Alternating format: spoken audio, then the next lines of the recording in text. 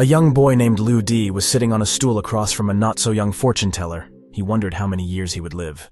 The soothsayer said something completely different, that in 3 days his right eye would start seeing again, and asked why he needed to know about the time he had left. To this, Liu Di replied that his right eye is not his real eye, and added that he lost it 3 years ago while trying to save someone. The guy didn't believe the prediction, and was about to leave. At that moment, he received a message on his cell phone.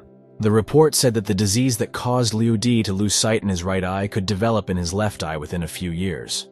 The doctor also said that there is no cure yet, but urged the guy not to worry and to believe in the development of technology. After reading the message, Liu Di thanked the soothsayer, saying that he would take his words as a blessing. Distancing himself from the soothsayer, he added that becoming blind at a young age was like dying, so he would prefer death to such a life. At this moment, sparks literally sprang from the young man's right eye. The sudden pain made the guy stop, one hand covering his eye and the other holding onto the bench to keep from falling off his feet. Liu Di, covering his eye, most of all did not want to believe that he could go blind right now. The pain did not recede. He clenched his teeth and sat down on the bench, holding his head with his hand. Suddenly, a certain interface appeared in front of Liu Di's eyes, announcing that the regeneration was complete and that the process of fusing the nerves to the brain was beginning. The guy opened his eyes abruptly. Opening his eyes, the guy saw that now when he looked at people within a certain radius, some sort of window of information appeared next to them. Liu Di was shocked by this new ability. He stood there with his mouth open in astonishment, and the only question swirling around in his head was what had just happened. A moment later, the image of a small boy appeared in front of him, upside down. Liu Di was startled and jumped back and fell on the bench. He shouted, thinking that he had seen a ghost or was hallucinating from the pain. The boy said hello and introduced himself as Mo Tong. He said that he was an artificial intelligence located in his right eye, and that he was the only model capable of thinking independently. Mo Tong said that he couldn't explain everything in detail right now, and pointed his finger in a direction. Liu Di could not come to his senses. Mo Tong pointed his finger at the red-haired girl in the purple dress and claimed that she was in danger. A picture appeared before Liu Di's eyes. A girl walking straight ahead as a pen suddenly falls from somewhere above. The girl slips on the handle and falls. In her fall, the girl hits her head on a billboard and it starts falling on top of her. Suddenly, Liu Di realized that the situation he had just witnessed hadn't happened yet. Noticing the falling pen, the guy lunged sharply in its direction. Jumping, Liu Di caught the pen right in the air, literally a meter away from the girl. Clutching the pen, the guy asked Mo Tong what had happened. He replied that he had modeled the situation in Liu Di's head, based on the available data. The guy compared it to predicting the future, but Mo Tong objected, saying that it was just a prediction based on the available information. Mo Tong sensed something and said that people with destructive energy were approaching them. A group of athletic-looking men in black business suits got out of the cars that had just pulled up. They walked towards Liu Di. Liu Di stood there without moving as the group of people in suits shortened their distance with him. The guy asked who they were. Mo Tong noticed that the men were quite strong. Mo Tong said that the men's biographies were classified and that they were rumored to be members of military groups. The cars in which they arrived, he said, belonged to Inji's company. Suddenly, Liu Di's right eye began to sparkle again. From the interface windows, Liu Di understood that the system itself was analyzing the body and mobilizing all the necessary resources. However, he still couldn't fully believe that it could change his body. One of the men approached Liu Di and said that his boss was looking to meet a guy and pointed to one of the cars. Liu Di smiled while looking at the man. The man asked the boy to follow him. Liu Di opened the car door and entered the cabin. Liu Di's eye began to sparkle again, and the interface notified that the system was analyzing the aesthetic taste of the person opposite and adjusting his facial expression based on the data. A young, long-haired blonde woman in a formal suit sat in front of the guy. Liu Di sat across from the girl with a tense face, waiting for what was in store for him next. The girl broke the silence by asking where Liu Di had been missing for 3 years. A look of shock froze on the boy's face. Liu Di remembered how he had defended this girl unarmed from armed robbers 3 years ago. The interface showed that Liu Di's muscles had more than doubled in strength, and her face was taking on the most appropriate expression. The lamp in the car illuminated the girl from above. She called herself Yan Qingwen and confirmed that it was her boyfriend who had saved her 3 years ago. Also, the girl complimented Liu Di on his good looks. Liu Di asked Mo Tong what was wrong with his face, to which the latter replied that he had changed the guy's facial features, and now he pretty much conforms to beauty ideals. After gaining confidence, Liu Di still asked again if he was the one who had saved her. Yan Qingwen apologized and explained that she had been looking for the boyfriend for 3 years and had secretly come to see him to avoid media publicity. She promised to repay him for his help. Liu Di's eyes sparkled, and the interface notified him that the system had started analyzing the information on his interlocutor. From the data provided by the system, Liu Di learned the girl's age and physical parameters, as well as her major, degree, and field of study. The guy asked how exactly Yan Qingwen wanted to repay him, to which the girl replied that although he had saved her life, but to expect that he could get anything was not worth it, and offered him money. At this moment, Yan Qingwen received a call from her father. Her father asked her if she'd found her savior. She replied that she had found her savior, and that she would decide everything on her own. But her father disagreed, and told her to bring the boy to him. After that, the man asked for the phone. Yan Qingwen told Liu Di that he would need to meet with one person. The boy asked who exactly. The girl replied that Liu Di was to meet her father. Guy realized that she had received a call from Yan Hongxin, the richest man in Shanghai. Liu Di replied to the girl that he accepts the invitation with great respect. On the way to the mansion, Liu Di asked Yan Qingwen why she was so cold to him even though he had saved her life. The girl responded by explaining that ever since she was a child, people in her environment had always had bad intentions toward her. Liu Di put his hands behind his head and leaned back in the seat. The guy remembered how he had recently saved a girl, and how he had been invited to walk to Yan Qingwen's car. He mentally asked Mo Tong who he was and where he came from. Mo Tong replied that he was a Type 3 computer with weak artificial intelligence, and his mind was equivalent to an 8-year-old child. In doing so, it can take full advantage of the internet and computing programs. Mo Tong doesn't know anything about his appearance other than the fact that he also has a code name, Emperor 9, in his code. Liu Di noticed that his muscles had grown by more than 5 times. Mo Tong confirmed this and said that he could have strengthened the guy even more if he had more protein in his body. The girl crossed her arms on her chest and indignantly asked Liu Di what he was doing. The guy replied that he was bored and that he was going to read a book. He tried to reassure the girl with a smile and said that he had no plans to marry her. Yan Qingwen, embarrassed, thought that Liu Di was smiling very sweetly. The guy opened the book and started flipping through the pages. The interface notified him that the fast reading function was on. Liu Di was surprised and asked Mo Tong what was going on. Meanwhile, the fast data analysis skill was almost loaded. The guy started flipping through the pages with great speed. Yan Qingwen admonished Liu Di that books should not be disrespected like this, even if you don't like to read. The guy tried to guffaw that he likes to use paper fans. Liu Di smiled. The girl, on the other hand, was clearly displeased. The action takes place in the Yan family's huge mansion. The twin girls were standing at the entrance. One of them complained that their father, despite the heat, had asked them to meet the guest outside. The other, agreeing, added that she didn't understand why he had been invited at all. Their other sister said their father had his reasons and suggested they wait for a guest. The blonde man next to her added that he would teach him a lesson if he was disrespectful. A car pulled up to the entrance of the estate. Yan Qingwen started to get out of the car. The guy and girl got out of the car and stood in front of the entrance to the manor. The twins, upon seeing Liu Di, praised his looks with one voice. The interface started showing Liu Di information about the girls. One of them was called Yan Kai Kai. She graduated from the police academy and works as a private detective. The second was named Yan Xing. She is a graduate student at a conservatory and a popular internet host. Looking at them, Liu Di asked how could there be 2 such beautiful girls at the same time. The twins were thrilled with the guy and responded that he knows how to be honest. Mo Tong couldn't analyze their behavior and said he couldn't understand human emotions. Yan Qingwen introduced her older sister Yan Yiwen to Liu Di. She was the last to introduce her brother-in-law, Yang Fengyu. The man extended his hand to Liu Di in greeting. As they shook hands, Mo Tong noticed that Liu Di's heartbeat increased. He assumed that it was his body's reaction to stress. The guy asked Mo Tong to himself what he meant. Mo Tong replied that from the looks of it, Yang Fengyu was angry with Liu Di.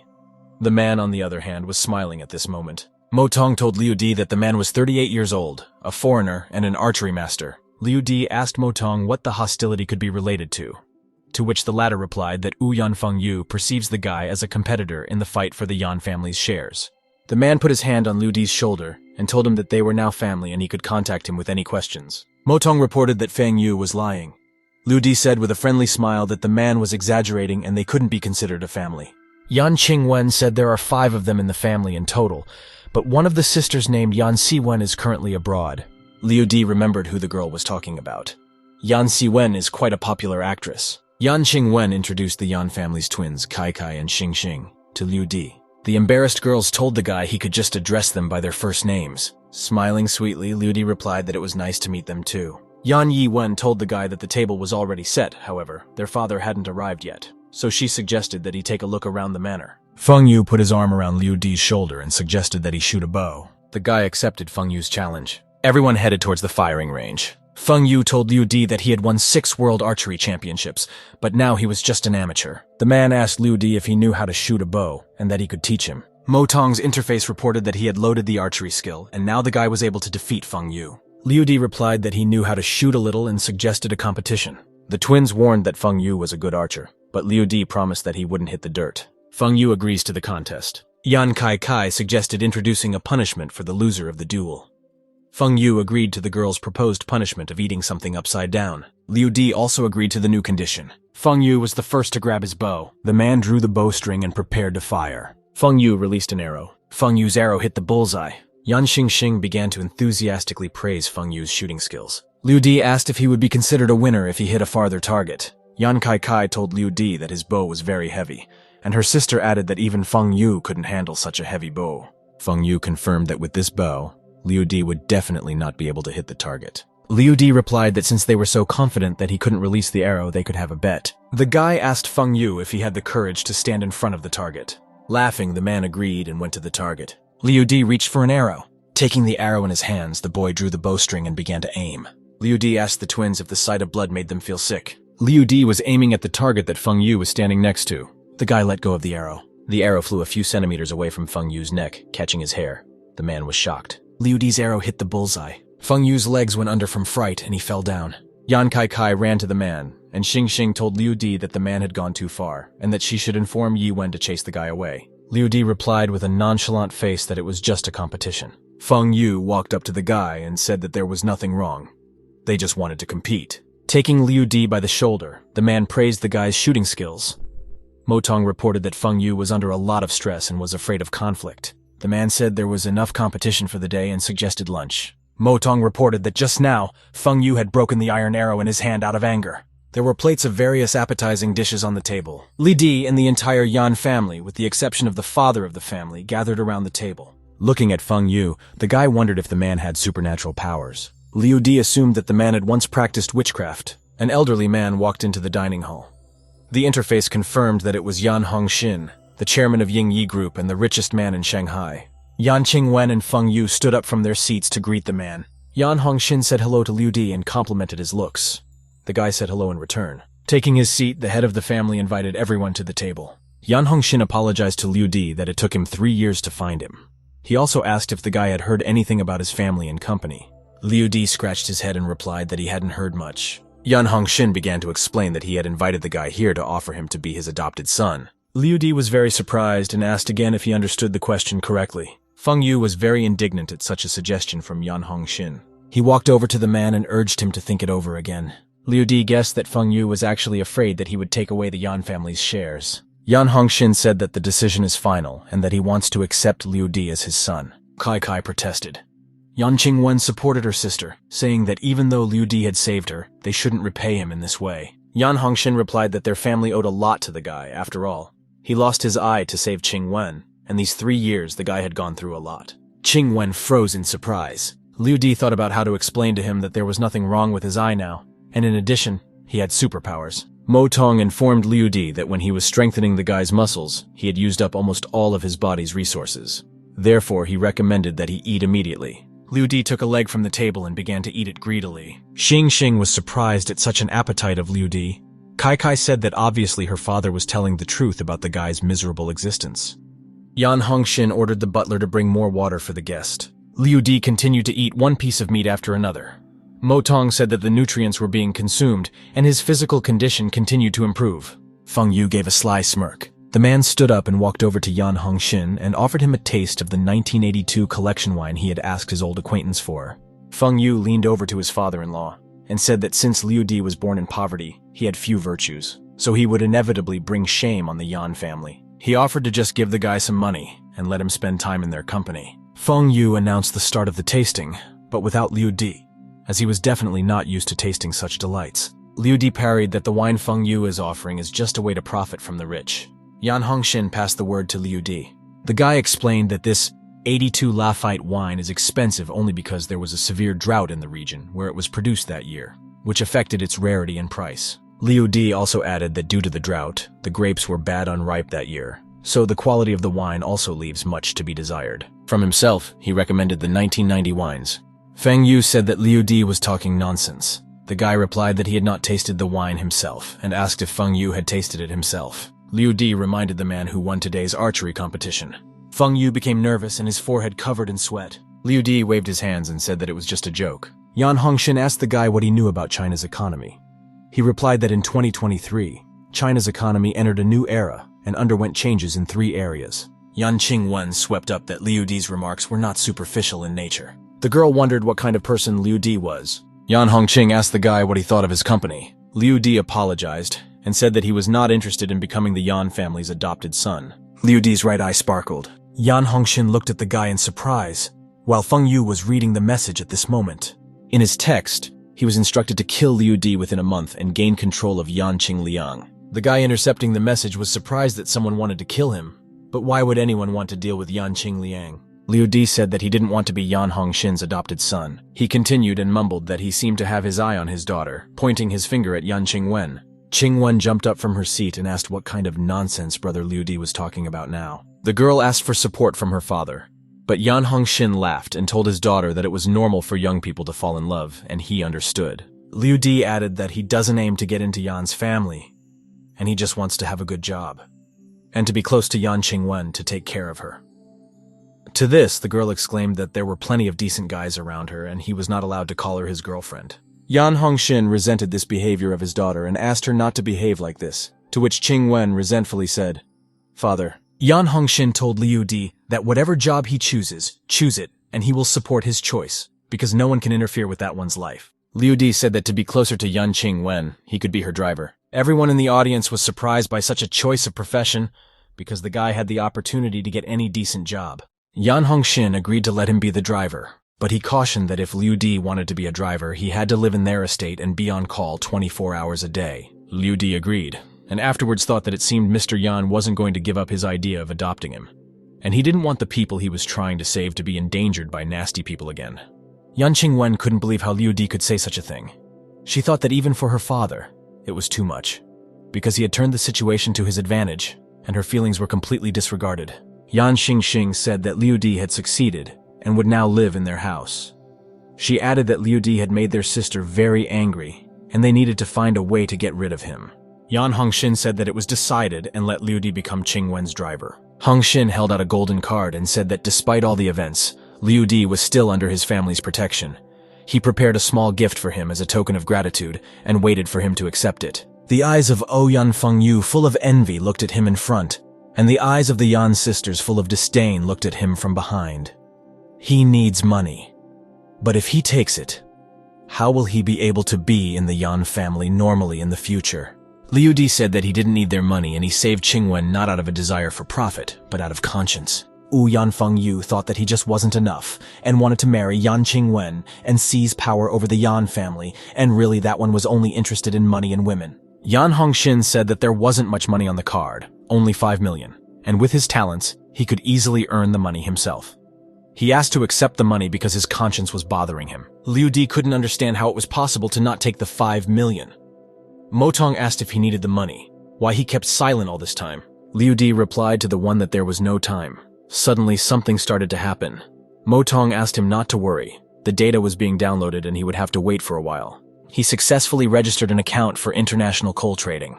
His current account increased, and Liu Di asked what was happening. Motong replied that he had just set up a coal trading account for him to increase his income. He would buy coal at a low price and then quickly sell it at several times the price. Tong used literally seconds to resell it. The butler respectfully turned to Liu and asked him to simply accept the money. His master was a kind man. If he didn't accept his help, he would most likely blame himself for the rest of his life. Liu Di agreed and said he would do anything to make Mr. Yan feel good. He didn't need his money now.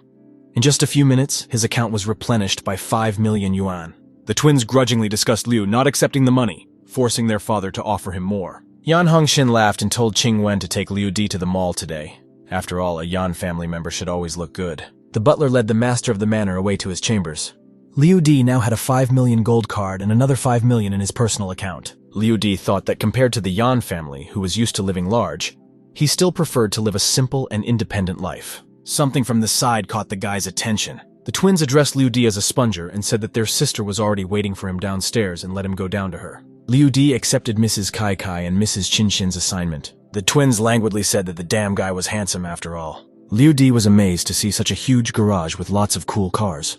The guy tapped on the glass of one of the cars.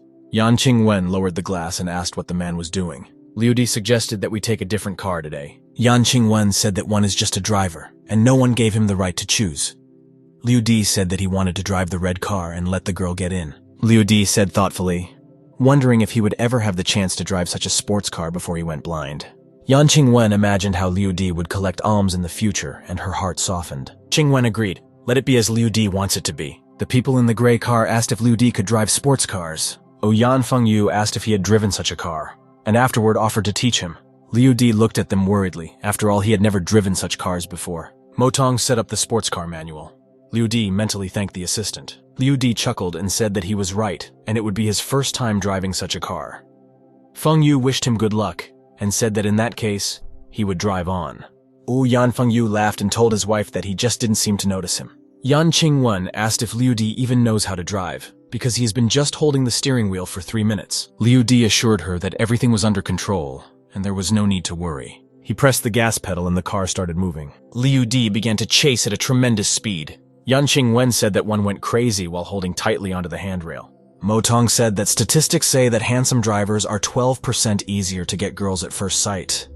Liu Di replied that he would try his best to look his best. Liu Di made a sharp turn and Qingwen almost flew to the other side of the cabin. Yan Fengyu noticed that he was still trying to overtake him. Yan Fengyu shifted another gear so that the car could reach a higher speed.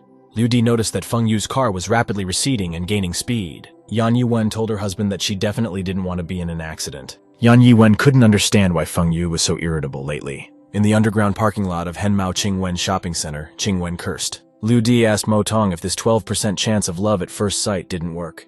He replied that instead of love, she wanted to kill him. The guards asked Yan Qingwen if she was okay because she was trying to move the car with her bare hands. Mong found information about the leader of the guard.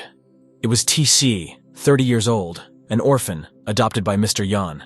Now he was the Yan family's bodyguard. He had threatened Liu. If he tried to harm Madame, he would have to deal with them. Mong counted the bodyguards. There were 30 in total. Liu Di was trying to figure out just how many people Mr. Yan had adopted. Yan Qingwen told TC not to argue with the guy. After all, he is on good terms with his father. Yan Qingwen went forward and called Liu Di over. After all, they had clothes to buy. Liu Di pondered, and this time he was too impulsive.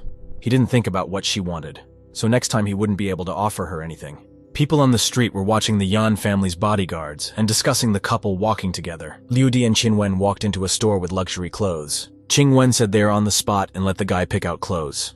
Liu Di said he wouldn't, because he didn't like it there. Yan Qingwen said it is LVV and how can he not like it? Liu Di said it sucks. She asked if he liked the store. He again answered in the negative. Yan Qingwen couldn't stand it and shouted that he was going overboard on purpose. The girl said that he made her mad. Liu Di asked her to stop acting like she was already his wife because he didn't promise to marry her. Liu Di took Yan Qingwen's hand and dragged her behind him. Qingwen asked where he was taking her, and Liu Di said they were going to pick out clothes. Yan Qingwen asked if he definitely wanted to buy clothes from this store. The one replied positively, and Qingwen said that the average price for an item is less than 500, and he will be laughed at when he comes out in it, and her father will blame her for it. Liu Di called out an acquaintance by name, Ajia. The guy asked Liu Di if Liu Di was in front of him. Ajia said that 3 years had passed, and asked where he had been missing. Liu Di said he came here to take care of his affairs, and Jia said that things won't change from his results, and that's all Li. Liu Di remembered that Ajia had a crush on Sun Li back in university. She was studying off campus back then, but never gave Ajia a chance. He never imagined before that he would have supernatural abilities, and 3 years later, Ajia would become a salesman in a clothing store, and Jia told Li to see who came to them. Li asked who was there and wondered if he wanted to get the goods himself. Li walked out and finally noticed Liu Di. Li approached him and asked him if he had become rich, because the things in their store were not cheap by the standards of ordinary people. Li asked if the girl standing beside him was his. Yan Qingwen objected and said that he was just her driver. Li disappointedly asked if he was the driver inside. Li told Ajia to take at least 300 yuan to Liu Di, because she thought Liu Di wouldn't be able to afford it. And Jia apologized for the girl who was in a bad mood. He said if he wanted to try something on, he'd bring it. He wouldn't change himself and their unchanging trio. And Jia said he knew exactly what he liked better than anyone else. Yan Qingwen wondered which unchanging trio Ajia was referring to. in the fitting room. The girls in the fitting room were discussing how handsome Liu Di was. Yan Qingwen saw the one coming out of the fitting room. A satisfied Liu Di walked out of the fitting room wearing his new clothes. Li counted the purchase amount. Shirt, 368 yuan. Pants, 400 yuan. Shoes, 330 yuan. Yan Qingwen noticed that the things looked very good, and they were also inexpensive. Liu Di asked if Ajia would get some percentage of his purchase.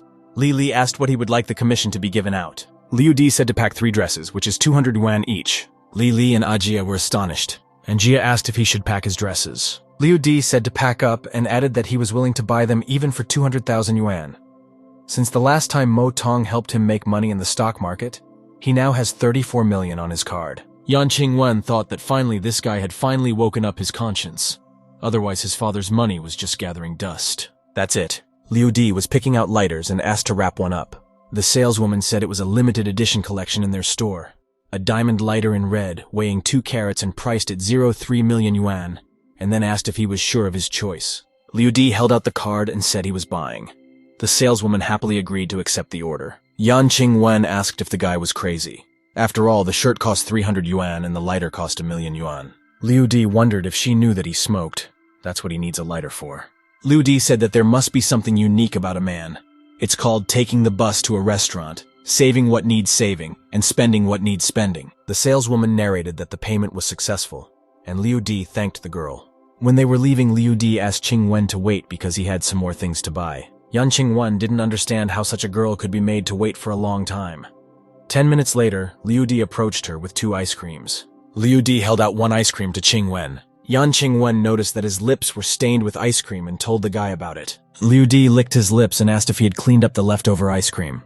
Yan Qingwen warned that if she became ill, it was his responsibility. Qingwen hesitantly licked the ice cream. She liked the flavor of the ice cream extremely well. Liu Di told her that she didn't really need to make such a stern face. She was a girl and thus should look a little kinder. A girl approached them and said she had finally found them. Liu Di turned around at the voice. Li said that although they are former classmates, they don't know much about each other. Li asked why don't they add each other as friends, so that when he gets bored late at night, they can chat. Liu Di asked if she had Seitu Yang's contacts. Li said if he added her, she would give him contacts.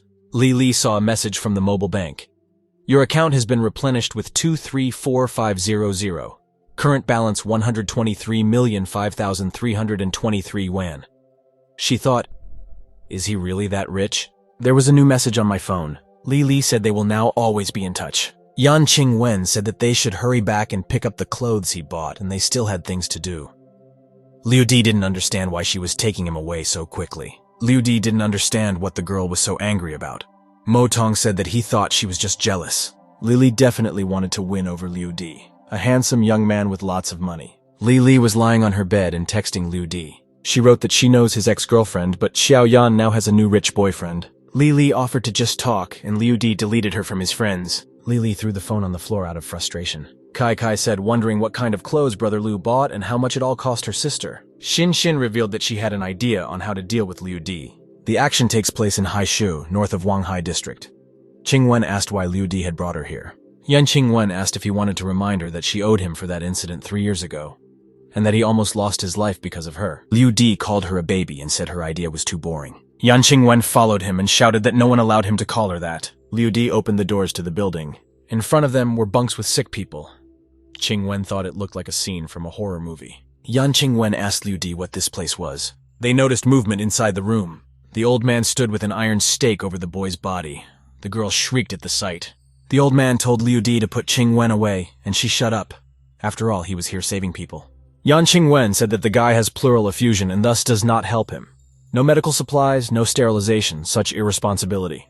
The old man said if she had medical knowledge, then let her tie him up later. Afterward, he turned to Liu Di and asked if he had brought him some wine. The old man once again asked if he had brought wine.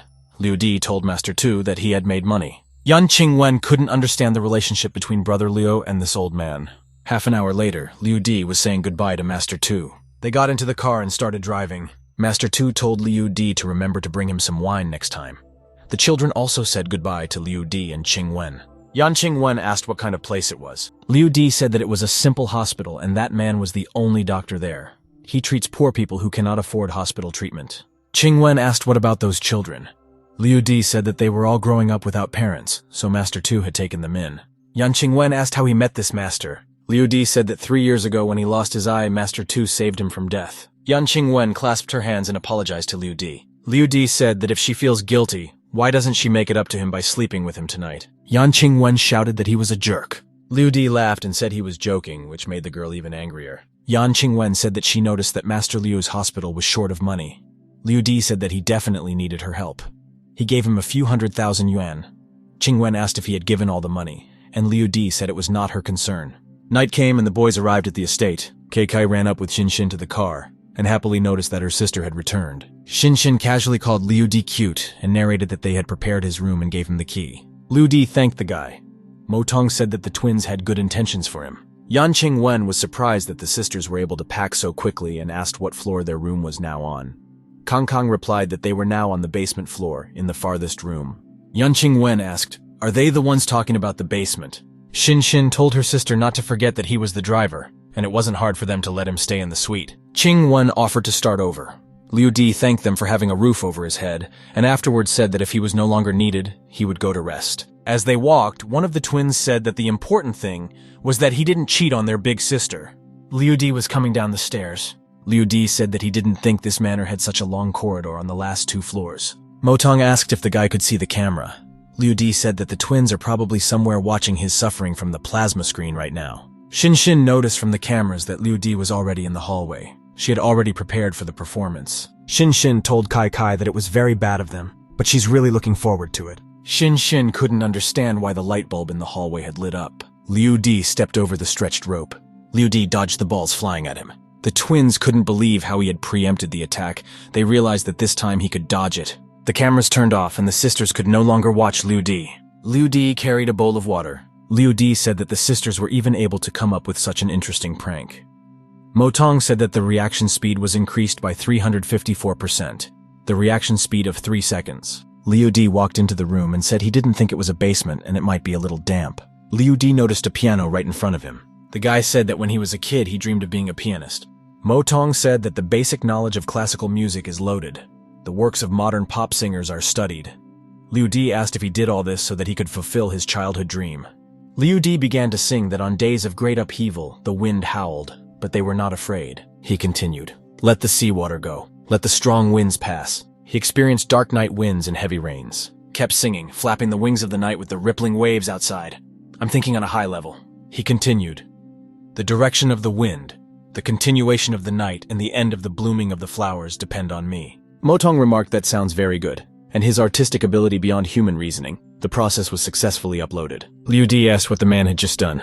Motong grinned and said that it was a pity that such a beautiful song had to be listened to alone. He made a video of it and put it on the internet. Liu Di was annoyed that there was nothing he could do against him. Liu Di remarked, "Liu Di's brother is a very interesting time." A new notification arrived on his phone. Liu Di couldn't understand what was going on. Videos of him singing have racked up millions of views. The enthusiastic comments were plentiful. Many commercial companies invited him into their projects. Liu Di realized that in the era of social networking, the power of this community should not be underestimated. Liu Di said that show business is so complicated. Liu Di wanted to fulfill his longtime dream of starting his own business if he could. Xin pondered, winding circles around the room as to why, out of all the traps she had set, Liu Di hadn't stepped on a single one. Xin called Kai to come with her to the 2nd floor. She wanted to see the evil Liu brother. But the girl didn't react, and Xin asked what the girl was looking at and why she wasn't listening. Xin asked what was the big deal about that video of Liu Di singing. Kai held out Xin's earpiece and offered to listen to how nice his voice was. Kai remarked in surprise that it sounded very good and not bad. Xin wanted to know who he was. Kai said she doesn't know. He hides his real name. He only does music. His name is Di Yi, and he has 6 million subscribers. Xin said she wanted to marry him.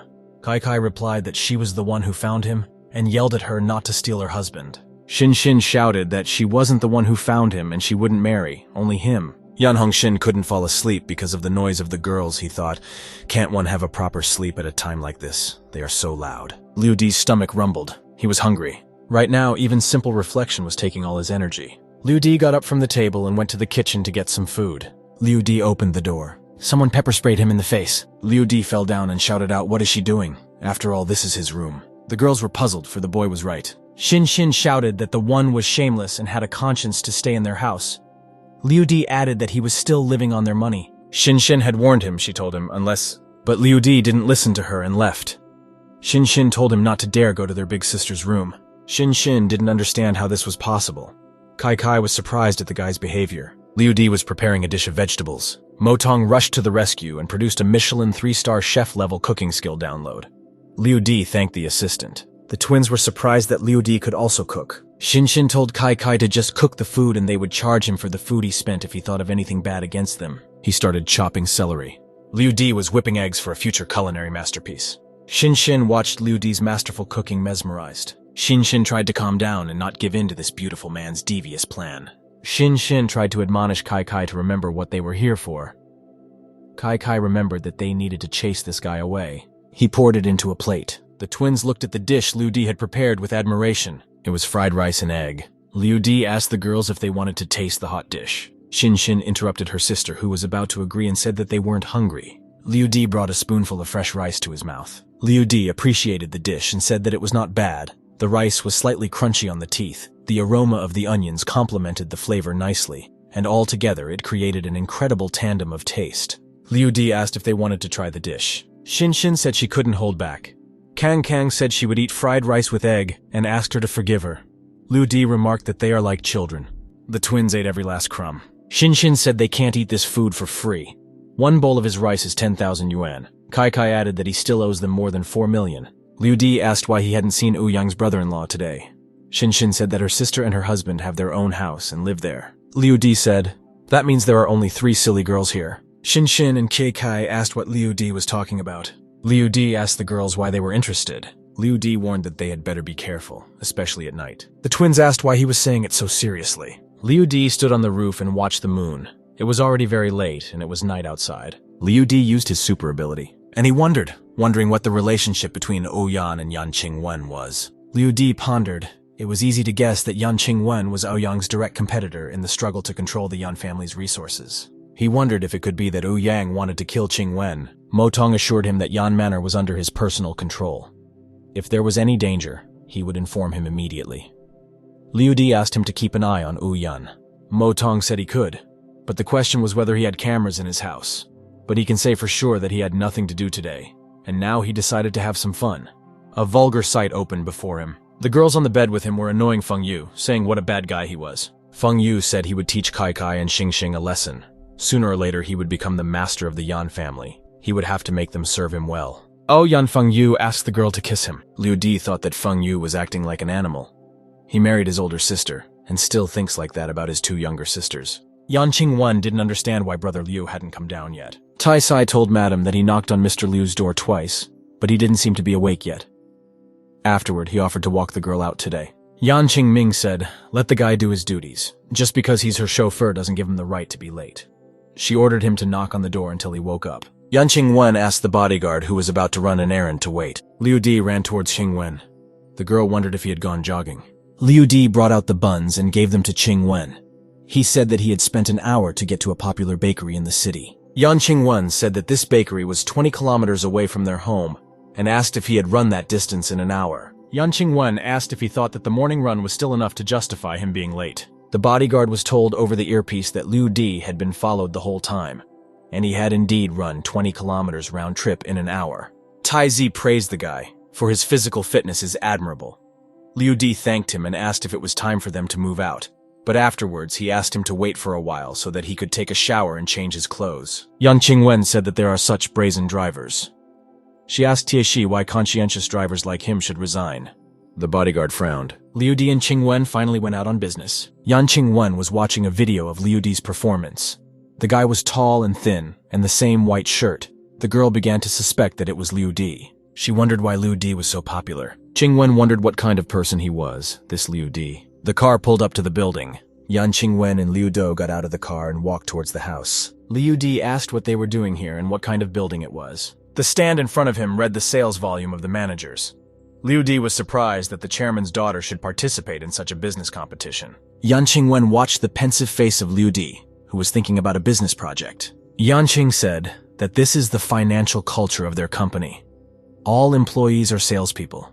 No matter who and what they are, they must be of value to the company, and she is no exception. Yingyi Group has been able to reach today's heights through really hard work. Liu Di said, he is considered an employee of Yingyi Group, which means he can go into sales and get to the top too. Qing Wen skeptically said, don't make him laugh. Yan Qing Wen walked further into the office. The worker said hello to the lady, and the lady also said hello to them. He and Liu Di reached the receptionist's office. The secretary wished good morning to madam and bowed briefly. Liu Di didn't expect to see such a beautiful woman here. The secretary handed over the documents for Yan Qing Wen to sign. Qing Wen told Qian Qian to arrange for him to meet with General Manager Li of Xineng Hospital later. The secretary accepted the assignment. Qian Qian asked Liu Di who he was and thought he was cute like a puppy. Qing Wen introduced him as her driver. Qian Qian was surprised that it wasn't madam's boyfriend, but just a driver. After all, he is very handsome. His body, his skin is completely unreal. Qian Qian told Liu Di that they shouldn't interfere with Madame Yan's work. She called him and her to wait for madam in another office. Liu Di was already in the office with the secretary. Qian Qian said that he should realize that he was not the equal of a goddess like Yan Qing Wen. Then why wouldn't he look at her? Mo Tong said that it was Zhao Qian Qian, a woman, 23 years old, single Miss Yan's personal secretary. She had a high work performance and was nicknamed Social Butterfly in the company. Liu Di was very embarrassed, and the girl ran her hand over his cheek. Qian Qian asked if he wanted to add her as a friend. Liu Di thought she was very cute and embarrassed. Yan Qing Wen told Qian Qian to keep her distance towards Brother Liu, and it was time for her to get to work already. Qian Qian said she knew. Zhao Qian asked Liu Di not to look at him like that. Their boss Wen had already found a man for her heart. Liu Di asked who it was. Qian Qian said that she didn't know his name, but she was told that this person had saved madam 3 years ago and he was a real hero to madam. Yan Qing Wen listened as the secretary said, wondering if madam had found her hero. Liu Di was surprised that she thought she was a hero. Mo Tong told Liu Di that something strange was going on in Yan Qing Wen's office. Mo Tong told the man not to worry as the whole thing was even funny. Liu Di watched Yan Qing Wen's work. Mo Tong described the study. It had 3 prayer vases, a green painting like a tomb, those statues on either side like a mausoleum. Da Yan Qing Wen looked like she came out of a tomb. Mo Tong made a comparative analysis and found that all these attributes were necessary for the curse, which was nicknamed mortal evil among people. Mo Tong laughed at the strangeness of people who believe in all sorts of curses and gods. Liu Di asked if the so-called mortal evil was just a fiction. Mo Tong was completely sure that these were just legends from local folklore based on bylanes. Liu Di believed in the virtual assistant's words, but he couldn't figure out who this girl could have offended to have the curse paraphernalia planted in her office. Liu Di told Qian Qian that he would retreat to the restroom. At the very DL, he went to Yan Qing Wen's office. Yan Qing Wen sternly asked him why he entered without knocking. After all, it was impolite. Liu Di said that these 3 vases of hers are very good. Qing Wen said that they are a gift from the vice president of Zhao Group. They are old antiques, so be careful. If he breaks them, he will sell a kidney to restore them. Liu Di asked what about this painting. Yan Qing Wen said that it was a gift from Vice President's son. Liu Di asked where these statues came from. Qing Wen replied that they are called water dragon pearls and are an exclusive handmade product. They are a gift from Wu Yan's son-in-law. Mo Tong remarked that it was not surprising. This guy was the ultimate hypocrite. Liu Di concluded that Vice Presidents Zhao and Sun were his accomplices. Liu Di decided to first break the mortal evil in the form of the 3 vases that Vice President Zhao had given him. He stormed one vase and it broke into small pieces. Liu Di said, "What a pity he broke it." Yan Qing Wen asked Brother Liu what he was doing and demanded that he take his hands off her vase. The vase shattered into many pieces, but some of it almost survived. Liu Di said that he didn't break it on purpose. Yan Qing Wen was very angry at the guy who lied without blushing. An excited Qian Qian ran into the study at the loud sounds. She saw the broken vase and realized the guy was going to be in big trouble now. Yan Qing Wen said that he had gone crazy. Liu Di said they were just vases, and he would return every penny. He asked her to give him her account number, and he would transfer the money to her. Qing Wen said that they were priced from 6 million yuan in the market, and asked if he was serious. Yan Qing Wen tiredly said that she would write them off on him and deduct them from his salary. Liu Di said that the salary he received should be enough to pay. After all, it's only a vase worth 6 million. He could spend all his resources to invest 100 million in their company. Qing Wen asked where such statements came from. Qian Qian told Mrs. Yan that it was time for them to move out to meet Mr. Li from Qiren Hospital. Yan Qing Wen told Qian Qian to call a cleaning lady to clean up this mess, after calling Liu Di. Kang Kang told Xin Xin that she couldn't play anymore and offered to go home and rest. Kang Kang walked into the empty dining room. Kang Kang noticed the gold card under the plate that Liu Di had left there. The girl reached for the map with her hand and examined it. Kang Kang asked, Isn't this the same 5 million card that his father gave to Brother Liu? Xing asked if it's true and he didn't take his father's card. Brother Liu left the card here, so he didn't spend the money. Kang exclaimed that he was a real gentleman. Xin said it was a shame that they kept calling him names and accusing him. Kong said it's all worth their money. Xin said they ate his rice and deducted 5 million from his money. The twins enthusiastically discussed how noble and handsome he was, and he was an amazing cook. Xin said that they were being silly and they definitely hurt him. Kong said that her sister was also at fault, because the two of them should apologize to him. Xin noticed that her sister was right. Kang asked if he really didn't take his father's money. Where did he get his new clothes from? Xin supported, because his clothes must be worth millions. He used to live off of part-time jobs. So where did he get so much money from? Kong said he was most likely spending his older sister's money. Kang said that he left the card here on purpose so they would find it and feel guilty. Xin agreed and said that he was spending his third sister's money at the time. Kang sighed and said that sometimes people seem so kind, but in reality they have ulterior motives, and it's terrible. Xing asked how can you just leave so much money here? After all, 5 million is her pocket money for a few months. Kang suggested that the money be spent in secret from everyone. Liu Di sneezed loudly while sitting behind the wheel. Liu Di wondered if anyone remembered him. Qian told Madam that Qiren Hospital has refused their joint project 3 times already, and she is not sure if they will agree today. Qingwen said that she has to win this billion-yuan order. Qian noticed that Mr. Li was treating her badly. Yan Qingwen ordered to stop this conversation. This time everything should work out. After all, not only her reputation but also her father's reputation was at stake. One of Yingyi Group's main businesses is medical equipment manufacturing, and Qiren Hospital is one of the largest hospitals in China.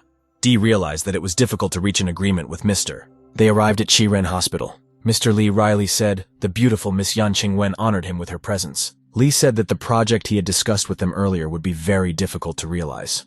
He asked them to sit down to talk about many things. Liu Di asked the assistant to find information about that. Li Dahai, male, 45 years old, started his business by selling counterfeit medicines, is now the director of Qiren Hospital, a member of a criminal organization involved in sex scandals. Due to the hospital's negligent attitude towards its patients, hundreds of people suffered from poor medical care. Many so lost their health as fake medicines were used. Motong said that in the end the hospital was not penalized. Now this lawlessness is still going on. Liu Di thought that hell had emptied out and demons had descended on Earth. If such people are living, then why do we need heaven and hell? Qingwen approached Mr. Li. If he really wants to purchase their products, she suggests that they drive together to the company.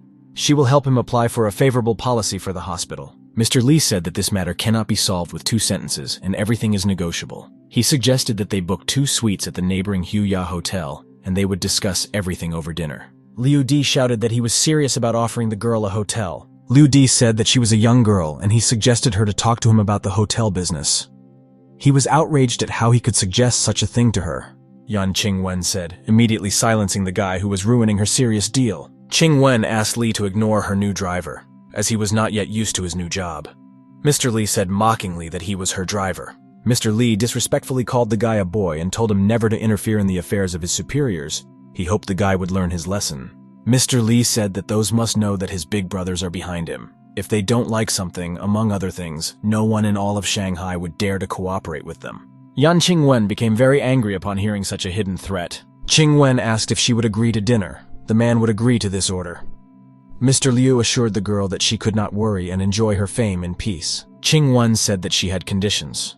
Firstly, she said that it was just a dinner, and secondly, she would be with her assistant Qian. Mr. Li readily agreed. Li figured it was a promotion, take one and get the other one free. He'd make a lot of money tonight. Yan Qingwen irritatedly said to Liu Di, does he realize who he is talking to?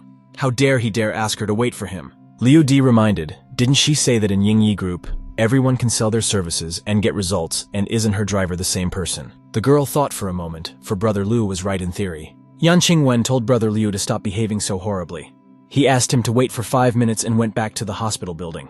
Liu Di walked in and Mr. Li asked what happened to Mrs. Yan's driver and why did he walk in without knocking? Did he lack patience? Liu Di threw his leg over Mr. Liu's desk. Liu Di called Li Dahai a real animal. Mr. Liu shouted a curse and asked how dare the man call him names, for he would chop off his leg for such a thing. Liu Di told the man to make sure to check his email before threatening him. There was already 1 unread letter in Mr. Li's mailbox. Gosh, Li turned pale instantly. In the video that was sent to him, Li assured the thugs that he would do what they asked. Mr. Li said if they were told to use fake medicine, then let them use fake medicine. It's not like it will kill anyone. Lee Da-hai said during another transaction that everything in this life can be solved with money. Mr. Lee Da-hai thought it was impossible. How on earth did he know this? Because if this information was leaked to the media, he wouldn't be able to pay for it even at the cost of his life. Lee Da-hai wondered who this guy was that had dug up so much dirt on him. Mr. Lee Da-hai looked at the sender's name and learned that the driver's name was Liu Di. Mr. Lee Da-hai apologized to the guy and, deciding to make sure, asked his name. Liu Di introduced himself as Mrs. Yan Qingwen's new driver and gave his name, which was the same as the sender's. Mr. Lee Da-hai was on his knees begging Brother Liu to have mercy on him. Liu Di said that now that he knew what he was guilty of, let him do something to please him. Yan Qingwen said that she asked him not to go. Was it difficult to obey? Qingwen said that they were going back to the company, but Liu Di asked her to wait for a while again. Yan Qingwen asked if the guy was going to stay in the hospital. Mr. Lee Da-hai approached them and asked Miss Wen to wait.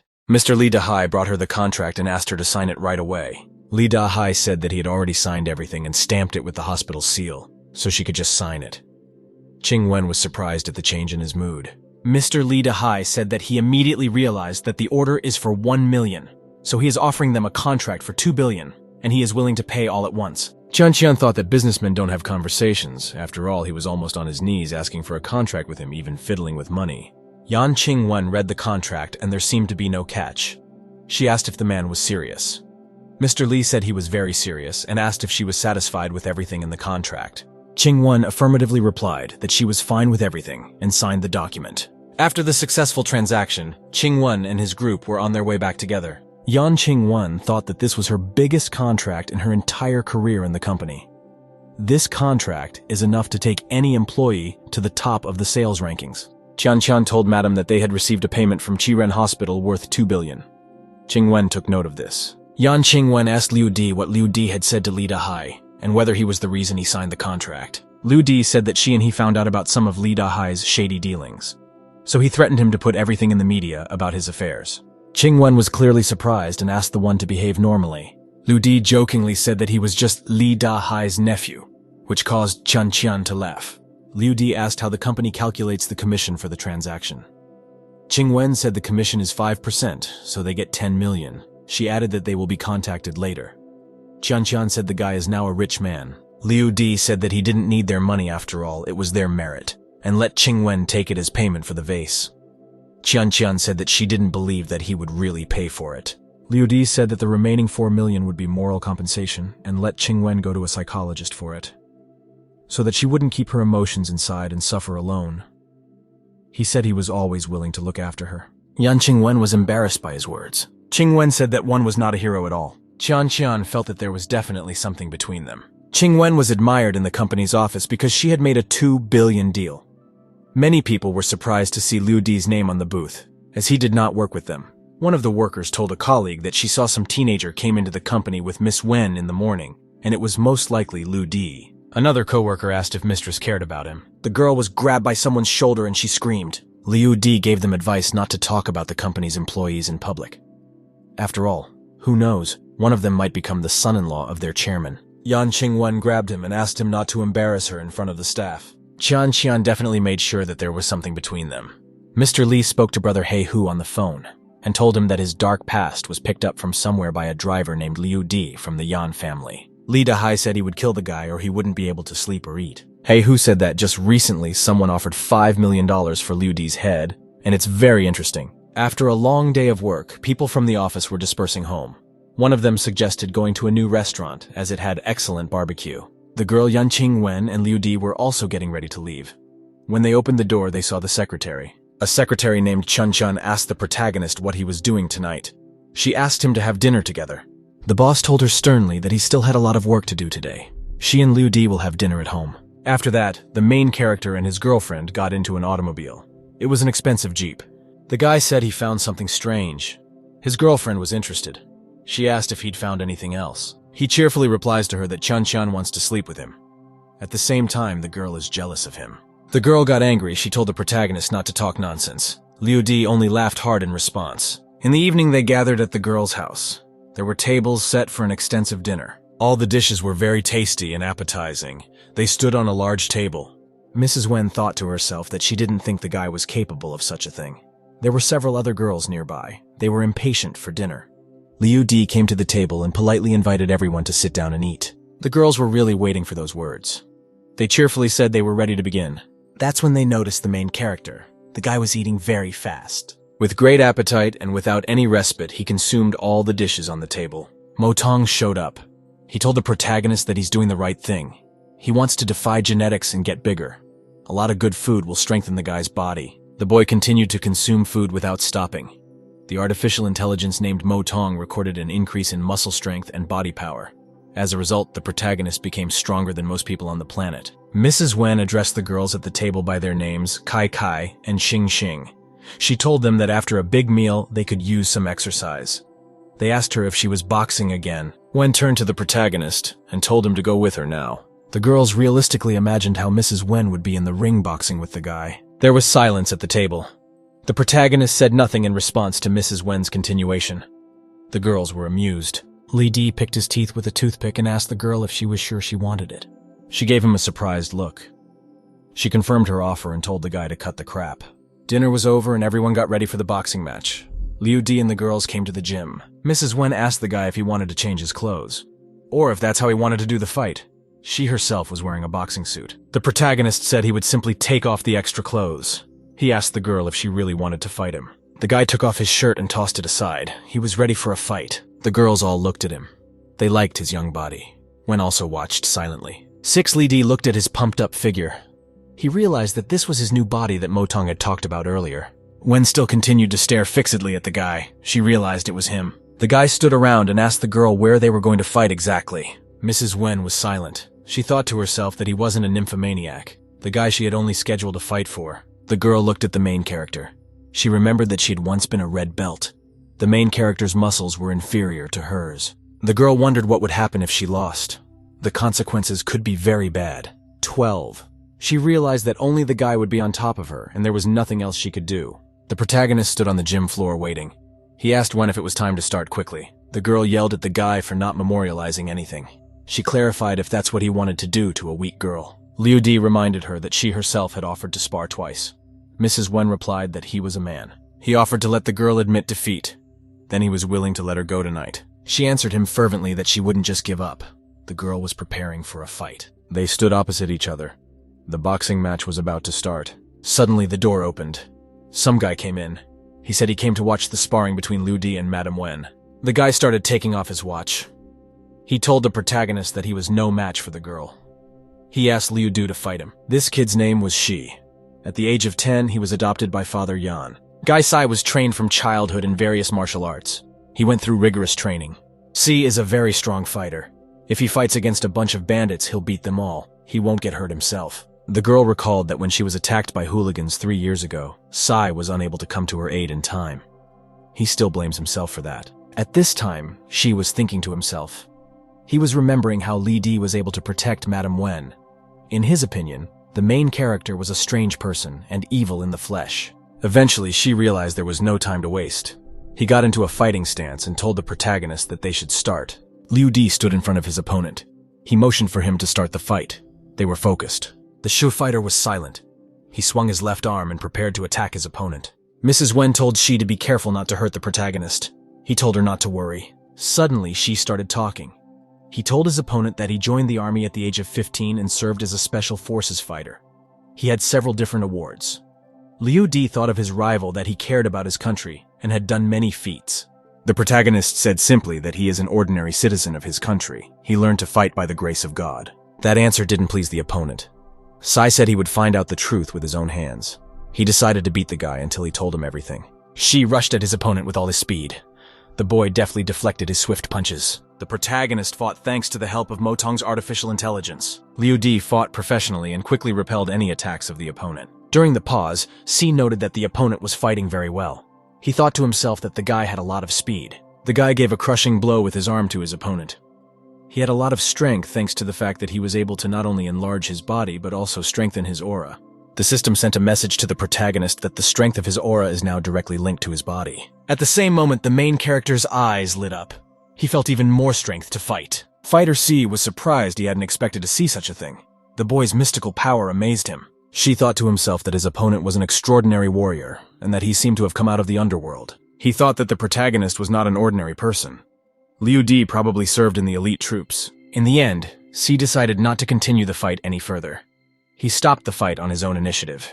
Liu D was satisfied that his opponent understood. He thought to himself that Z had a lot of anger inside, but not much fighting skill. The guy showed his hand to the side and suggested his opponent to go through the doors. There are many people here. C. Marshall was surprised by such a suggestion. He didn't know what to say to the guy. Shi put his hand to his chest and told the protagonist that he was ready to dedicate his life to serving him. Madame Wen was surprised by his actions. She shouted for Z to stop as soon as possible. Combatant C asked quite sadly whether the girl disagreed with him. The protagonist together with Shi went into the next room. Mrs. Wen's girlfriends came over. They stood listening near the door. Liu D was teaching his new acquaintance martial arts. He said that Shi should use the 7 points to release power. He should also make sure that his left hand was functioning properly. The protagonist tried to strike his opponent with his hand. He dodged it just in time. Liu D praised his opponent. He called him a good warrior and disciple. Eastern Excalibur had trained Shi well. Shi hesitated for a moment. He didn't understand how the guy could know about the Eastern Excalibur. This secret service is very secretive. Shi thought that only 2 people knew of Excalibur's existence. One of these possible people was a senior Chinese naval general. Suddenly, Shi was struck by a shocking realization. He didn't even believe himself. Z turned to the protagonist and said that he was very worried about him. He didn't understand how someone like Tian Liu could compete with petty hooligans. C said a clear conclusion. If the protagonist knows about the Eastern Excalibur, it means he is a member of it. There are 2 squads in this structure, Tian Liu Squad and Shibukai Squad. The most respected was the Tian Liu Squad. Its leader is Mr. Liu. Shi bowed to the protagonist and said that he had eyes, but he dared not look at him.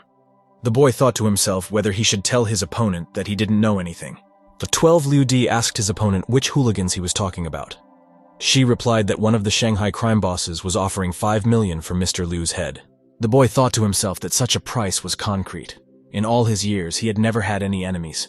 Foes had appeared after he joined the Yan family. One of the main character's enemies is Ouyang. He fears that the guy wants to take over his power. The guy's second enemy is the hospital director whom he forced to sign the contract. 16 Shi told the protagonist that his brothers have influence in Shanghai. He can send them to help settle the situation. Liu D replied that he shouldn't do that. He clarified the opponent knows about the 5 million reward from somewhere. Shi replied that such information is passed on orally. He had heard this from one of the underground Rei in Shanghai named He Li. Hearing this surname, the protagonist realized who Ouyang was talking to that day. At the end of the fight, the guy told his opponent not to think about it anymore. He offered to spar later. C asked him to wait. Shi said his old instructor He Shan had arrived in Shanghai. He was promoted to Tian Liu's army a couple years ago. He asked the protagonist if he knew him. 22 Liu D asked Shi to let him know in advance if he wanted to tell Mr. Hai about him. Shi said yes. The protagonist thought to himself whether it was necessary to expose himself so quickly. If he was exposed, he would not be able to explain his new powers. A voice of footsteps was heard. It was Mrs. Wen walking over. She approached the main character. The girl asked him very anxiously if the guy was okay. The protagonist cheerfully replied that he had already told her that she shouldn't act like that. The girl took offense at that answer. The guy was amused by her reaction. Liu D started to walk away down the corridor. He waved to the girl and said goodbye. She turned to Mrs. Wen. She asked him what had happened to the protagonist. Mrs. Wen asked Shi strictly whether he had beaten up the protagonist. The fighter said he couldn't tell her everything. C added that he would be guarding her from now on, so she doesn't have to worry about anything. Liu D was sitting at his desk in his office. He was looking at his smartphone. 4. He looked at the video of the Shin girl. She was preparing to broadcast. The guy called her a little pain in the ass. The girl announced in the video that she was live streaming. The girl sang during the broadcast. She sang about the rain song. In the comments she was written that her cover of the song is good, but it is inferior to the original by D, and someone username Fire wondered if this comment was written by D, and another user asked in the comments for D and said something else. A user named Fanatic asked for D and to look at him. He said he was a real fan. After a short period of time, the main character came out of the live broadcast. The guy was sitting there with his smartphone and he was thinking. He made this song for himself and it caused such a stir. A girl named Kai asked her girlfriend named Shin how she knew D, and Shin said irritably that she didn't know him. This wasn't the first time she had been asked this. Shin picked up her phone and her girlfriend called to her. She clarified from her for the umpteenth time how she knew D, and once again, Shin replied irritably that she did not know him really. Kai said her sister is filming a new movie right now. She'd like to ask her to sing with D and D. She really wanted to meet him. Shin sat there thinking irritably where she could get D's contacts, and The next day, the protagonist came to the office for work in the afternoon. The girls in the office noticed him right away. One said he was very handsome and she wanted to meet him. This is when the system told the guy that the pulse not only frees his aura, but also releases his male attraction. His fascination spreads throughout his body. The boy turned to Motong's artificial intelligence. He asked it to find information about Hei Li. Motong found all the data. Hei Li's real name is Qin Yao Wen. He is 36 years old. 6 years ago, he was a ruthless street concert. Now he's the underworld of Shanghai. To the public, he's the head of the Shanghai Chamber of Commerce. He also controls the underground casinos. He makes profits by criminal means. The protagonist thought to himself, that guy is really something. The guy picked up the smartphone in his hands and said confidently that he would have fun with Hei Li. A boss named Hei Li was sitting in his office surrounded by his secretary. He was just lighting a cigar. 2. The boss was relaxed and he didn't expect any negative messages that day. One of his handlers burst into the office. He reported that something strange was going on. Hei clarified what could have happened that was so strange that the subordinate panicked. The subordinate said that a few hours ago the police came to their ports. They had intercepted the ship on which their order had passed. The boss was thinking. He lit a cigar and said that there might be a traitor among their people. The guy replied that he thought so too at first. They decided to question their guards, but then someone called them on the phone and told them not to look for them because there was no traitor among them. The boss got angry. He jumped up sharply from his seat and said that something interesting was happening this time. That's when the guy who came in got a call on his cell phone. The henchman picked up the phone and said timidly something his boss's father was calling. The phone rang with a cheerful and laughing voice, calling the caller a good boy. Hei was even more angry. He checked with the guy who came in to see what he had said. He apologized and said it was someone on the phone. The boss shouted angrily into the phone and asked who was talking to him. He promised to kill the person on the other end of the phone. The person on the other end of the phone invited him to come to him. Hei angrily called his interlocutor a bastard. Everyone around him was silent. After a little thought, the secretary suggested he trace the call. The boss handed the phone to a subordinate and ordered the experienced hacker to find the bastard who called him as soon as possible. A little while later, Hei's boss got a call. He was told that they found the right person at an internet cafe near the Mars nightclub. Hei ordered 30 guys to be sent down there and do whatever it took to get this guy in. The boss went into the next room. He was already hoping that he could get even with the offender. Suddenly, he received a new call. He did not understand how it was possible that he was getting a call from another phone number. The caller recommended a couple tips to the boss on how he could find a good hacker. A little while before, Li Di came to the establishment and offered the manager $1,000,000 to remove all the customers. The guy decided to stay there himself at night. The manager was very happy about this generous gift. He said he would fulfill all the client's wishes. Liu Di sat down on the sofa and waited. The manager thought to himself that this rich man had a lot of money. A multitude of feet stomped down the corridor. It was Boss Hai's underlings running. They knew exactly which room the protagonist was sitting in. After a moment, Liu Di saw many people standing in front of him.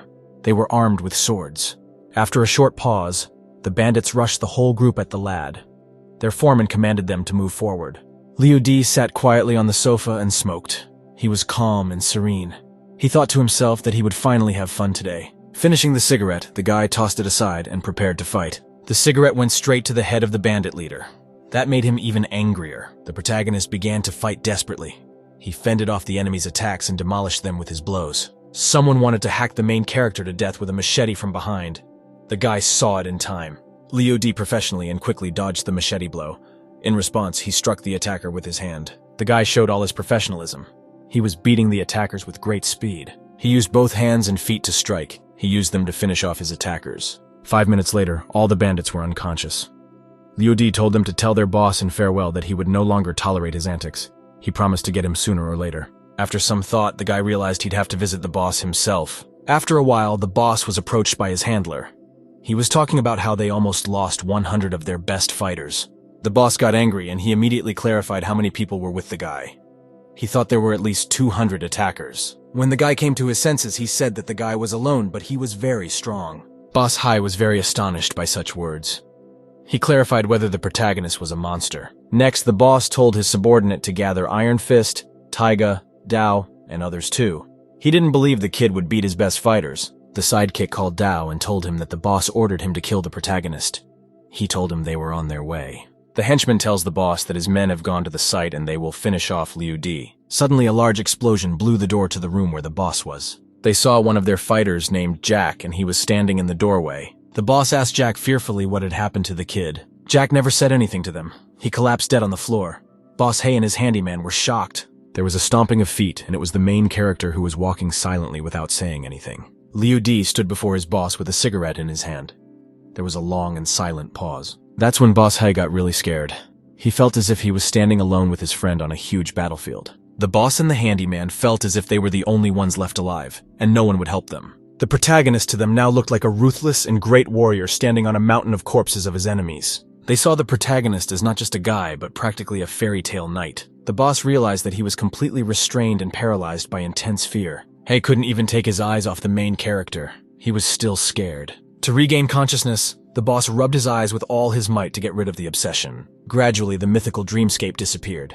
Hay realized that he was still standing in the room with his friend. The handyman asked the boss if he saw what the protagonist was doing. He himself almost fainted from fear.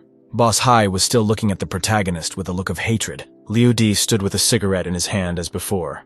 He turned to his boss and said that they had something to discuss. He added that for someone like him, who is kind and helpful to people and animals, the boss offered 5 million. Liu Di walked right up to the boss and asked him if he still thought the amount was justified. Hay started making excuses. He said that they have their own underground business, and he holds no grudge against the protagonist.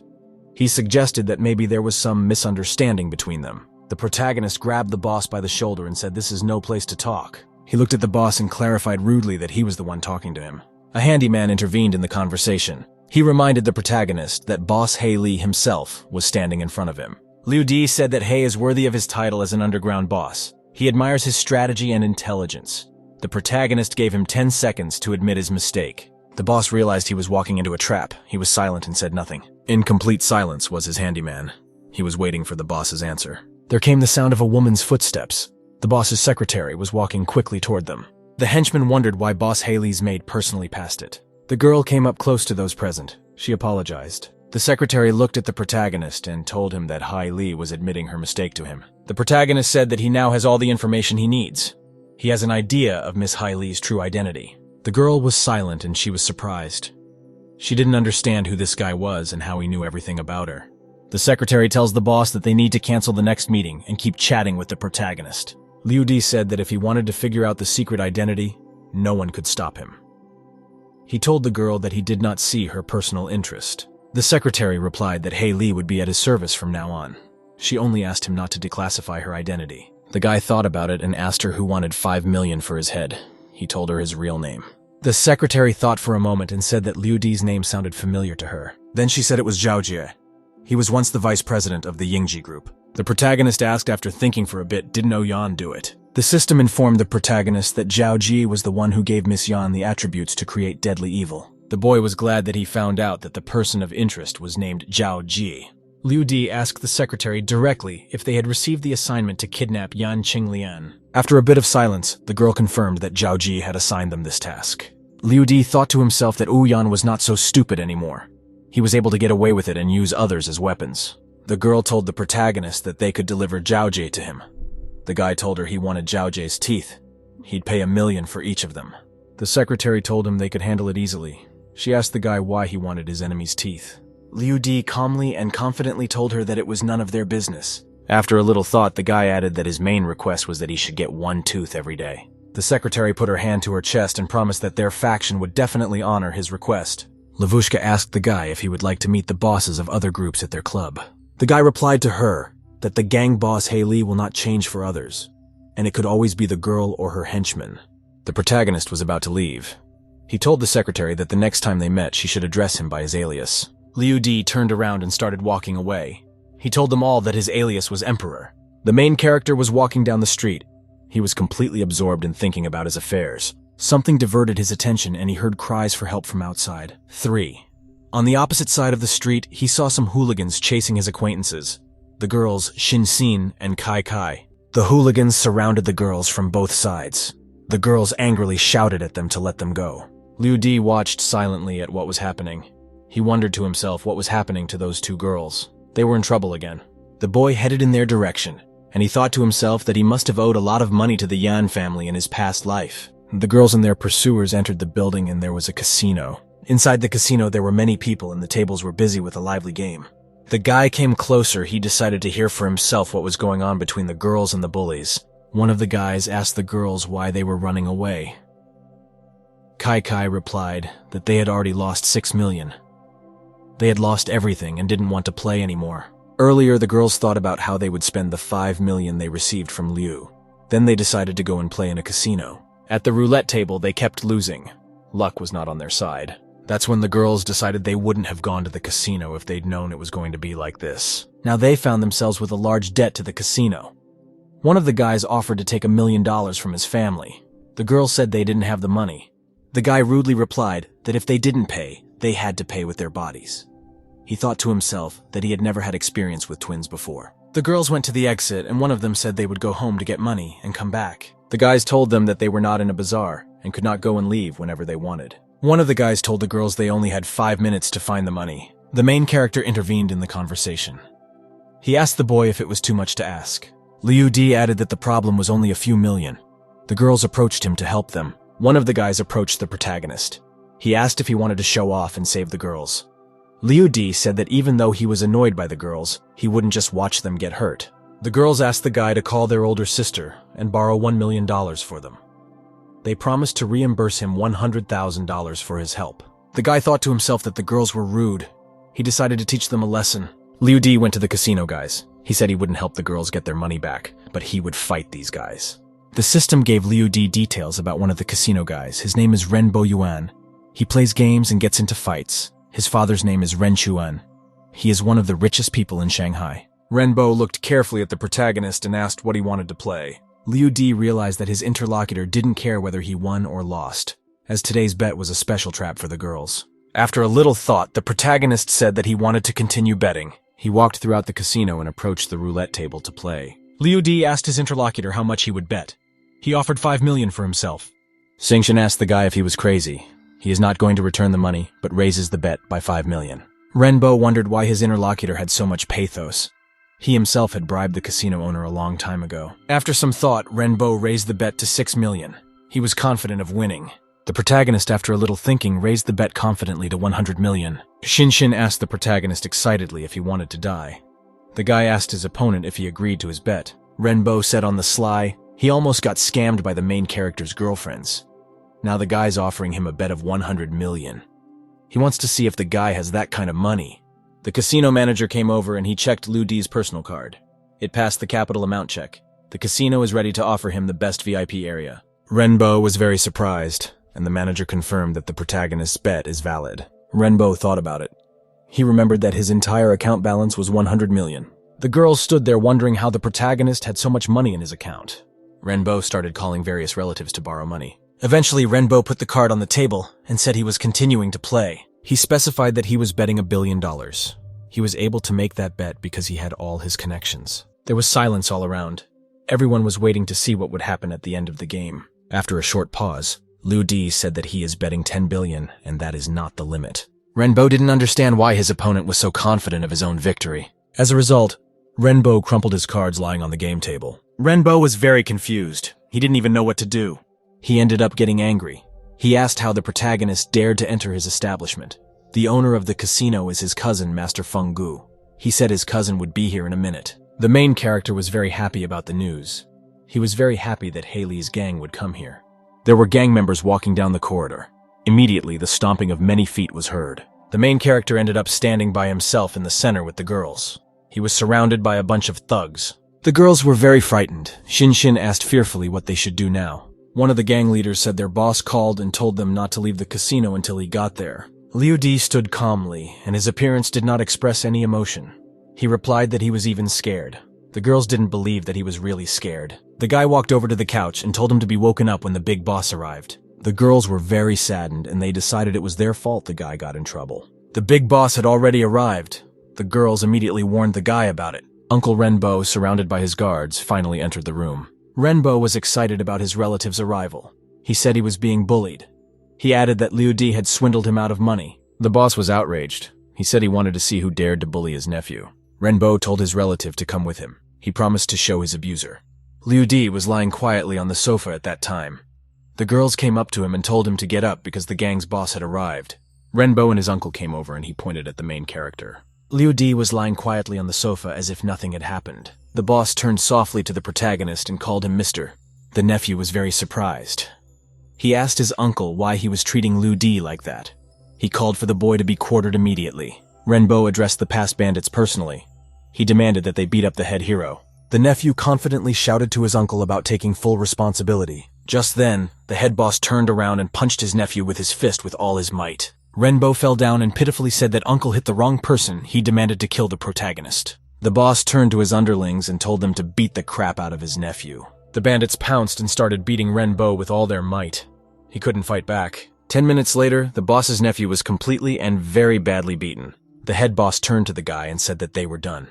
Liu Di was lying quietly on the sofa. The girls were most surprised by what happened. They did not understand what was happening. The guy sat down and said he was going to go. At the same time, he was calm. The boss gave the cigarette to the protagonist. He also respectfully apologized to him. The protagonist took a drag on his cigarette. He exhaled, relaxed. The boss stood beside him and remained silent. The guy turned to the girls and said they had to go. They agreed. Reluctantly, the main character turned around and left with the girls. The boss turned to his nephew and asked if he knew who he was messing with. He pointed out that the protagonist was the boss of their city and Mr. Taitsu. The guy walked out of the casino building and approached the car with the girls. Liu Di turned to the girls and told them to go home. Shin apologized to the protagonist for taking the money his father gave him. She thanked him for saving them today. The guy replied that their gratitude was not enough for him. He helped them so that there would be no discord in their family. The girls were outraged. They wanted to ask a lot of questions, and the guy plugged his ears so they couldn't hear them. The girls kept asking the protagonist what had happened to those bandits and why they were so afraid of him.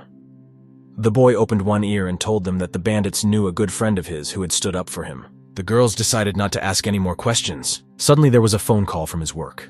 The caller asked where he was. The girls asked the guy who had called him, and he hurried to the exit and said he had to go. Du Di wasted no time in arriving at his company's office for the meeting. A secretary met him outside Mrs. Wen's office. She told him that the boss had ordered the protagonist to accompany her on a date. The guy didn't believe her, and he walked up to the entrance of the supervisor's office. Liu Di opened the door silently and confidently. He saw Madame Wen sitting quietly at her desk. The guy went straight into the office.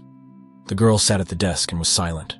The guy asked her how she could just take someone else's life and disregard it. The girl told him she was going to see Mr. Tu.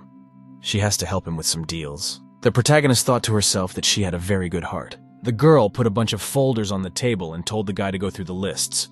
Master Tu has a bad temper. Because of that, she wants to donate some documents to him on her behalf. Liu Di told her that she was acting wrongly. It would have been better if she had donated the wine. Perhaps then the master would have remembered that she was his goddaughter. Madame Wen didn't know that Master Tu was a drinker. She decided to write it down in her notebook. The girl was about to leave and she took her bag from the table with her. On her way out, she told the main character to take her to the bank.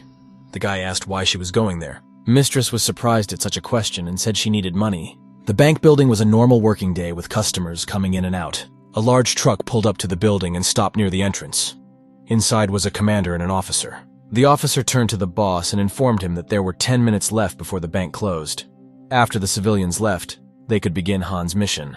The boss responded by asking if old man Duanhua really wanted to compete with his soldiers. He added that imitating a bank robbery was a bad idea.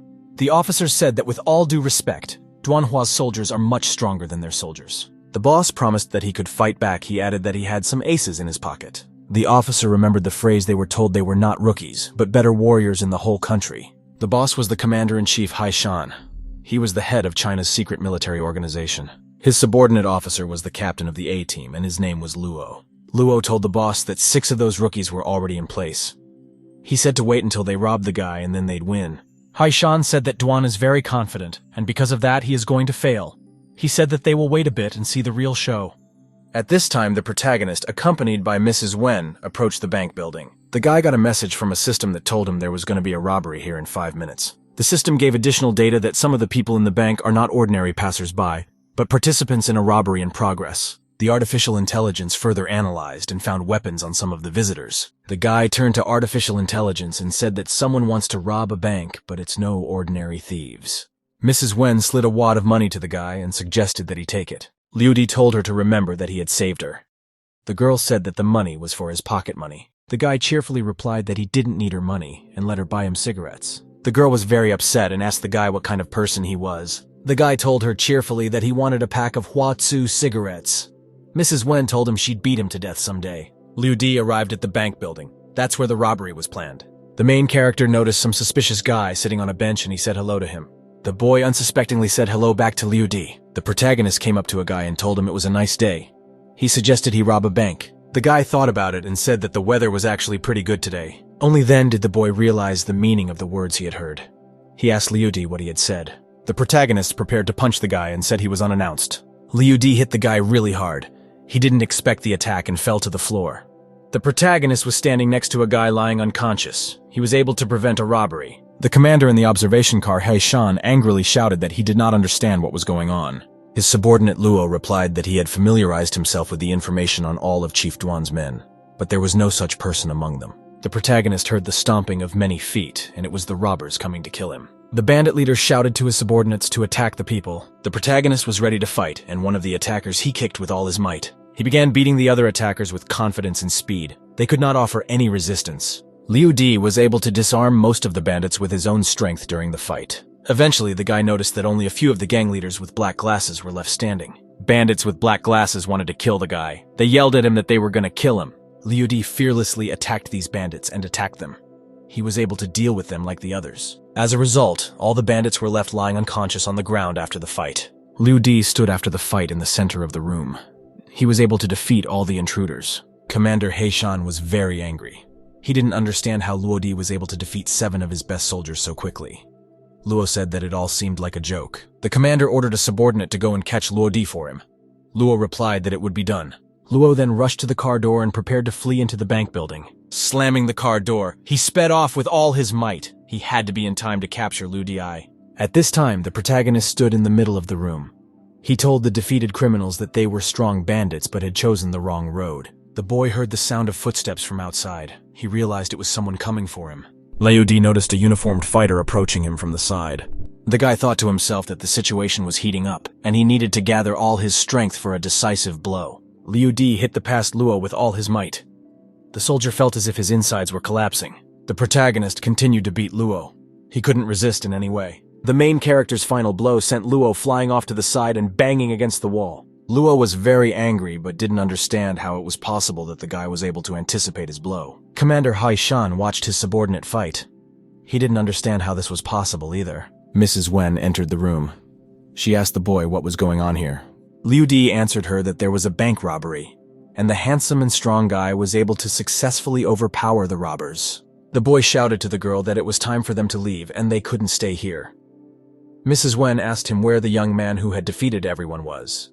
Liu Di replied to her that the handsome man was now coming downstairs. She asked him strictly if he was also in the fight. At that time, Luo woke up. He was badly beaten and wanted revenge. He thought angrily that the protagonist was lucky he hadn't caught him. 10 minutes later, an ambulance pulled up to the building and took Luo away. After a while, Shan came to the scene of the fight along with Mr. Duan. Duan said to Shan that he didn't expect his wards to be brought to their knees by an ordinary civilian. Shan replied very angrily that it was just an accident. Duan said angrily something was not an accident. He added that the people in this city are very brave and even braver than the entire SWAT team. Commander Shan and his subordinates were watching a video of Liu Di beating up criminals. Shan thought that from the strength and ability of this guy, he could tell that his level was closer to S. The commander thought it would be really nice if they recruited a guy. The commander turned to a subordinate nicknamed Bear and told him to find the protagonist in 12 hours. The subordinate asked the commander if he was really going to recruit Liu Di into the army.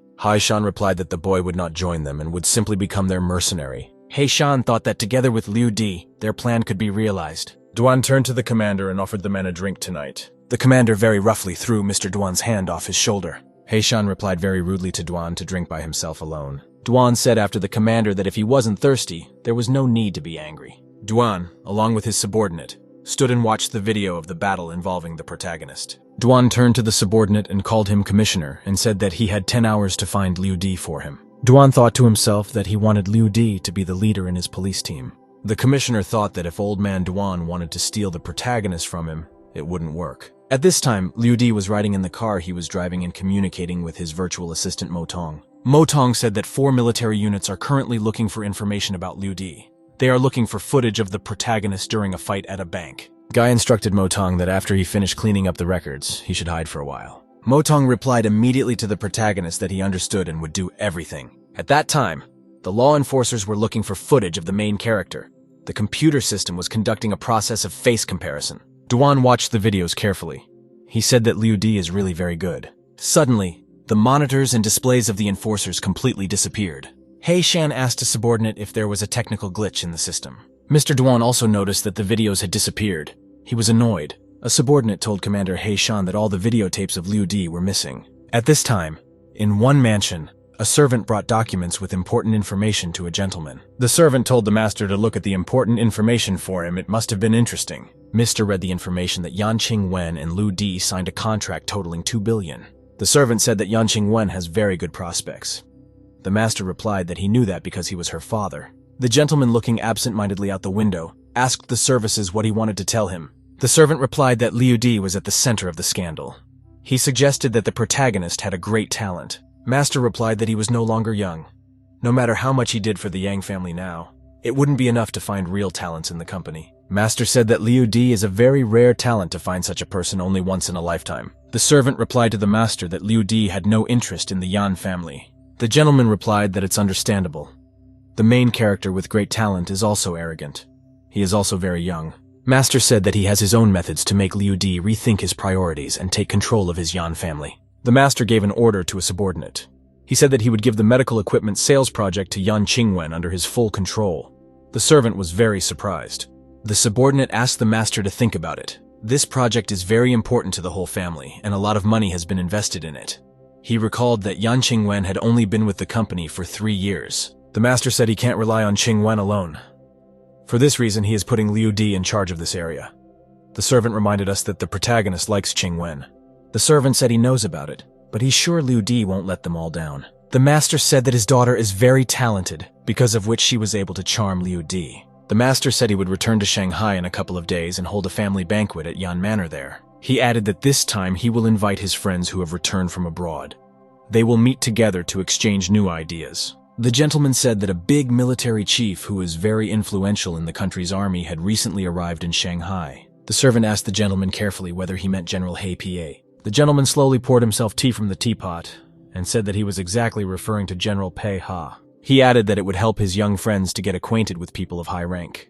He told the servant to call Duan Hua too, as he had been friends with He Pa for a long time. Liu Di together with Madame Wen arrived at her mansion. They went inside. When they opened the doors, they noticed something was wrong and were attracted by an unusual odor. Wen told the guy that something strange was going on here. The guy replied that if something was unclear, we should go and see. The two of them opened the door to the room. The girl shouted that the smoke was eating her eyes. That's when they noticed the two maids in the kitchen double-teaming the food. Madame Wen asked the maids strictly what they were doing here. The girl told her that they had spent 2 hours to prepare dinner for the protagonist. Madame Wen asked them with great interest if they had cooked dinner for Liu Di. The girls tell her that they have wronged the protagonist, so they want to apologize. This is their first cooking experience and they dedicate it to Liu Di. The girls put their arms around the boy and led him to the table.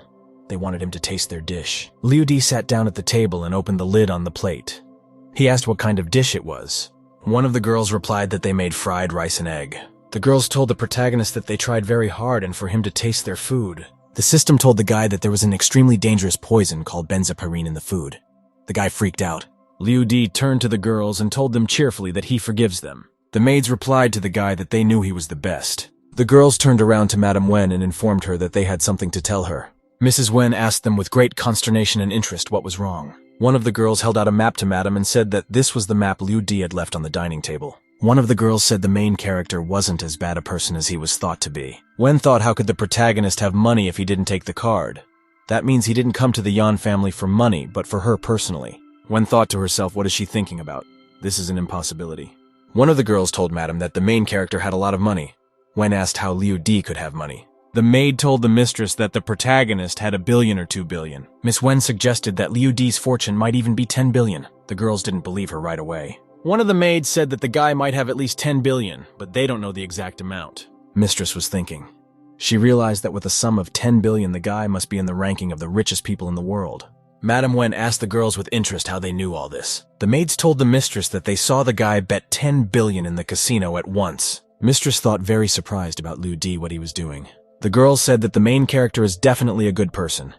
They'll tell him that when he comes back. Mrs. Wen told the girls that for the sake of everyone's safety, they should still know. In doing so, they would pretend not to know anything. The maids answered mistress not to worry as they knew everything. Madame Wen stood surrounded by her maids. They were waiting for the protagonist to arrive. Liu Di came into the room and said they must be hungry. He suggested they try some real egg-fried rice. One of the girls said that the flavor of this fried rice was different from what the guy had previously cooked. Madame Wen looked at the guy and wondered whether he was a good or bad person. In the end, Wen, after much hesitation, decided to try the cooked rice herself. After tasting the food, Mistress liked it very much. She was satisfied. The guy explained to the girls that the food tasted different because he changed the seasoning and added a ginkgo tree seed. Liu Di explained to them that he prepared this rice for them to quench the anger in their hearts. Mrs. Wen got mad at the guy for eavesdropping on them. He told them that he wasn't eavesdropping on them and they were just talking very loudly. The guy turned his back to the girls and said he had some very important business to attend to. The protagonist said that after he finished his business, he would give his free time to help the Yan family. The boy said goodbye and headed for the exit. Madame Wen gave him a long look. The girl said, wondering if she had misunderstood the main character. The guy thought to himself something a classy man like him must have a broad outlook, so he wouldn't argue. The protagonist was sitting in his home and he was working intently at his laptop. Liu Di told his virtual assistant Motong that it was time to make their plan a reality. The system added the guy's mindset of a better marketer. 100,000 commercial layouts were also launched. Liu Di picked up his smartphone and he needed to start work now. The protagonist thought Di's fervor had waned a bit, so it was time. The guy shouted to his assistant Motong that he was starting to lay out. There's a post on the forum with a question. The first 100 people who guess it will get $500,000 each. A user named D-San said tens of thousands of messages per post went through in 10 minutes. Another user wrote that the author of the post must have thousands of people with the latest computers. A user named Katz, so cute, said the owner of this post is not from China at all. One user wrote that it's funny that a person is willing to pay 100 people $500,000 each. A person under an anonymous account wrote that the whole thing was just a joke. The girl at the computer sat reading the messages. She noticed the name Otto Rita there. The user recalled that Otto Red was a famous mathematician who invented the multiplication sign. One of the many users wrote that his answer is 12 and 115. A person under the nickname User Online said the SIS is very naive. Network B user wrote that whether it's right or wrong, the post is still fake. Then the user noticed that she received a message on her smartphone. She read that she was the first to answer correctly, and her account was credited with 500,000 yuan. The girl was very happy this money would cover her college tuition. Then it was announced that the winner was a user with the nickname I Dream of College Life. 99 more people can take a chance. A user with the nickname Unknown wrote that he doesn't believe it's true. A user under the nickname I Am Your Father wrote that someone guessed and now everyone is sitting on the money. A user named Money wrote that he didn't believe it and asked to be pinched. Liu Di read the messages carefully. He thought that the more answers he got, the better. The guy continued to scrutinize the posts of different users in the chat room. A message appeared in the chat that all 100 prizes have been successfully drawn. A user under the nickname Autumn Flower wrote that she adores Dasana. Someone under the name Carefree asked the user if he really won. User Pencil wrote that $500,000 left her since she just now logged into the forum. Liu Di turned to his virtual assistant and said that they would now write the second question. A new question appeared on the forum, and there was a message that the new prize would be 100 million. The author of the question was listed as D-San. A user under the nickname Dog Number 1 indicated that the author asked one more question and the prize would be 100 million. A user nicknamed Red Paint wrote that the author wants to create a serious world problem with his riddles. Other users wrote about a mysterious person who controls a large number of accounts. They also recalled that after Singer D, user D-San appeared. The next day morning at 5 o'clock, people were sorting through large piles of documents in a large company. One of the girls said that the numbers in the riddle were coordinates. She clarified that she thought she understood what they were. The girl immediately decided to enter the coordinates into the computer to see the result. It was reported that Mr. Hay had successfully solved the second puzzle. The correct answer was Gemini.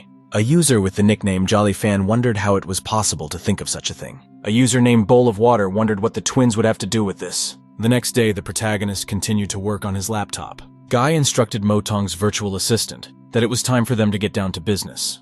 A message appeared on the forum. It was suggested for participants to find their other half in life. A user with the nickname Invincible Xiaoqiang wrote that this post was written for him. A user named Enemy of Mosquitoes wrote that this post is very poetic and there is a QR code on the back. Another user wrote that he doesn't care and will scan the QR code first as a sign of respect. One user was looking at a message on his smartphone where it suggested downloading Gemini. He activated the download and immediately received a message that it had completed successfully. The user thought to himself that the download was very slow. The smartphone asked for the user to enter a nickname. He entered as a careless person. A message appeared that the Gemini system was analyzing the user's identity. The guy thought to himself that this application software was very secure. He purposely did not write any information about himself. The system gave the guy a message that his personality analysis was complete. Even though he looks confident, he's worried inside. The boy was very surprised to read the message. He couldn't believe that it was really about him. The guy saw a message that the pairing to the user was successful. Then the user saw pictures of 2 girls on the screen. He joyfully decided to himself at once that he must meet her. The system reported that there were hundreds of millions of downloads and 50 million new registered users. One of the user wrote that this app can analyze it. Liu Di thought to himself that thanks to the magic eye ability, the app could make accurate analysis and pairings. One of the users thought that Di-san is a true genius. His program has gained unimaginable fame. The next day there was a meeting in a large company. The director asked where the Gemini program came from. One of the subordinates approached the director and called him Mr. Lee. He explained that the Gemini program had recently been developed and launched by Creator. The director wondered if a newly established company could be so popular. The meeting participants said that after the introduction of the Gemini app, the number of their users immediately dropped by 4% and continues to decline. The director was very angry that the drop was as much as 4%. He instructed his employees to copy Gemini's methods and add them to their applications. The expert replied that they have already tried to do this, but so far their technical team does not have that knowledge. Director Lee was very angry. He shouted at his subordinates not to say such nonsense anymore. Liu Di continued to work on the internet promoting the Gemini program. The guy told his virtual assistant that they should at least get their own office, since they are now a full-fledged company. Motong interrogated the guy about what exactly he wanted from him right now. Liu Di replied that a rather large, grandiose, and very intriguing office was needed. Motong's virtual assistant began running scans at the request of the protagonist. Motong gave out a message that the tallest building in Shanghai is Junteng. The guy liked the offer. He confidently said he was buying. The system reported that the best 300 candidates were selected from 100,000 people. The conversion and approval of the company will be over in 3 days, and the contract is already being signed. Liu Di carefully watched and analyzed all the information he received from the assistant. The guy thanked the deputy. He pointed out that they had no need for talent and needed trustworthy people. At this time, life in the mall was buzzing and going full steam ahead. A salesman in a clothing store was working with a document and a calculator. He was doing calculations. Suddenly, the salesman was distracted from his work by the ringing of his phone. The salesman picked up the phone and greeted Brother Liu and asked why he called him now. Liu Di greeted the salesman and called him Ajia. He recalled that when he was a university student, he dreamed of starting his own business. Ajia was happy about the call and he said it was all just the dreams of his youth. Liu Di told the salesman that he had started a company here and invited him to come over to help him. The seller was very surprised by such a request. He did not expect such an offer. Ajia asked Liu Di if he was really sure he could help him. The protagonist replied that she only trusted him. Then a girl came up to the salesman and asked him what he was doing at this hour. The salesman called the girl Sun Li and said it had been 3 years since she had last smiled at him. Ajia shouted menacingly that he wouldn't do it anymore, and with a mighty blow he flipped the table over. The salesman decided to leave. He told the girl not to just call him Ajia. The salesman, after shedding his work clothes, told the girl that his name was Zhang Tianjia. At the same time, the protagonist was at home in Madame Wen's mansion. The girl turned to the guy and said they needed to get out early today. Mrs. Wen was wearing an evening gown and she told the guy that important clients were coming to the company today. The guy looked at her in surprise. He started to remember who he was meeting with today. Liu Di looked at his smartphone and saw a message. It said there was a meeting at the Junteng building at 4 o'clock in the afternoon. A girl and her boyfriend were traveling in a car. She said they were leaving in a hurry, and so she brought him some buns. Liu Di told the girl that her concern is very strange. She either wants to trick him or steal from him. Mrs. Wen told the guy he had nothing to steal. She brought him buns so he wouldn't get bored. Liu Di wondered aloud in the view of many women whether men look like him. The girl asked the main character how he got so much money. He replied that he and his friends had started a company called Creator. The girl replied that she understood. She thought to herself that the name of the company did not sound reliable. Mrs. Wen told the guy that if he needed help, he could go to her. The guy told her that if she said that, he might tell her a couple of his secrets. The girl was very surprised. She asked what kind of secrets a guy could have. Liu Di told her that he was actually a pretty good singer. He invited her to listen to him sing. Mrs. Wen replied to the guy that she'd get around to it and he'd better concentrate on driving. A little later, they arrived at the Inji Corporation building. They went up to the office. Some of the female staff members were chatting among themselves. One of them said that Liu Di looked a lot like a puppy. In her opinion, he's not suitable for Miss Yan. The protagonist was sitting outside Mrs. Wen's office and he wondered who was coming today. Just then, the doors opened and 2 young guys walked in. They were in business suits. Liu Di thought to himself that the reward from Hei Li would be very generous. He decided to himself that he would get himself Zhao Jie's teeth today. He thought that the two jerks named Wu Yang Feng Yu and Zhao Jie were not the people Yang Qin Wen was waiting for. The guests came and sat down at Madame Wen's table. One of them asked what happened to the vases Zhao had given her. The girl answered him frankly and simply that by accident all the vases were broken. The guy was surprised and couldn't believe that all the vases could break by accident. The girl told him it wasn't an accident. Liu Di broke 3 vases on his first day of work. The guy thought Liu Di was a complicated person. He didn't touch anything in the first few days, but managed to break the death key that cost 7 million yuan. The guy angrily thought to himself that there were a lot of people in the office right now, so he needed to keep his cool. Madame Wen looked at her interlocutor with surprise and interest. Wen asked the guy when their customers would arrive. He told her it would be a while. At this time, Liu Di turned to the secretary and he called her Qian Qian and asked her to come over to him. The secretary walked up to the guy and asked him what he wanted to know. The main character asked her what kind of people they were expecting today. Qian Qian replied to him that they were waiting for a god of music named Di, and he should be in their company soon. Liu Di wanted to suddenly shout loudly to everyone around him that he had come. The secretary told him that she couldn't believe it. She remembered that yesterday, Director Yan had instructed Mr. Wen to sell home medical equipment in large quantities. The secretary told the guy that Mrs. Wen has an acquaintance who started an entertainment company, and it turns out that singer Dai is also one of the entertainers. Qian Qian said dreamily that she imagines that this singer is there very handsome and rich. The protagonist laughed silently and joyfully to himself. He liked the secretary's words. Just then, several large cars pulled up to the corporation building. Armed men began to emerge from the vehicles, and there were many of them. A group of armed men in suits marched in a whole group toward the corporation's office. The group leader said that after his 3 years abroad, the Yan family would no longer look down on him. The leader stood outside the building and chuckled to himself, looking up at the office. The group of guests went up to the floor where the management of the corporation was at that time. Mrs. Wen greeted the guests and called their leader named Ji Ming. She told him that they had not seen each other for a long time. One of the previously passed guys told Sumin to relax. He added that Di hadn't come yet and, standing in the office, Jing Min asked his interlocutors why Di and just go somewhere.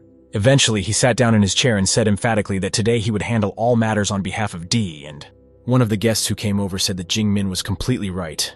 Di and there is no need to go to meetings. Jing Ming said confidently that now Di and has a huge influence on the public. The interviewee told him that if Di actually came and supported their new product, it would help sales a lot.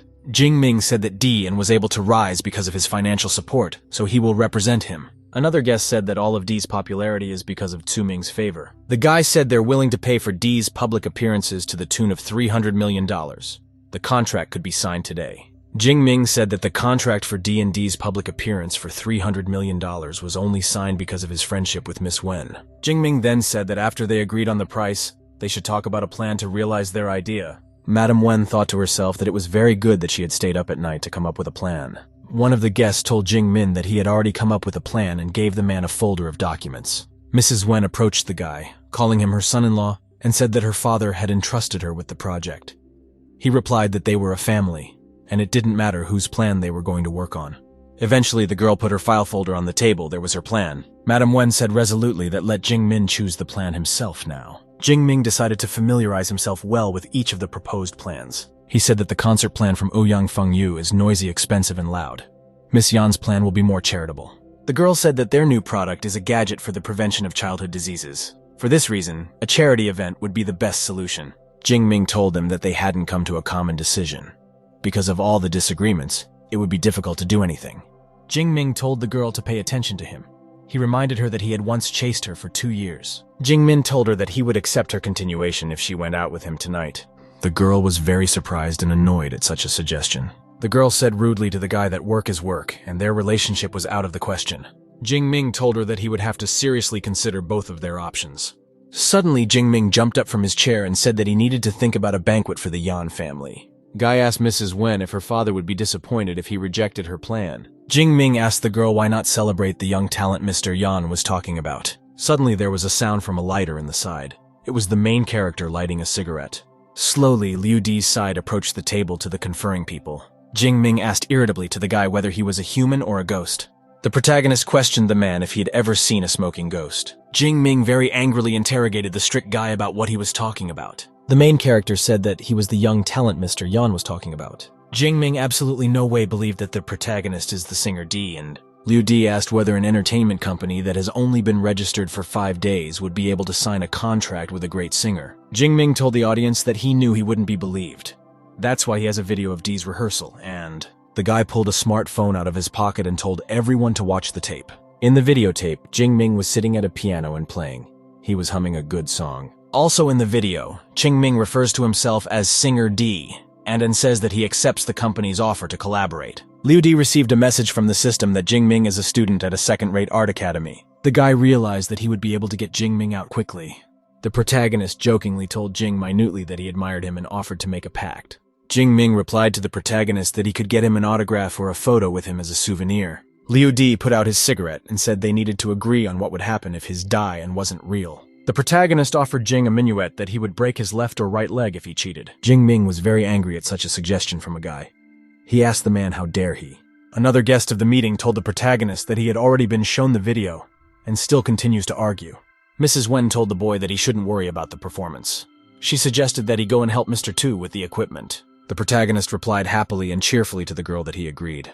Liu Di decided not to continue the conflict. He turned around and headed for the exit. He added that he would look forward to the evening. The protagonist slammed the door behind him as he left.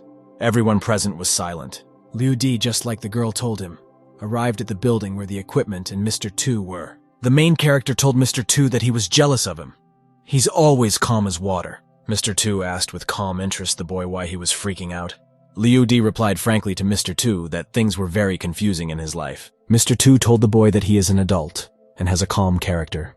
However, Liu Di is still young and must fight for his life. The boy said raspily that he didn't dare do that in response to Mr. Tu. Mr. Tu told the guy that he remembers what he was like just a few years ago. Mr. Tu remembered how the protagonist worked 3 jobs without sparing himself.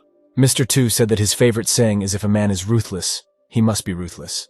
If one wants to run, one must run. The protagonist strongly wanted something from himself to answer Mr. Tu. Mr. Tu asked the fellow strictly if he was the young man from the bank whom the War Office was looking for. The boy laughed softly to himself. He said he was dizzy and would go to bed. The guy took hold of the door handle, and he was ready to leave. Mr. Tu wanted to say something back to him. The protagonist was standing at the door. Mr. Tu told him to remember something important. Mr. Tu said profoundly that a man can defeat anyone but cannot go against his heart. Liu Di turned around and happily replied to Master Tu with a smile that he understood him. The protagonist consisted of himself near a tree. People were passing around him. He pondered over further actions. Guy got a message from the system that the number of connections to the Gemini program had exceeded 400 million in 8 hours. Liu Di asked Mo Tongyi's assistant if this information was true. Thoth confirmed and said he had just updated the group interest chat feature. Mo Tong reported that they now have about 3,000 chat rooms with different hobbies. Virtual Assistant has analyzed who among the infinite number of people can join chat rooms. The user wrote that thanks to the app, she was able to find many like-minded people. Another user wrote that he won't be able to stop using this app. Another user wrote that he has been looking for people who collect expensive fur for many years. Liu Di thought to himself that once the interest groups of people were formed, they would be able to conduct advertising integration into each of the communities. At the same time, a meeting was taking place at the White Bear Company headquarters. Director Li sternly asked his subordinates if they had figured out who was behind the Gemini app. The secretary told him that the owner of the company is Di-san.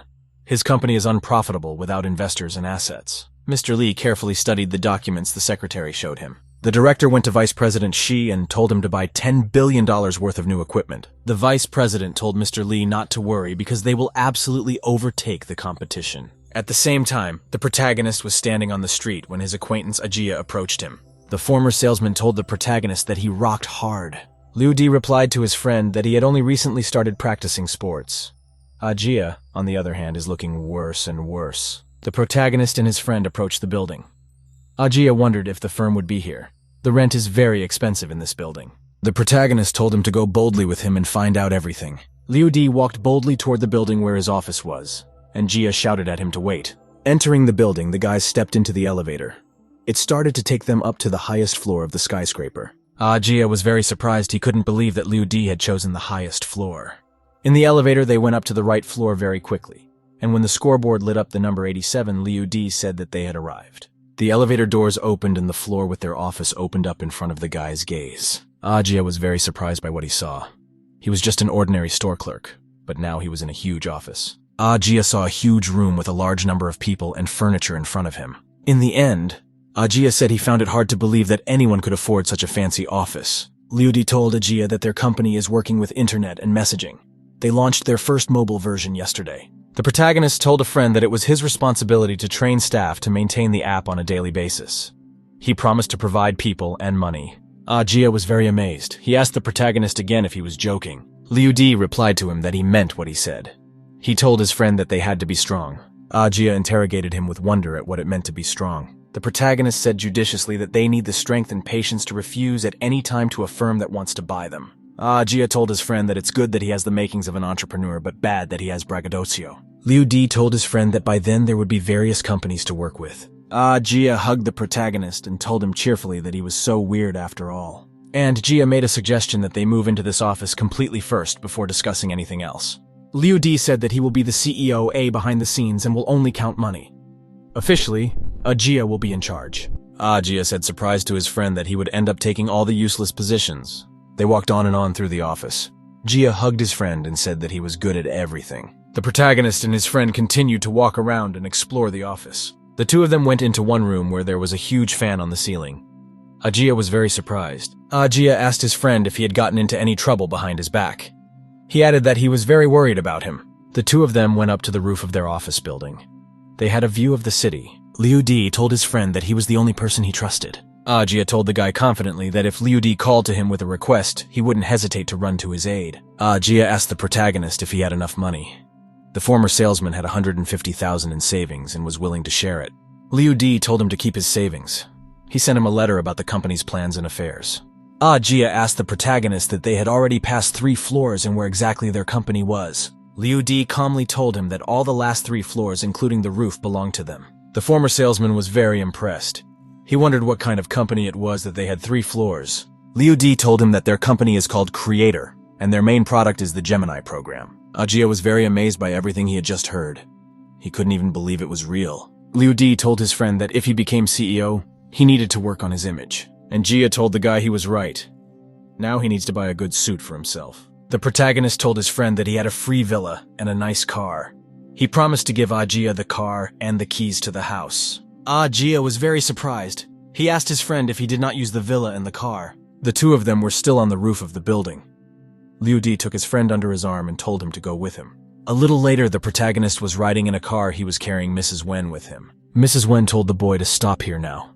He asked what was wrong since it was still a long way from home. The girl told him there's a banquet in 4 days with important guests. Her father wants Liu Di to go with her. Miss Wen said that the guy wears casual clothes, but it might not be suitable for the banquet because some people would look down on the guy. They were standing outside the best clothing store in Shanghai. The girl said she wanted to give the guy a nice suit. Liu Di thanked her for worrying about him. He said there was no need to buy him a suit. The girl told him he can't be principled and she wants him to dress formally. The guy called his boss Mrs. Yan and thanked her for her concern. He added that strong people don't need to show their real status. Then they continued to ride together in the car.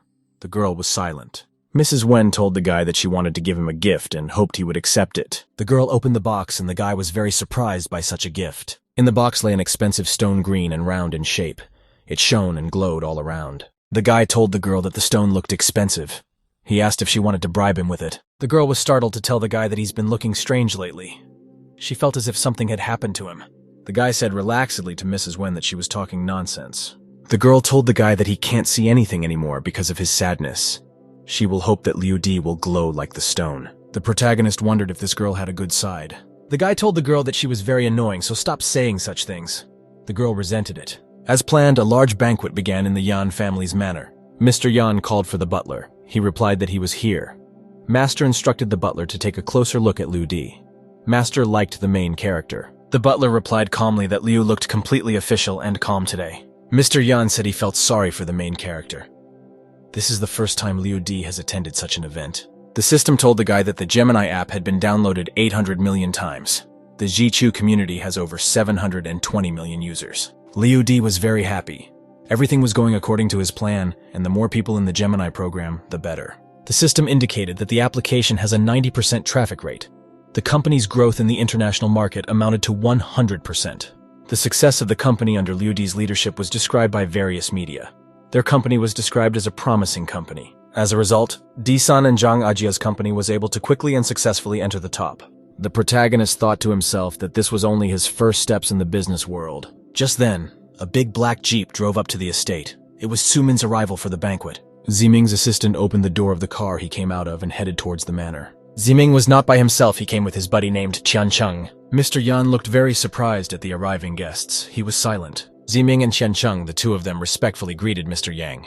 One of the arriving guests approached Sumin and greeted him. He said that he had been waiting to meet him. The protagonist was standing nearby. Mr. Yan called out to him. Liu Di came over.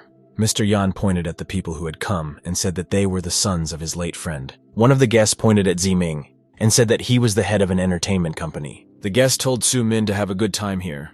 He also wanted Sumin to consider his proposal. Suming slyly said that he might consider the offer. The guest introduced Qiancheng and said that he was the founder of the international travel firm Secret Path. Mr. Yan said that Ziming and Qiancheng were his daughter's classmates. They gave her a hard time back then. Qiancheng revealed that after giving up the girl, he went on a big trip. Qiancheng turned to the girl and said that he was no longer the same person he was. He offered to be her boyfriend. Mrs. Wen pointed at the main character and said that she wanted to introduce him to them all. Qiancheng said there's no need for introductions. They know that it is Liu Di who is Mrs. Yan's benefactor. Qiancheng called the protagonist a scum who does nothing. Liu Di remained silent. He had a very strong desire to say something rude to Qiancheng, but he held back. Qiancheng said with a chuckle that there was no need to chop from the shoulder. They have a long life, they will not be in a hurry. To prove his good intentions, Qiancheng extended his hand to the protagonist. Liu Di squeezed Qiancheng's hand with all his might. He grimaced and said that he was in pain. The protagonist answered him calmly that he simply did not calculate his strength and does not shake hands with girls at all. Qiancheng was very furious. He didn't even know what to say to the protagonist. One of the guests said that Qiancheng had never been to the manor and he offered to show him around. After that, Qiancheng along with Ziming stepped aside to inspect the manor. Mr. Yang said that the young people are still young and have already gotten excited because of some stupidity. Liu Di replied to Mr. Yan that he was absolutely right, and they still had a lot to learn. Mr. Yan told the protagonist that he deserved to be a member of the Yan family.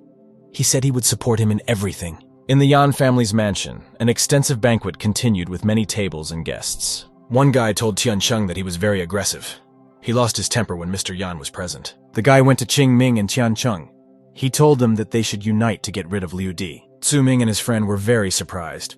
They asked what it meant to unite. The guy told them that Suming and Tiancheng's main job was to prevent the protagonist from speaking out. Suming will have to announce that he's chosen the guy's offer. He in turn will add another 200 million to D&D's fee. Ziming asked uncertainly if he would have any problems with Yan Wen. The guy told him there would be no problem.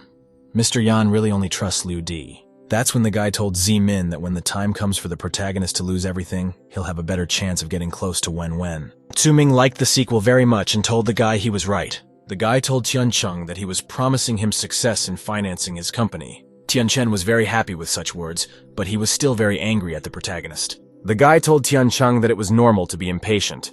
The most important thing for all of them now was to crush Liu Di in strength. Qiancheng turned to the guy and called him Feng Yu.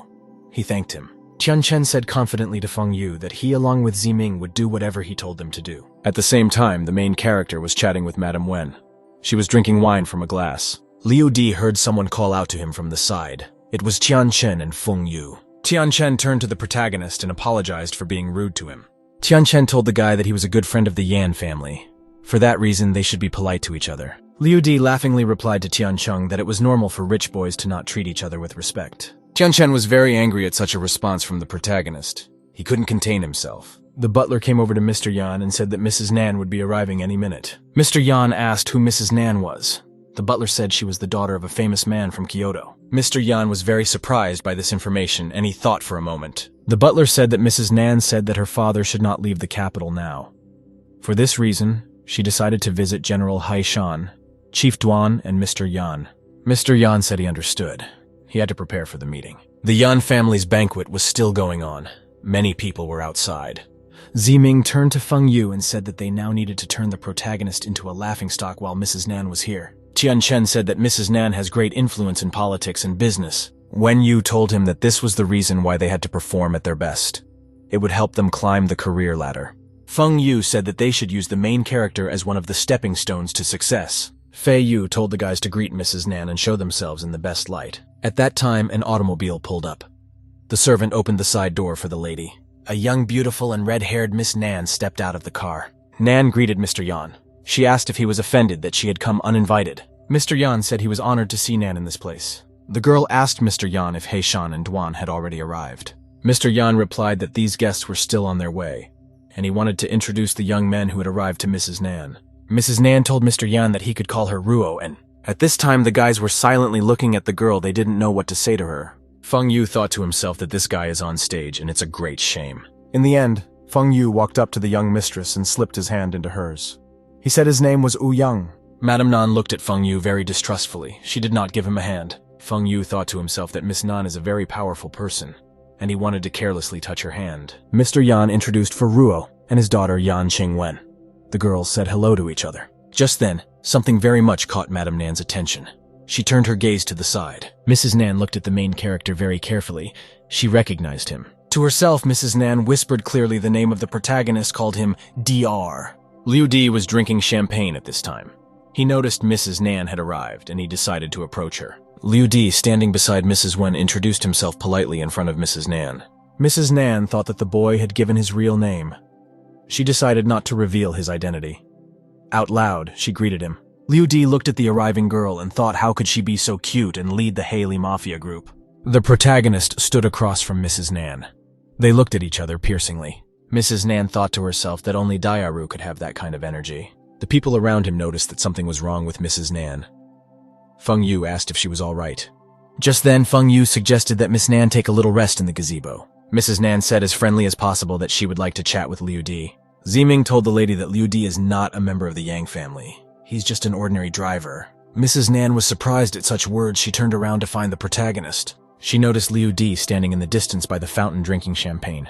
Mrs. Nan thought that the protagonist had no interest in her. Then Mrs. Nan turned to the boys and said that she accepted their invitation. Just then, several vehicles with people drove up to the Yan family's estate. A man in military uniform came out of one vehicle. It was General He Li. The general stood silently by his car and he waited for Duan's arrival. Suddenly, the general heard someone call his name from outside. It was Duan. He asked the general if he could tell him what was wrong with his phone. The general told him to be a little quiet around here. Duan called the general Mr. Lau and asked him how he found that boy. Haley sternly questioned Duan Guheli, who had encroached on his army. Mr. Yan came over. He greeted the general and Mr. Duan. He told them that they hadn't seen each other for a long time. Duan told Mr. Yan that he was the host of this evening, and there was no need to make a scene. Mr. Yan replied to Duan that if one remembered their entire friendship from beginning to end, it was a sin not to make a scene. Mr. Yan told Duan that he was their guest of honor today. The general and Duan noticed a young Miss Nan. The general asked Duan if this girl was Mr. Nan's daughter. Mr. Yan said that he had no idea that so many stars and old friends could gather in his estate. Mrs. Nan greeted Haeshan and Duan. She said that her father sent her here to pay her respects to the older generation. The general told the girl that he was grateful to her for remembering them. Duan told Mrs. Nan that she had grown up a lot. Feng Yu watched the girl's conversation with the men from afar. He thought to himself that although the girl was young, she was talking on equal terms with the big shots. In the distance stood the main character. He watched Madame Nan chatting with Duan and the general. Liu Di thought to himself how the two generals would react when they found out that He Li was Miss Nan. The general told Old Man Yan that his estate really stirs the imagination. Duan told the general that Shanghai is not only a beautiful city, but also full of talented people. Duan was drinking beer from a can. He wanted to say something else, but something off to the side caught his attention. Duan couldn't believe his eyes. He noticed the guy he was looking for on the sidelines. Duan was extremely surprised. He looked at the protagonist and didn't know what to say. The general turned to Duan and asked what he was doing. Duan was heading towards the protagonist at this time. The general came up behind Duan and grabbed Duan by his clothes. He told him to stop right now. Duan demanded that the man let him go immediately. He wanted to go to Liu Di's house. The general rudely told Duan that he wasn't even showing him respect. Mr. Yan intervened in the conversation. He did not understand the reason for the conflict between his guests. The general told the cunning Mr. Yang that there were many young people at the banquet. He asked him to introduce them to him. Mr. Yan was in complete agreement. He told the guests that he would do so. Mr. Yan led General Duan over to a group of young boys and said that he would introduce them. At the front of the group stood the main character. He looked at Duan and the general carefully. Duan asked the protagonist slyly what he does in his spare time. The general wondered where the guy worked.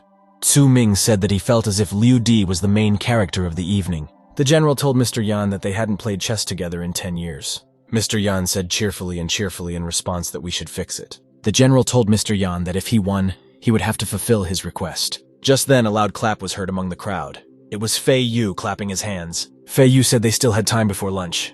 There are many interesting places in the manor so they can take a walk. Ziming said that he had heard somewhere that Feng Yu was a former archery champion.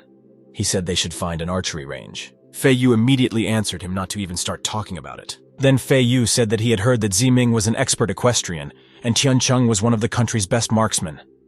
The estate has a shooting range and stables. They walked together as a whole group to the stables, and there were many horses. The boys heard around them the neighing of very thoroughbred and expensive horses. Zuming pointed to one horse and said that it was born in the mountains.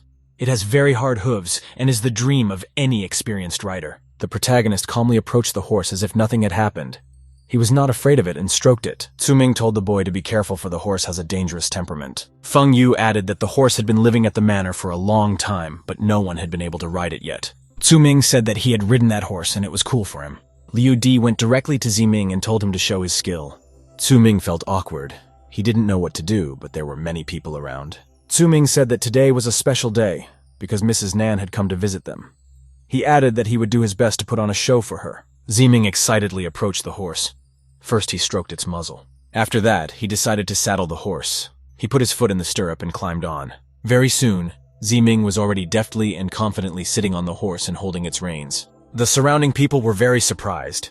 They even clapped their hands with joy. Ziming commanded the horse to run forward, and he was ready to ride. The horse did not react in any way to his commands, it just stood in the middle of the stable. Ziming shouted rudely to the horse why it was not moving. He once again commanded it forward. The surrounding people also started yelling for the horse to move forward. All this amused the protagonist very much, and he decided to intervene. Liu Di walked over to the horse and told Zimin that he had 10 seconds to get off it. Zuming was very angry when he heard the protagonist say that.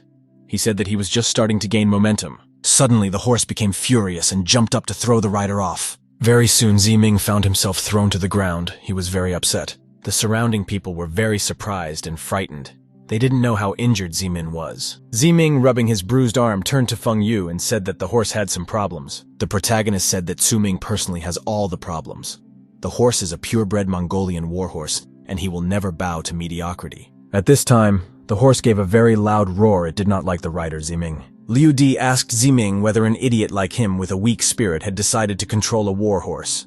Zuming asked the guy why he was saying such things. He explained that the horse was simply wild and ill-mannered. Feng Yu turned to the protagonist and said that if he was so smart, he could try to ride a horse himself. The protagonist accepted the challenge. He confidently walked over to the horse.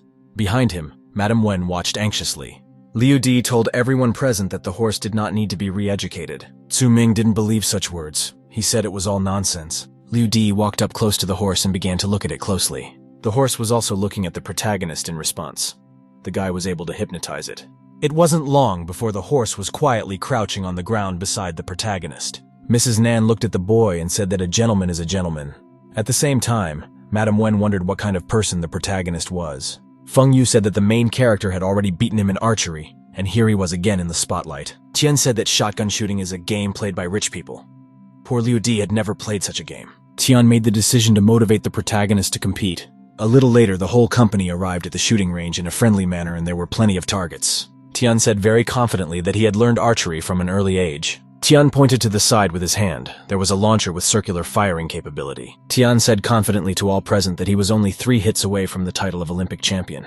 The girl said that this machine shoots symbols in different directions, and you have to hit them in a couple of seconds, which is very difficult. Tian turned to the protagonist and said that he was good at archery, and he would be able to shoot a gun just as well. Feng Yu said that the protagonist had a natural talent and asked him to participate. The system reported that the subconscious merger with the Olympic champion flying saucer shooter was complete. A little later, the system reported that the shooting skills process was complete. A guy got a message from his virtual assistant. He indicated that he had been away for a couple of hours because he had an update. Mo Tong was overjoyed. He helped his master get the skills he needed in time. The protagonist thought to himself that he was looking forward to seeing his virtual assistant grow up. He also added that the weapon skill was unnecessary. Mo Tong informed the guy that he was doing everything just for him. He added that he needed to continue the update.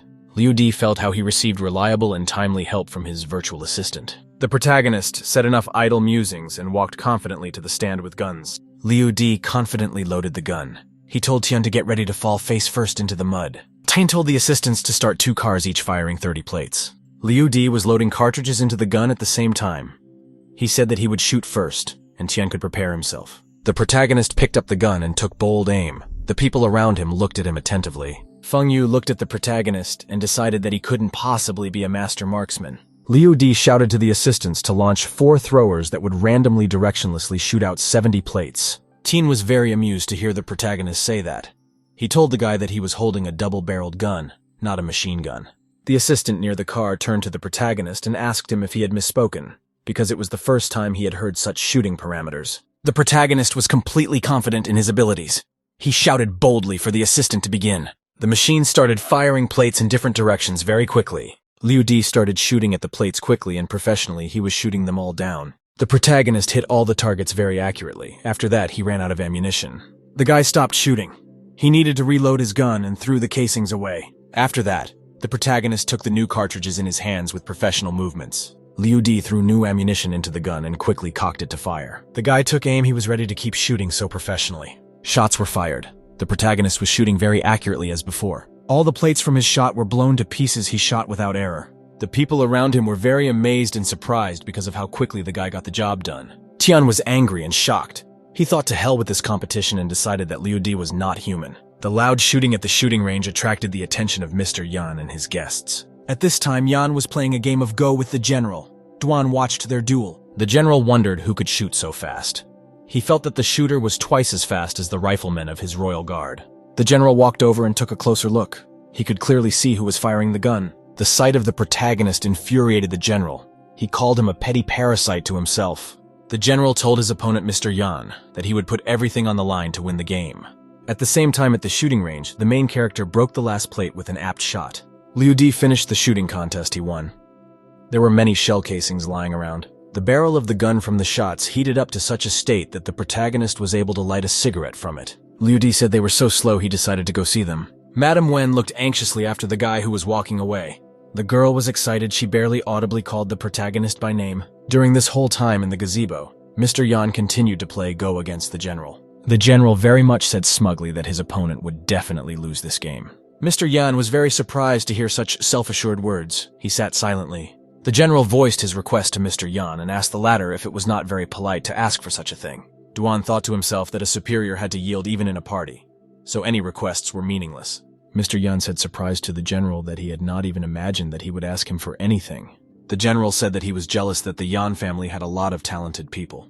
Mr. Yan said the general is contradicting himself. First he let Tizi go and now he wants to bring him back. The general said he's not interested in you now. He needs another man now. Mr. Yan was very surprised. He asked the general exactly who he wanted. After a brief pause, the general pointed his finger at the man he wanted. Mr. Yan is very surprised. He realized that the general was pointing directly at Liu Di. Mr. Yan looked at the general and asked the general if he wanted the protagonist to go with him. Mr. Yan told the interlocutor that Liu Di is very weak physically. He can't be of any use to the general. After a little thought, the general said judiciously that if the protagonist is weak, then his soldiers are not men. The Go game was coming to an end. The general said he had closed and therefore the victory was his. Then the general said that the winning combination is called the Tale of 9 Dragons. Mr. Yan was very indignant, and he shouted to the general that he couldn't do that. They didn't even notice when the main character came to their table. Liu Di took a white pebble from the basket. At this time, the guy placed a pebble on the game board. The general and Mr. Yan watched silently. Mr. Yan was very surprised by the actions of the protagonist. He didn't know what to say. Liu Di told the general to take another look at the black's disposition. The general looked carefully at the Go game board. He studied the position of the pebbles. Here the general asked with great interest of the lad what the move was called. Liu Di cheerfully replied to the general that this move is called collapse. Duan told the guy that he pretended to be a sheep so that the opponent himself would walk into his mouth. The general said that his defenses have been breached in the field of play. Because of this, he will only have to fight to the end. Mr. Yan said judiciously that the game is a game, but lunch may already be ready. At the banquet, it was time for lunch. There was a table in the building with many different dishes. Mr. Yan said that it was very rare to dine together with representatives of the Heishan and Duanhua families. He invited everyone present to enjoy the meal. Tianchen and Ziming sat silently at the table in their seats. They hadn't started eating yet. Mr. Yan turned to Tian and Zimin and told them not to be shy. He also told the Wen girl to start. Wen stood up and said that their company will soon produce a large volume of medical equipment for home use. To promote their products, they hold charity events with the participation of pop stars. The girl added that any profit is out of the question. She hopes that all the guests will support them with investments. The people present were silent. They thought about the words they had heard from the girl. Someone wanted to speak up. He raised his hand up. It was Feng Yu. Feng Yu jumped up and shouted, "Did Wen really think that they were doing charity here?" After that, Feng Yu told everyone present that they had made a contract with Mr. Lu. Ziming said happily that due to Mr. Lu's great popularity and influence, they would definitely be able to raise the popularity of the project. Feng Yu turned to Mr. Yan and called him father. He added that there was nothing illegal about this proposal. For this reason, they should agree to it. Madame Wen also wanted to address her father. He sat in silence. At the same time, the main character was completely absorbed in the process of eating. He did not interfere in the conversation. At the same time, Tian decided to voice his support. He clapped his hands together. Tian said that he already had enough experience in doing business, so he fully agreed with Feng Yu. He added that his company will also enter the market soon. Duan was surprised to hear such talk. He thought to himself that every day brings a new discovery. Mrs. Nan said Joe is just a small antique dealer. That's why you can't offer them anything. Tian replied to Mrs. Nan that she was very humble, and if they were doing business in the same field, he would definitely not be able to compete with her. Mr. Yan said Miss Nan has an incredible mind. At this time, the main character decided to intervene in the conversation. He said it was all garbage. The words said by Liu Di made the people present very angry. Feng Yu threateningly asked the protagonist what he had said. The guy reiterated again that he thought the three guests were just trash. Feng Yu angrily asked the guy how dare he say such a thing in public. Liu Di told the interlocutors judiciously that on the outside they had succeeded, but on the inside they had long since rotted away. Tian asked angrily at the protagonist who he was to judge them and their successes. Liu Di put his fork away. He said he didn't feel like talking at all. The guy then added that there are always clowns who talk nonsense. Liu Di told the guests judiciously that courage and manliness are needed in youth. Liu Di asked the audience if they wanted to put on a show. This was supposed to be the funniest event of the year. Feng Yu told the protagonist not to talk nonsense and why he decided that. Madame Wen and the others present silently and with interest followed the conversation. Liu Di told everyone in attendance that he was helping to organize the charity event. He said he wanted to hold the event on the waterfront near Huitian Square. Feng Yu asked sternly at the guy how dare he compare these ruins on the shore to Huitian Square. Tian told the protagonist that he had hit his head again and was talking nonsense. Liu Di said there was nothing better than holding the event amidst completely destroyed houses and scorched earth. Tian was angered by this response, and he didn't even know what to say to the protagonist. In the end, Tian asked Liu Di for Liu Di to provide evidence. The protagonist told his interlocutors that in an hour they would be 500 million in debt. Mr. Yan tells the protagonist that he is frustrated and doesn't understand him. Tian calmed down a bit and said that Liu Di needed to go and get some air. The protagonist told everyone present that he wasn't done yet. After that, Feng Yu became extremely angry and pounded his hand on the table. Irritated, Feng Yu told the guy not to dare to insult Miss Nan. Tian and Ziming stood there watching. Tian said that he wondered what Mrs. Nan would say to all this. The protagonist liked this. He decided to approach Mrs. Nan. Liu Di stood beside and across from Mrs. Nan and told her what about her. Mrs. Nan looked at the protagonist with joy and confidence. It was obvious that she liked him. Mr. Yan turned to the protagonist and said that he didn't call Miss Nan here to tell her anything. The protagonist was completely calm. At that time, he took a cigarette out of the pack. Tian told Liu Di that the latter could use to check his nerves. What happened next very much surprised, shocked, and angered Tian. There was the sound of a fire being lit in a lighter. The protagonist lit it. At the same time, Liu Di didn't light his own cigarette. Mrs. Nan gave him the lighter. Liu Di took a drag on his cigarette and then let the smoke out. He looked at the people around him calmly. The guests were surprised and couldn't understand why Mrs. Nan helped the guy light up. Tian asked Madame Nan why she gave the guy a light since he is just an ordinary driver. Miss Nan replied to the audience that there was no particular reason, just that the protagonist wanted to smoke. Mr. Yan was very surprised. He couldn't believe that Miss Nan had called the protagonist Mr. Mrs. Nan said that giving a cigarette to Liu Di was a small thing to her. If a guy asked her to risk her life for him, she wouldn't disobey. Mr. Yan asked the girl directly what her relationship with Liu Di was. Mrs. Nan said that Master didn't give her permission, so she won't say anything. Suddenly, at the same time, the phone rang in Tian's pocket. This caused Tian to look away from everything that was going on and answered the phone. The interlocutor told an agitated Tian that everything was gone and they would go bankrupt. Tian was very much surprised. He asked his interlocutor how such a thing was even possible. Tian heard what the person he was talking to told him about the Gemini app. One of the communities in Gemini had just exposed them. It was publicized that their roots were destroying the ecology and taking over the local people's land. Tian was very much annoyed. He didn't understand how some communities' statements could take a company out of the market. The interviewee said that their competitors have not only released exposure on them, but have been able to create over 100 new itineraries for travel, and they are completely free. Tian dropped the phone out of anger. The caller kept saying that they were in very big trouble. In the end, Tian was very annoyed. His company had suffered great losses. The neighbors at the table looked at Tian with interest and bewilderment. They did not understand what had happened to him. Suddenly, Tian pointed his finger at the protagonist and said that he had done it all. He asked what he had to do with Gemini. Mrs. Nan was surprised that Tian called the protagonist by the name Liu Di. She knew him as Di-san. Liu Di said happily that this is a very big coincidence. His former classmate Zhang Tianjia is the CEO of Gemini. Tian looked menacingly at the protagonist and kept saying that it was all his fault. Liu Di replied to Tian that he was doing more than he could handle. He thought to himself that it was enough for him to think and do. Tian got very angry. He jumped up on the table and headed towards the protagonist. Tian shouted menacingly to the guy that he had nothing to lose and would go down with him. At this time, Madame Nan intervened in the conflict. She hit Tian with a punch. Madame Nan became resolute in her defense of the protagonist. She hit Tian with all her might.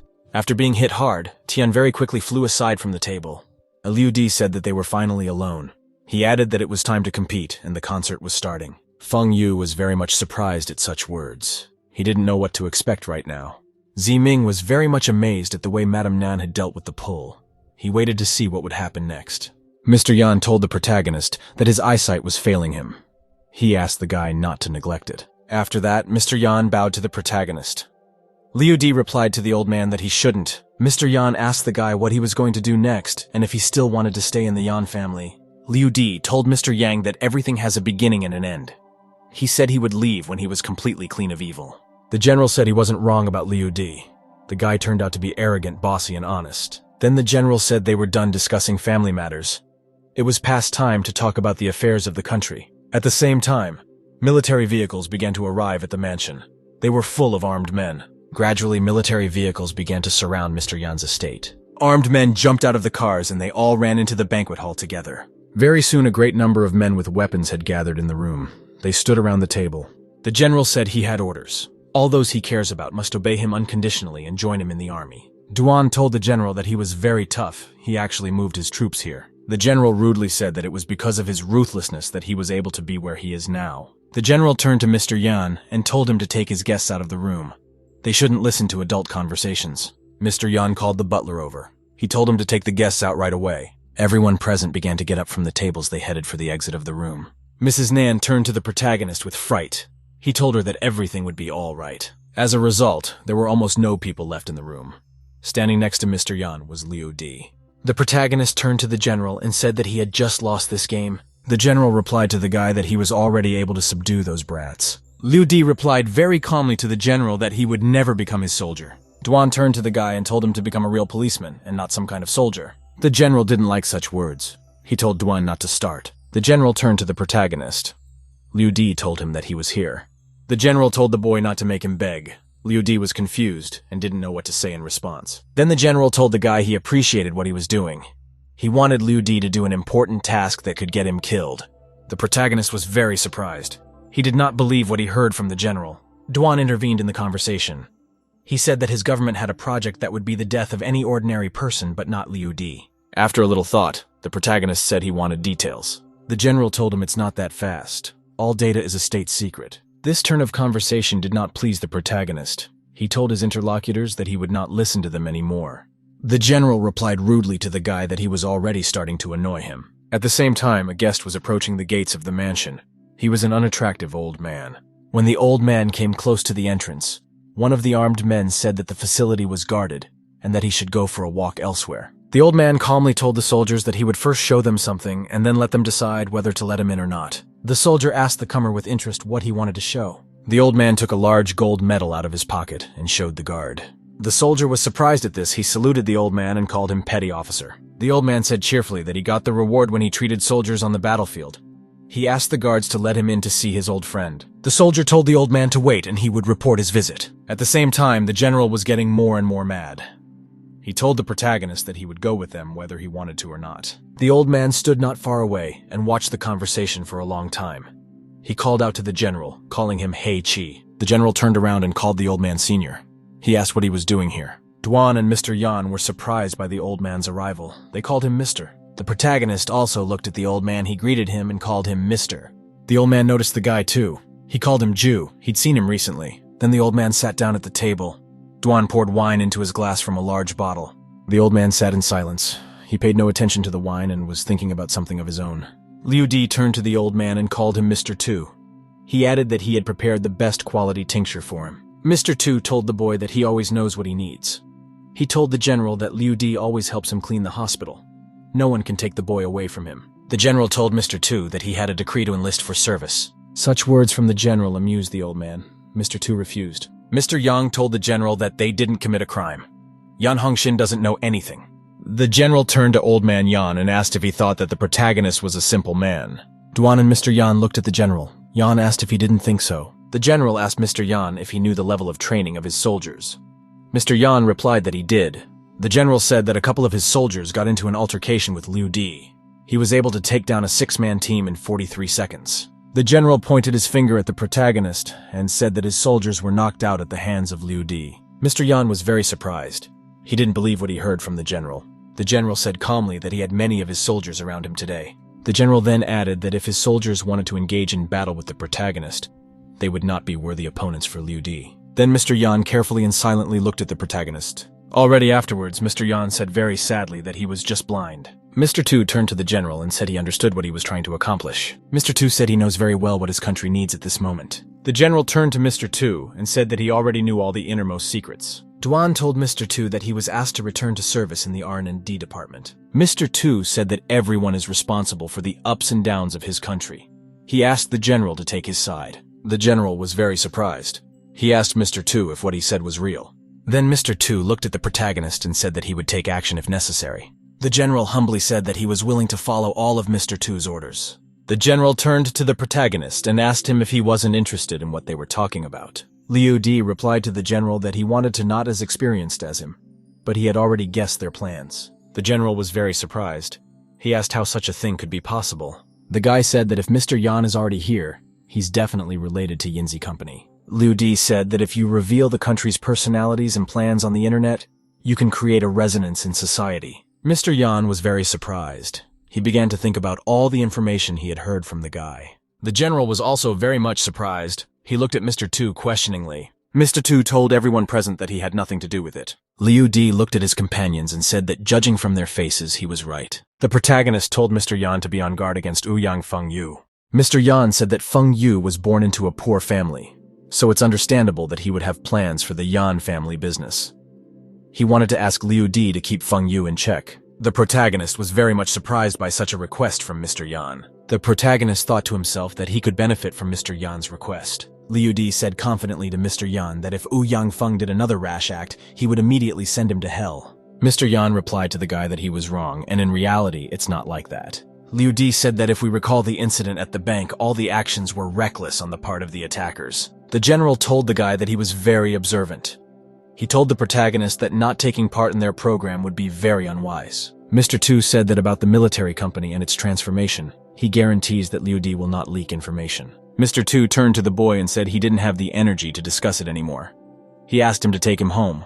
Liu Di replied in agreement. After that, the protagonist and Mr. Tu walked towards the exit. The general turned to Mr. Tu and said they could discuss the plan in detail on the way home. Mr. Tu stopped. Without turning around, he said not to be annoyed. This answer made the general very upset. He wanted to say something to Mr. Tu after he left. At the same time, the guests of the banquet were outside, surrounded by a crowd of armed men. Ziming asked what was going on here. Tian told him that the armed soldiers had surrounded the Yan family house. Liu Di was left alone with the two bosses. Feng Yu said that he is sure Liu Di is simply an arrogant kid, and he himself created all these problems. At the same time, the doors of the manor opened, and everyone waited to see who would come out. The main character walked out of the door along with Mr. Tu. They silently headed onward. The soldiers standing nearby silently greeted Mr. Tu all in unison. Qian, along with Jiming and Feng Yu, stood and silently watched everything that was happening. The three of them watched as the main character headed towards Miss Nan. Liu Di told Miss Nan that he had a couple of ideas to improve her business, so they'll be in touch. Mrs. Nan joyfully answered him in agreement and called him master. The protagonist, along with Mr. Tu, were walking alone on a country road in the mountains. Liu Di was very grateful to Mr. Tu for his help. He asked the boy if he wouldn't come next time, if the enemies would be able to stop him. The protagonist was very surprised by such a question. He asked the old man what he was talking about. Mr. Tu told Liu Di that he has many talents. For this reason, he wants to help the boy establish ties with the state. Then the protagonist realized that Mr. Tu wanted to help him, and he thanked him for it. The sound of cars was heard from behind. The boy and Mr. Tu moved out of the way. A white Mercedes pulled up beside them. Liu Di and Mr. Tu continued walking. A general looked out of the car window. He offered Mr. Tu a ride. The old man paid no attention to the general. He told the protagonist to go faster. A column of cars passed by the boy and Mr. Tu, and they drove forward further. Mr. Tu told Liu Di that the latter was able to happen all his wildest expectations. The protagonist defeated General Hei's soldiers. Mr. Tu told the boy that when he rescued him, he realized he had a very special body. The kid's genes are capable of self-improvement. The main character said shyly and cheerfully that he was just lucky. The boy asked Mr. Tu where he got the artificial eye he had given him during their first meeting. He said he didn't remember exactly. He recalled that he had found him in some hospital. The old man's answer made the boy very happy. He replied that everything was fine. Old man Tu decided to say something to the protagonist. He put his hand on his shoulder. Mr. Tu told the boy that he was lucky to have such talents from God. He said that when the country needed him, he should take that responsibility. The protagonist was very surprised at such a request. He didn't even know what to say to the old man. After thinking for a bit, Liu Di told Mr. Tu that he would do his best. At this time, Ziming, along with Tian and Feng Yu, were standing together on the road in the forest. Tian was very irritated and angrily pounded the tree trunk with his fists. Tian said to himself that because of the main character he became bankrupt, so he won't lift a finger to help him. Feng Yue asked Tian what he could really do. Does he really not understand who is behind the people? Tian told his interlocutor with malice that he would ask his mercenaries to deal with the people. Feng Yu thought to himself that all he had to do was give the idiot some bait, and he would immediately swallow it. Suddenly the guy's attention was attracted by a very loud noise. They heard shots and explosions. They looked down. They saw that some kind of shooting was continuing on the road. Military vehicles were stopped. They were attacked with gas. After this, automatic shooting of bullets began from afar. The soldiers were very scared. They did not know where to shoot back since they did not see the enemy. There was a huge explosion. The soldiers were scattered to the sides by the explosion. A ninja in a black suit rushed past the soldier. The ninja very quickly approached the white car where the general was sitting. Immediately, the ninja prepared to attack the car from the side from the passenger seat. After this, the ninja began to take out the car door with a strong blow. People in Mr. Tu watched all this from afar. He said that the ninja wants to kill Xiaohei Zi. Mr. Tu asked the main character if he could stop the ninja. The guy received a message from the system that such speed and strength are not characteristic of ordinary people. The main character decided that it was time to act. He prepared to jump down the hill. Ludi pushed off with all his strength and jumped down so as not to waste time. The main character flew down. He needed to stop the ninja as soon as possible. At the same time, the ninja was already breaking down the side door of the car, and the general was sitting there. The ninja threw the broken door far back behind him with all his strength. Then the ninja noticed a ring of fire in front of him. This was the general's protection. The general resisted. The ninja continued to attack him with all his might. The ninja decided to stab the general with a knife. He noticed the danger and began to defend himself. The general fought off the ninja attacks. At the same time, the main character landed on the roof of the car. Without wasting time, Liu Di jumped on top of the ninja and he noticed the guy. The main character threw the ninja far to the side with maximum impact force. After a strong blow, the ninja flew away and disappeared. The general watched all this. The system compared the physical characteristics of the main character and the ninja girl, and the similarity was 95%. The guy looked in surprise after the missing ninja girl and asked the virtual assistant if it was her. Ziming, along with Tian and Feng Yu, watched the entire battle from afar. Field of this, Tian said in surprise that he barely had time to blink an eye. Ziming asked Tian if he really wanted the main character to end up with him in heaven. Tian fearfully said that he did not say such a thing and takes his words back. Tian ran to the car and said that he should not mess with the main character. After the battle, the general approached the main character. He asked Ludi if everything was okay. The main character has already come to his senses. He said that everything was fine with him. The man looked at the general with great interest and asked persistently whether he knew who wanted to kill him. General Hei said thoughtfully that big shots are often assassinated. Judging by the outfit of the perpetrator, he belonged to an international assassination organization. At that time, Old Man Tu came over. He told the general that he now owed his life to the protagonist. General Hai cheerfully greeted the elder. He was glad to see him. Afterward, the man said to Liu Di that he would always remember how he saved his life. One of the soldiers reported to the general that they had searched the entire perimeter of the forest, but the killer had gotten away. The general said the incident should be hushed up quickly, and the press should not know about it. The soldier said he would do everything. Afterward, the warlord told his companions that they had become even stronger. The elder replied to the general that he knew what would help them speed up. Liu Di asked the general if he thought it was strange that such an incident happened in the Yan family's estate. The man replied surprised to the guy that Brother Yan could not even think that he would be assassinated. Liu Di said cheerfully to the general that his calmness in such things is admired by the younger generation. The general told the guy that he was assassinated because someone wants to stop the Chinese military's new program. The man said thoughtfully that there was no need to waste time looking for the killer, they should rather spend more time advancing their research. Soon enough, the protagonist returned back to the Yan family's villa. The guy was watching a video of a fighter on his computer. He wondered if this was the transformation of a human being. Liu Di decided to himself that the matter in the Yan family was much more complicated than he could have imagined. When the protagonist was standing in the lobby, a girl named Wen came out to him there. Guy asked Madame Wen where she planned to go today. The girl replied that the protagonist was now the guest of honor of the Yan family.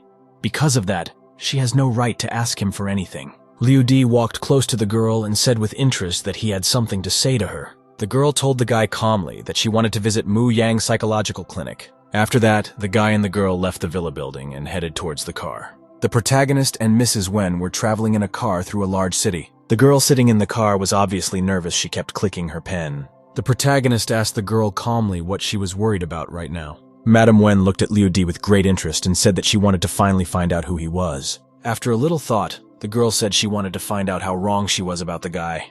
The protagonist hesitated. He continued driving the car without answering the girl. Mrs. Ayan told the guy that there was nothing wrong with him not wanting to discuss it. She was quite aware that he had the right to ask him about such things. Liu Di thought to himself that a person's true identity is a very interesting thing. Breaking the long silence, the girl asked the guy if he was joking about the event then. Liu Di asked Mrs. Wen with interest if he had ever joked about such serious topics. The girl told the guy that if she loses, she won't blame him for it. Without turning around, the protagonist replied to Madame Wen to buy him lots of snacks. The girl was interested. She timidly asked the guy why he wanted appetizers. Liu Di turned to the girl and said that the snacks were for children. Otherwise, it would be hard to persuade them to participate in the performance. The girl asked if the guy really wanted to allow disabled people to participate in the event. Liu Di confirmed that too. Mrs. Wen was inspired to suggest to the guy to have a children's party or some contest for the kids. Soon the protagonist and his companion drove up to the gates of the clinic where the girl was heading. When the girl got out of the car, she asked the protagonist to keep her current itinerary a secret. Liu Di turned around and cheerfully told her that everyone has bouts of madness. He promised to keep it a secret. Mrs. Wen gathered her thoughts and prepared to go out to see the psychiatrist. The girl went to the door of the building and pressed the bell. She waited for the doctor to come out. The doors of the clinic opened, and a young girl in light white clothes stepped out. The girl who came out was very surprised to see Liu Di and Madame Wen beside him. At this time, the system informed the guy that the girl looks educated but is actually quite wild. The system says the girl's name is Li Mu Chang. She's a 26-year-old hypnosis expert. Li Wu-chan walked over and cheerfully greeted the Wen girl who had come. After that, Li asked Wen what kind of guy was standing next to her right now. Wen told the Li girl that an acquaintance of hers named Liu Di had come to visit her. Girl Li was very much surprised to hear the name of the protagonist. She wondered. The guy greeted the girl as if nothing had happened without any emotion. Just then, Li's girl licked her lips, thinking of something of her own.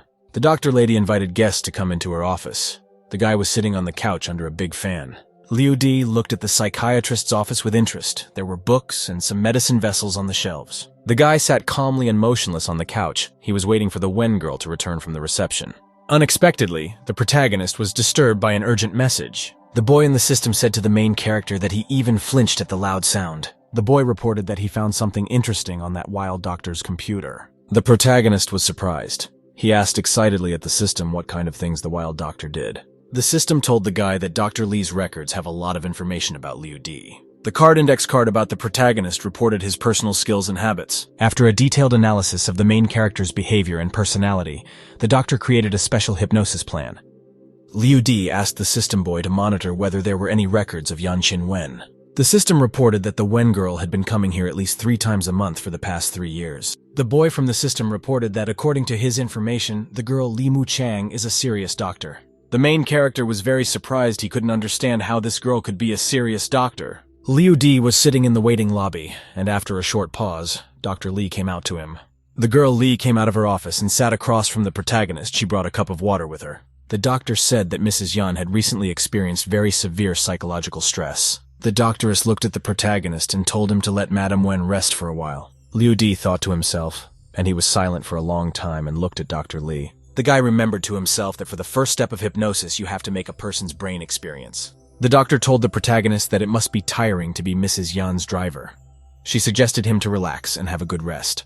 After that, the girl put her hand on the guy's shoulder. She told him that she could guide him into a state of deep sleep and complete relaxation. Liu Di remembered to himself that hypnosis masquerades as deep sleep. The doctoress then pressed a button on the remote control of the air conditioner. Li's girlfriend approached the main character and told him she was offering him a big opportunity. The doctor told the guy that for Miss Yan's sake, she would give him a new experience. Dr. Li asked the protagonist with surprise if he was okay. Liu Di, trying to hold back and not show emotion, said he was fine. The doctoress suggested that the guy lie down now as he would be comfortable. The protagonist got flustered. He wasn't very comfortable with Li's girlfriend sitting on top of him. At this point, the doctor pulled out a gold-plated watch she needed to induce hypnosis. The doctor told the guy to focus on the pocket watch. Liu Di looked at the watch carefully. The girl was holding it on a chain. Dr. Li smiled and prepared to put the guy into hypnosis. The protagonist watched carefully. As the watch on the chain in front of him swung, he realized that the girl had begun hypnosis. The system gave the guy a message that the merger with the subconscious was complete. The system told the guy that his consciousness had completely merged with hypnosis. The doctor told the main character to listen to her voice. She said that his body relaxes and he feels comfortable. The girl told the guy that he was now walking on warm sand and the sun was shining brighter than usual. The doctor proclaimed that she would count to 3, and the guy would trust her completely and tell her all the secrets. Whether the girl was looking carefully at the protagonist, she started counting down from the number 3. The doctor continued counting backwards. She reached the number 2 and then 1. When the bill was over, nothing happened. Liu Di took out a cigarette and lit it. The protagonist smoked and looked silently at Dr. Li. The hypnosis had no effect on him. The girl looked at the guy with great surprise. She realized that she wouldn't learn anything from him. The guy asked Li Muchan frankly if she was a virgin. Dr. Li was not at all embarrassed by the question from the protagonist. She said that her first time was in a university dormitory. It was also later with patients at the clinic. Liu Di's response caught the girl off guard. He yelled at her to stop. The guy asked the girl why she created a hypnosis plan for him. The doctor said that Mrs. Wen wanted to know the secret of the main character, but she changed her mind last night. The doctor herself wanted to know everything about Liu Di. The guy asked the doctor why Yan Qinwen go to her clinic. The girl replied that Miss Wen suffers from strong personality syndrome, and that pressing a ballpoint pen helps her fight the disease. Liu Di asked the doctor's office how his boss was feeling right now. The doctor said that the patient subconsciously feels that her true personality is being enjoyed, and it's coming out. The protagonist inquired about where Mrs. Wen's illness could have come from. The doctor said that the disease can have 2 causes. It could be fatigue or a congenital defect in the genes. The protagonist said he hoped the doctor would help his boss. Liu Di wanted to say something else important. He put out his cigarette in the ashtray. The protagonist told the doctor not to make any plans for him. Guy added that Liu Di's poor mind had been hypnotized successfully. Then the protagonist clinked his lighter to indicate that the conversation was over. Dr. Li was very surprised. She expected a different outcome from the session. The protagonist stretched and said happily that he had had a very good night's sleep. The doctor told the guy he needed to rest and she had something else to do. After that, Dr. Li came to the next room where Mrs. Wen was. The doctor woke the girl up and told her excitedly that she was able to hypnotize Liu Di. Girl Wen was very much surprised by what she heard Dr. Li say. Mrs. Wen shouted sternly and angrily to the doctor that she had asked her not to do that. The doctor asked the girl if she didn't want to know what happened to the main character. Wen asked without much interest what happened to the protagonist. The surprised doctor said that Liu Di had more than 80 personalities. Then the doctor said excitedly that the main character is a big pervert. Mrs. Wen called the doctor Sister Moon and asked her to stop making jokes about her. Dr. Li tells the girl that she is her doctor and why she doesn't believe her. A little cheerful, Wen asked her interlocutor what about the identity of the protagonist. The doctor lady calmly said that Liu Di is an ordinary person who knows many wonderful people. At this time, Mrs. Wen's phone rang. She decided to pick up the phone. Mrs. Wen picked up the phone and listened to the message from the caller. The news that the girl had just heard shook her badly. The girl Wen ran out to the room where the main character was and said that they had to go back because something had happened at home. Liu Di calmly said that he could guess that the reason for their summoning was because of senior sister Yan's accident. The main character said that the older sister may have been in a car accident, or there was a fall resulting in injury. Mrs. Wen was very surprised. She asked the boy how he knew something had happened to her sister. Liu Di said calmly that he noticed a darkening of energy in Big Sister's body. It foretold disaster. The girl didn't like that answer.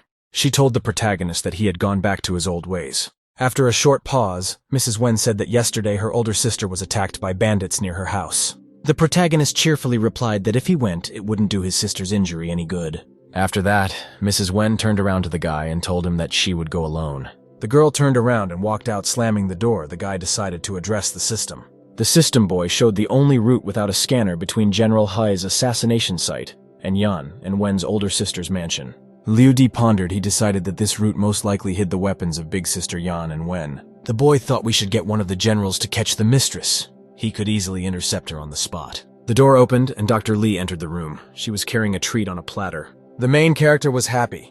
He liked the fact that they also served him fruit. The doctoress took the guy's hand and said he was the most beautiful man she'd ever seen. Liu Di thought to himself that he should have said during the hypnosis that he was the man that Lee's girlfriend could never win over. The boy in the system reminded the protagonist that the doctor likes to solve puzzles and investigate. Dr. Lee smilingly suggested to the guy that they add each other as friends in the Gemini program. Liu Di held out a smartphone to the girl. He said he agreed to her offer to support his own app. Dr. Lee and the guy carried smartphones to each other they added as friends. Dr. Lee asked the main character why he signed up for D-San. Isn't he afraid that the creators might ban his account? The protagonist said that if his account gets banned, all he'll have left is to boil in an iron pot. The doctor laughed. She told the main character that he was really funny. The guy got a text message on his phone at the time. He was notified of a new find. Liu Di rejoiced as the new information would not be superfluous to him. The guy turned to the smartphone and told him to keep it a secret they'd pull out that ace after the concert. Feng Yu was sitting and browsing the news on the internet. He saw the news about the exposure of the Gemini app. The guy was surprised. He said that Su Ming was able to organize Singer D's concert at the charity event as well. A video of Young Feng Yu has been broadcast online identifying himself as the vice president of Inzi Group and responsible for Singer D in concert. Feng Yu said that at 20 o'clock in Huitian Square, D's concert will be held and admission is free for everyone. After that, Feng Yu made a few more announcements, and the audience listened to him attentively. Internet users were waiting for the concert. They couldn't believe that D would actually come, and they were ready to do anything to get to his concert. After D announced the concert and left a message on the internet, it went viral. Su Ming's boyfriend was very excited. He kept thinking about Singer D, and Ziming stopped and pondered he did not understand how D and was able to send the message. At the same time, preparations for the concert were going on in the Yan family's estate, and the workers were carrying instruments. At this time, Mrs. Wen was watching the music equipment being moved in her yard. 2 movers were carrying the piano. Due to the carelessness of the movers, the piano slid sideways and fell off. The boys looked fearfully at the fallen piano. They were afraid it might break. Mrs. Wen looked carefully at the fallen piano. It seemed familiar to her. The girl looked and thought that in front of her stood the forgotten piano from the basement. Miss Wen remembered that the instrument is similar to the piano from Dai's video, and the girl decided to herself that this piano was no longer playable. Mrs. Wen walked over and shouted to the movers to wait. The girl walked over to the piano and lifted the lid. She wanted to check how the instrument played. Madame Wen stood and pressed a few keys on the instrument. The girl noticed to herself with surprise that the piano was well tuned. The movers turned to Miss Yan and told her not to delay the delivery. Near the stage gathered a huge number of people. They all waited for the concert and chanted the name of the singer D, and standing behind the stage were Ziming and Feng Yu beside him. They silently listened to the crowd's shouts. At the same time, news of a future concert spread throughout the big city. The protagonist in a building on the outskirts of town was also preparing his concert. At this time, Mrs. Wen was sitting near the stage and Mrs. Nan was sitting next to her. A large banner appeared with a message of thanks to Sister Yan for such a gift of a concert. Miss Nan and Miss Wen thanked their viewers and admirers for their support. 2 boys came up and they wanted to address words to Mrs. Wen. The boy looked happily at Mrs. Wen and said that she should be applauded after the concert. The girl liked such words. She agreed to the boy's proposal. Afterwards, the Wen girl thanked Madame Nan for her visit. Mrs. Nan replied that she admired the girl for the good deed she had done. Nan then clarified that she wasn't interested in the state of the stage. She had come to see the beautiful man who would sing. Madame Wen was surprised at this answer. She didn't even know what to say to her. Suddenly, 2 of her maids approached Madame Wen from the side. The girl turned to the maids Kai Kai and Xing Xing and asked why they were here. The maids told their mistress fearfully that they had barely found her, and they had almost lost their way. One of the maids told the mistress that they really wanted to see the beautiful singer D, and they also came to support her personally. Madame Wen hugged her maids lovingly and thanked them joyfully. The girl turned around and walked towards the stage. She told everyone that the show was about to start. One of the boys told the girl that Liu Di would definitely wait for her. There was a huge crowd gathered near the wall, all chanting Di's name, and the host came on stage. He welcomed everyone to the benefit concert of Singer D, and the people in the crowd were overjoyed. They were non-stop loudly repeating Di's name, and the host asked fans to invoke their deity named D, and at the same time, from behind huge puffs of smoke, the long-awaited singer came on stage. The singer came out and stood silently on stage. The audience greeted him with applause. The fans were ecstatic. They called D and their god. They were barely restrained by security guards. The singer took the microphone in his hands. He prepared to perform a song for the audience. The guy was happily singing a song about the day the waves rose from the depths. The audience stood and listened joyfully to the song. Gradually, the people moved a little away from the stage. The audience noticed that there were some problems with the sound and they couldn't understand what was wrong. At this time, At another location on the outskirts of the city, the protagonist decided to perform himself. The maids turned to Mrs. Wen and said that they needed to invite another performer to the stage. Kai Kai and Shin Shin were carrying a boy with glasses in a wheelchair. The boys were very excited. They stood beside Mrs. Wen and waited for the main character's performance to begin. The girl was satisfied and cuddled the children. After that, she wanted to know when Liu Di would arrive. Mrs. Wen called and wondered if Liu Di would make the children wait so long for him. At this time, the main character prepared to start the concert. He turned on the lights near the piano. The guy sat down at the piano that was set up on the roof and got ready to play. Liu Di began the concert by leisurely strumming the keys on the instrument. The main character started singing a romantic love song loudly. The audience standing nearby at the concert wondered who was singing. They realized that Di on the stage in front of them was a fake. The real singer is the one singing next door. The audience all gathered and headed en masse in the direction from where the main character's voice was heard. Madame Wen was very surprised to hear the noise of many people walking. She even thought it was an earthquake. Madame Wen stepped out onto the balcony. She began to carefully survey her surroundings. The girl noticed a huge crowd of people walking past the house where she was. People were walking and everyone was chanting in unison that they were heading to where Di and... People approached the building in droves and began to surround it on all sides. Mrs. Nan shouted to her subordinates to reinforce the guards and protect the children and the stage. The protagonist at this time continued to sing a song. Its sounds blurred through the surrounding streets. All the people and even the children stood still mesmerized as they listened to Liu Di perform the song. The boys were very happy and pleased. They were touched by the lyrics of the song, in which the main character reported that he would not be afraid. The audience was surprised. They couldn't realize whose fabulous voice they were hearing. At this time, Old Man 2 was sitting at his home on the couch. He knew that the protagonist at this time would be performing. The elder drank the wine and said cheerfully for Liu Di to move forward. The main character stood on the roof and said that this hospital that treats sick children does not have for existence. He also added that attention is human nature and kindness.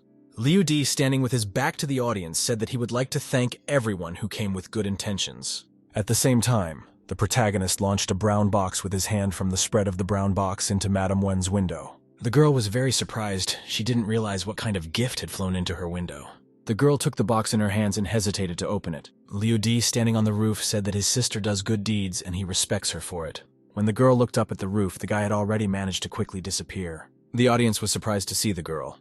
They recognized her as the heir of Inji Group and belonging to the Yan family. The maids asked the surprised mistress if she knew Di, and personally, they asked her to open his gift.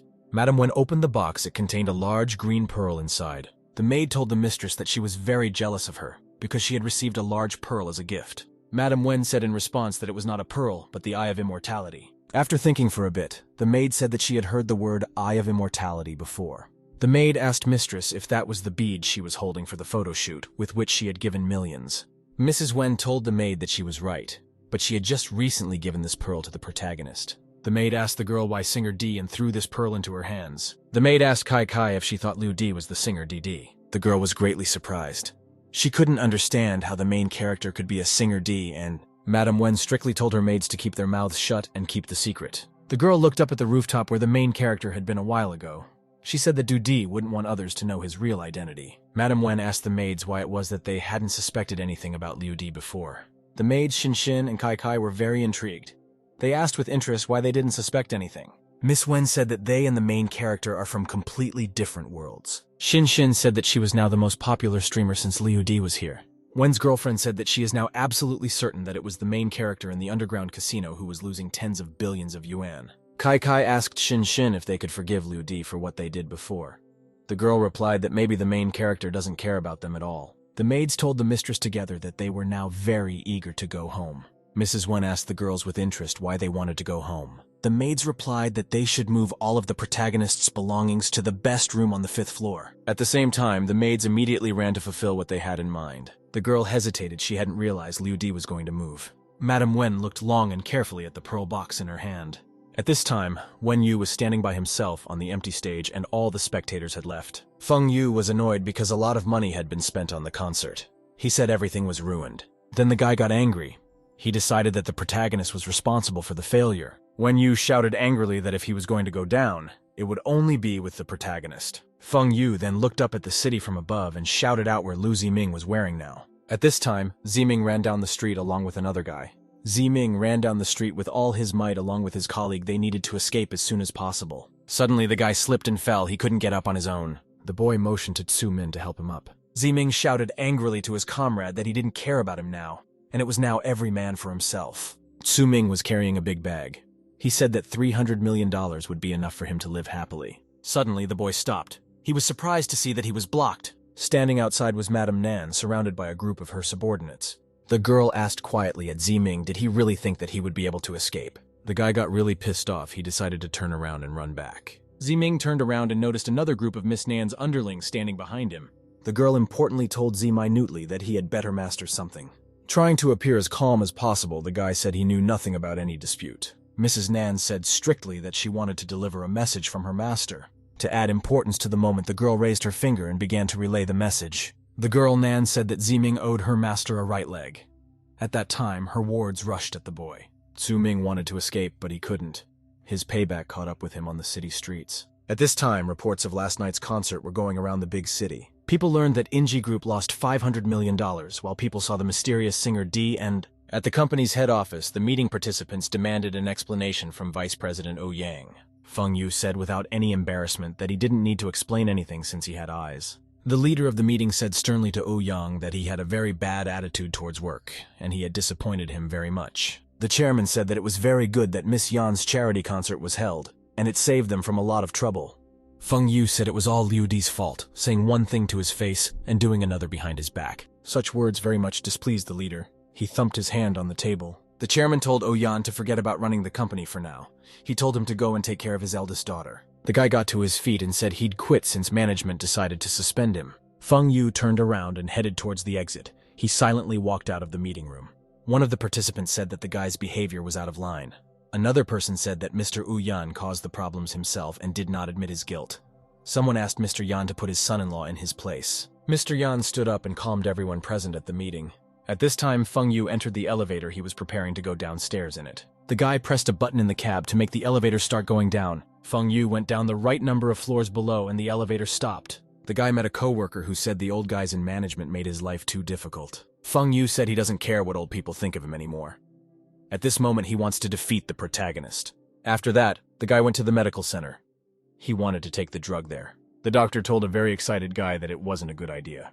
The medic reported that the drug was only recently created and there have been no trials. The guy asked the doctor impatiently what percentage of the probability that the surgery would be successful. After a little thought, the doctor judiciously said that the probability is not more than 10%. Such figures pleased Feng Yu.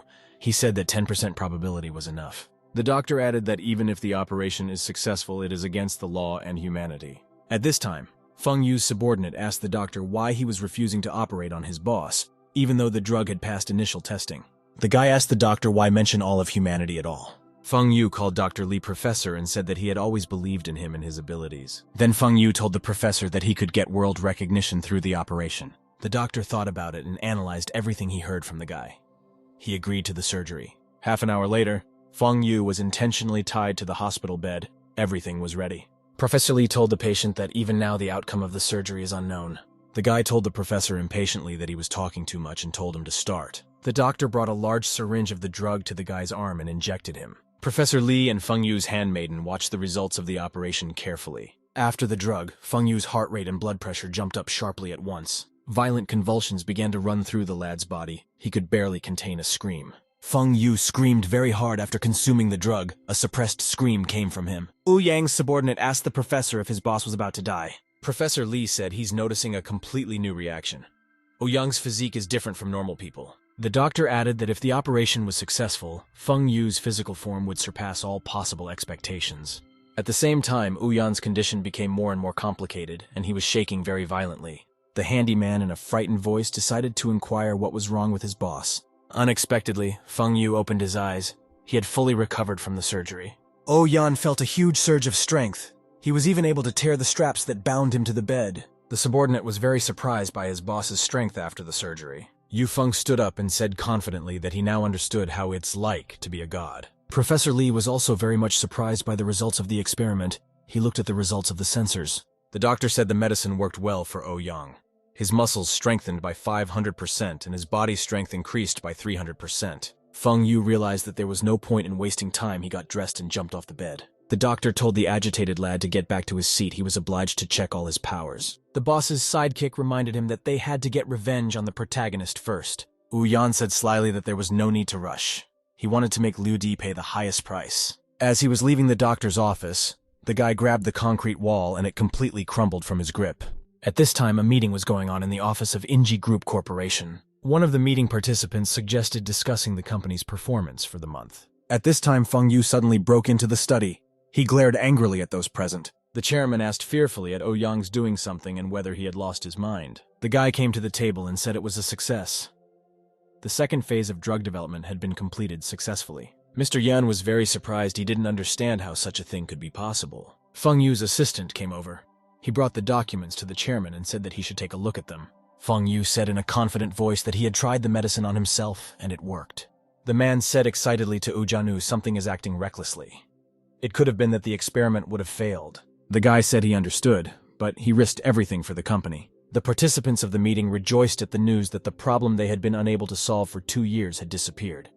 They will have stable cooperation with the military industry. Feng Yu said they could invite General He to the lab to see the results of their work. General He arrived by helicopter, accompanied by several soldiers. After arriving, the general entered the elevator in the building with the soldiers. The general rode silently in the elevator. He was excited by the news, but didn't show it. The general asked Mr. Yan if he was sure of the success of the experiment. Mr. Yan, after a short pause, told the general that he would understand everything when he tried it. The general turned to his soldier named Grizzly and told him to hit a special machine gun. The soldier was in no hurry to get to the mat and began to warm up for a harder punch. Then the soldier accelerated and prepared to crush the machine gun at once. The Grizzly threw the maximum punch he was capable of. The machine analyzed the force of the blow and showed that the soldier gets 200 points. Mr. Yan said with surprise that Tian's organization is at a high level, and the strength of the soldier's punch is similar to the level of a world champion boxer. After that, Feng Yu decided to show off his abilities. He tossed his jacket aside. The guy accelerated and prepared to hit the machine with all his might. With all his might, Feng Yu completely crushed the automaton with his powerful punch.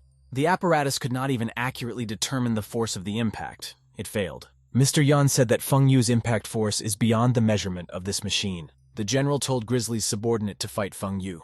He added that he wanted results. The soldier did not like the offer and was afraid for his life. Feng Yu told the general that there was no way his Grizzly soldier could be a worthy opponent for him. Then the guy slyly said that they could invite a person here who favored the martial ranks from the Yan family's manor. Mr. Yan asked Feng Yu, surprised to hear Feng Yu talking about the main character. General He told Mr. Yan that Liu Di is a strong fighter, and he would like to see him in a fight. Such words made Feng Yu very happy. He said that he completely agreed with General He. The protagonist was lying on the shore and looking up into the vast blue sky. Liu Di was resting on a large rock. He didn't realize that he was being watched. The analyst looked at the satellite video of the protagonist. The guy thought hard after what he saw. He smoked a lot. An expert asked how it was possible that their control system could be hacked. Another expert said that a hacker could control not only streetlights, but also loudspeakers. The analyst said it's been all night. They should have found the hacker or D, and the subordinate told the captain that they were able to figure out the hacker's IP address. The captain got excited. He said he wanted to catch the hacker himself. The subordinate timidly said that the hacker is now in Egypt, and at the same time also at the North Pole. The captain got angry and shouted at his subordinate not to joke about him. The subordinate showed the captain the laptop and said the hacker had left a channel for them to talk to him through. The captain walked over to the laptop and looked carefully into it as Messenger was activated. In Messenger, he read a greeting from a hacker for Captain Dongmin. The expert was very surprised he didn't know and couldn't understand how the hacker knew his name. The hacker apologized for causing a lot of trouble for the organization. He added that there were no casualties. The captain decided to respond. He threw everyone's notebook down and started rapidly thumbing through the keys. Captain Dongmin demanded of the hacker that he reveal his location immediately. All he saw in response was laughter. The captain got very angry. He even turned out the ashtray of cigarette butts. Dongmin then noticed the hacker forwarding him an archive of documents. The captain was very much surprised. He realized he had gotten something important. Kapitna read a message from a hacker who sent him information about a major money laundering case. The general wrote to the hacker that he would not forgive him for what he had done to General He's power grid. The hacker replied that no one would catch him. He signed his name as DC. The general was very much agitated by the large amount of information he had received. He even tapped his hand on the table. The man said excitedly that the hacker is Chinese and a fan of D, and the general received information about DC. He was a Chinese hacker of international level and very dangerous. The man decided that he must catch this hacker. He will fight him for the rest of his life. The protagonist, after a vacation near the sea, decided to return home. Liu Di picked up the phone and said that it was time to deal with Feng Yu. Suddenly, the guy noticed an incoming call. Yan Hongxin wanted to talk to him. The guy was still standing on the shore. He asked Mr. Yan what he wanted. Mr. Yan told the protagonist that they would be conducting an important experiment at the company, and he should come. Liu Di replied that he was now in the Wanhai area. He asked Mr. Yan to ask them to wait for him. Mr. Yan told the general that the protagonist would be with them in an hour. 10 minutes later, Liu Di was already there. He was taking the elevator to the right floor. The guy went up to the floor and got off the elevator where General Hai and Mr. Yan were waiting for him. The main character thanked everyone in attendance for waiting for him. The general asked with surprise at Mr. Yan how come the guy passed in 10 minutes. Mr. Yan asked Liu Di how he was able to pass the access control. 200 million was spent on the security system. Liu Di replied that he was good at computers, he was able to hack into the system. The protagonist asked if he was invited here to defeat Oyan. Feng Yu was surprised at such words. He said that he could only dream of winning. The guy ripped off his clothes and yelled to the main character that he could beat him to a pulp. Liu Di absolutely calmly replied to his opponent that he himself was worthless. Ouyang very confidently shouted to his opponent that he would help him find his death. After that, Ouyang prepared to attack. He kicked off from the floor and accelerated.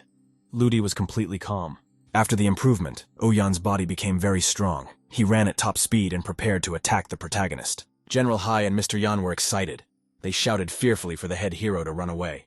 The protagonist was completely calm and unperturbed. He prepared to fight off his opponent. Liu Di swung his leg up and threw it with all his might towards Oyan. From the powerful impact, Oyan flew off at high speed and crashed into the wall. Ouyang slammed into the wall with such force that it even cracked. He lay unconscious. The protagonist said that his opponent wasn't a dangerous mutant, but ordinary garbage. Liu Di said very importantly to General He and Mr. Yang that the human change technology should be used on people with pure consciousness. The main character told Mr. Yang that he had already sent a letter to his company's legal department. The man was wary. He was asking the protagonist what kind of letter he had sent. At this time, Mr. Yang's phone rang. The person who spoke to him said that the guy, Yang, had used his position to embezzle the company's assets and kidnap the girl, Yan Qingwen.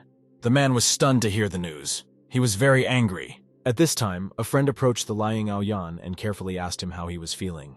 Suddenly, Ouyang jumped to his feet very abruptly and cheerfully. His face expressed an unhealthy grin. With an inadequate look, Ouyang danced while shouting that he can feel the censer shining, and the flowers are smiling at him. A very much surprised Mr. Yan wanted to ask the protagonist something. Liu Di turned around and prepared to leave. He said goodbye that he was willing to help transform the Ministry of War. He asked for some time. The protagonist arrived alone at the building of a huge office. He stood near the entrance of the building. Liu Di thought that many thugs would be after him now. It would be best for him not to return to the Yang family house. System guy Mo Tong told the protagonist that his system is about to be upgraded. Liu Di is obliged to find the mechanized site himself. The protagonist asked the Mo Tong in wonder, why should he do all this? System guy showed the protagonist an image and explained that the site belonged to Heishi University. The satisfied protagonist told Mo Tong that it was time for him to repair an old relationship. The protagonist arrived at the Heishi University building, which was located in the center of the city. A lecturer in the audience was telling students that artificial intelligence can combine all knowledge and use it for new production. After that, the lecturer said that we should think about whether someone who manages artificial intelligence is a good leader. Liu Di watched the lecturer through the window. Mo Tong said that artificial intelligence comes in different qualities. Once his system is upgraded, it will improve its power. There was a timetable for the system upgrade the Mo Tong guy had to wait for. After the lecturer came out of the classroom with a folder in his hands. The teacher was very surprised to meet the protagonist in the corridor. The teacher asked the protagonist with interest, why had he never once contacted them in all these years? Liu Di explained to the teacher that he had a problem. That's why he came back now. The instructor asked the fellow if he had come here as a mediator of Guoqian. The protagonist explained that the teacher had misunderstood him. Liu Di wants to buy an abandoned hall to create experimental products. The teacher asked the protagonist unhappily, why doesn't the protagonist work together with Guoqian? Liu Di asked the teacher, isn't it the same as going to school and solving assignments that don't have conditions? The teacher said that the protagonist had better get a job and come down to earth. After that, the teacher quickly started walking down the corridor. The protagonist looked after him. The system displayed a message that Guoqian is the chairman of a real estate company. The protagonist was surprised that Guoqian was able to reach the head of a real estate company in a couple of years. After that, the guy decided to contact his recent acquaintance. He picked up the phone and called Guoqian. Guoqian was very dissatisfied with the call he received. He asked the protagonist what he wanted. Liu Di said that he wanted to discuss with Guoqian the possibility of acquiring an abandoned warehouse. He didn't like that the protagonist was putting him on his level. The protagonist decided not to continue the conversation. He hung up. At that time, a university professor was sitting in his office. He was working on his computer. The teacher was very much displeased because Heist University could not give him a patent. The teacher looked at the computer and saw many incoming messages. He could not understand who had opened so many emails for him. The teacher looked closely. Something in the messages he received interested him. The teacher looked carefully at the scientific data he had obtained. He realized that such a bionic material could absorb radioactive waves and even make buildings invisible. The teacher observed that there is an opportunity in the scientific data obtained to optimize solar energy technologies. Afterward, the instructor received a message that the student had made great academic progress and was ready to share his or her accomplishments with their university. Then the teacher abruptly became and headed for the office of the university head. Professor Wang Yuan was chatting in the university head's office about the protagonist. The leader sitting at the table said that the man was extremely talented, and he was ready to give him any support. After that, the supervisor stood up and told Professor Wang to call the protagonist personally to the university to negotiate the terms of the patent. An hour later, the protagonist was in the university building.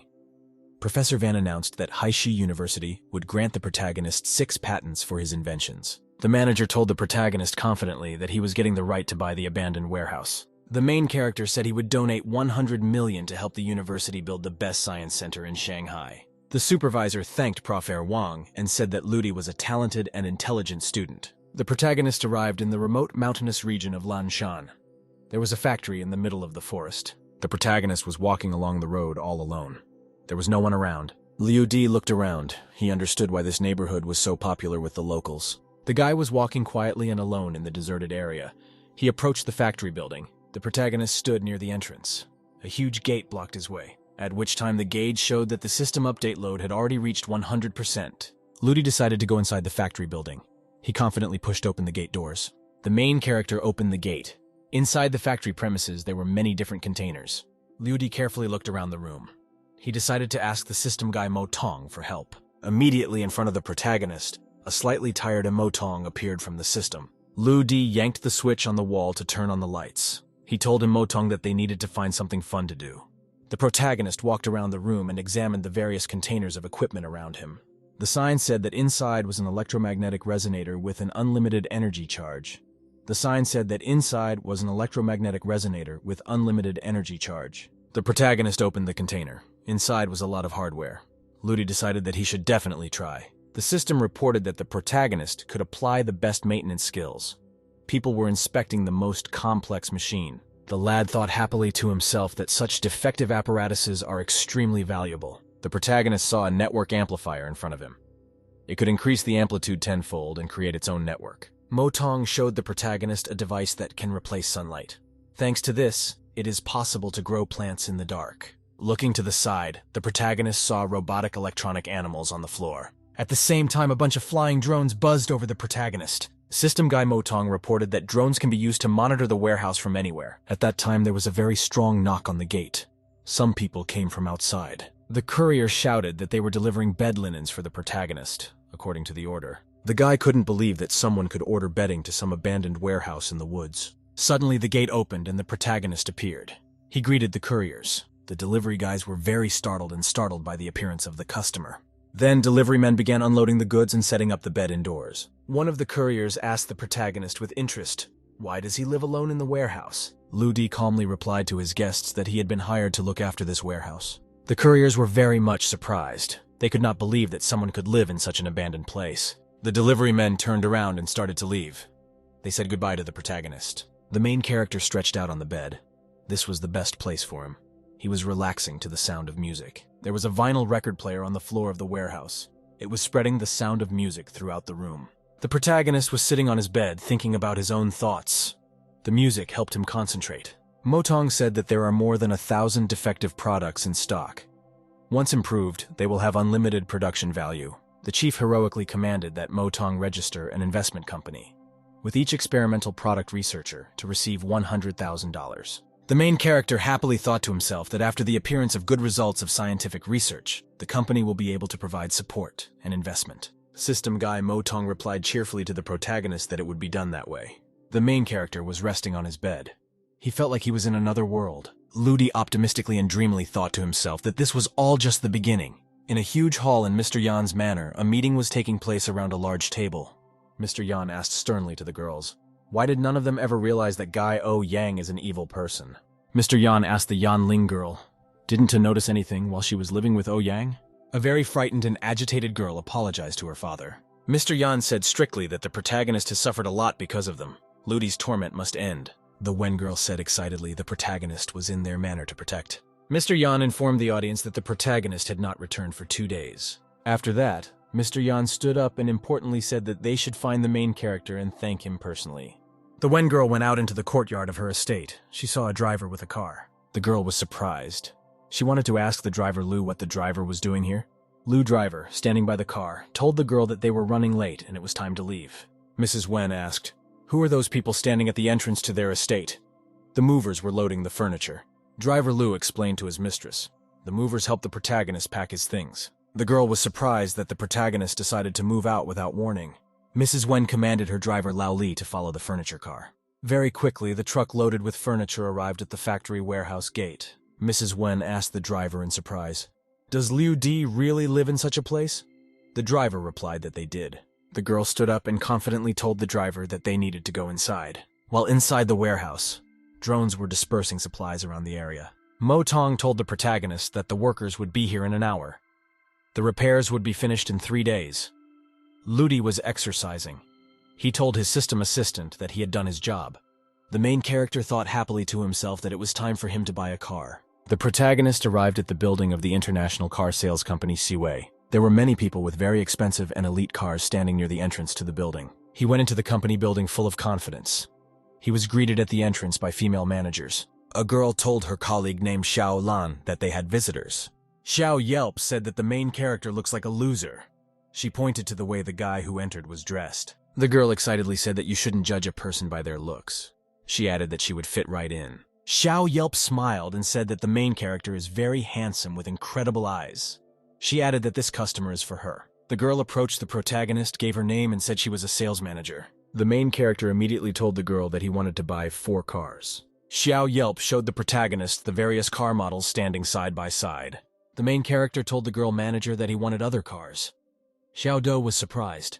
After that, the manager told the protagonist that if he was not satisfied with the cars they had, he could look elsewhere. At that time, Xiaolan's girlfriend passed by the general manager. She wanted to approach him. The girl turned to the manager named Mr. Say, who was passing by her. Mr. Say said for the girl to go and fetch water.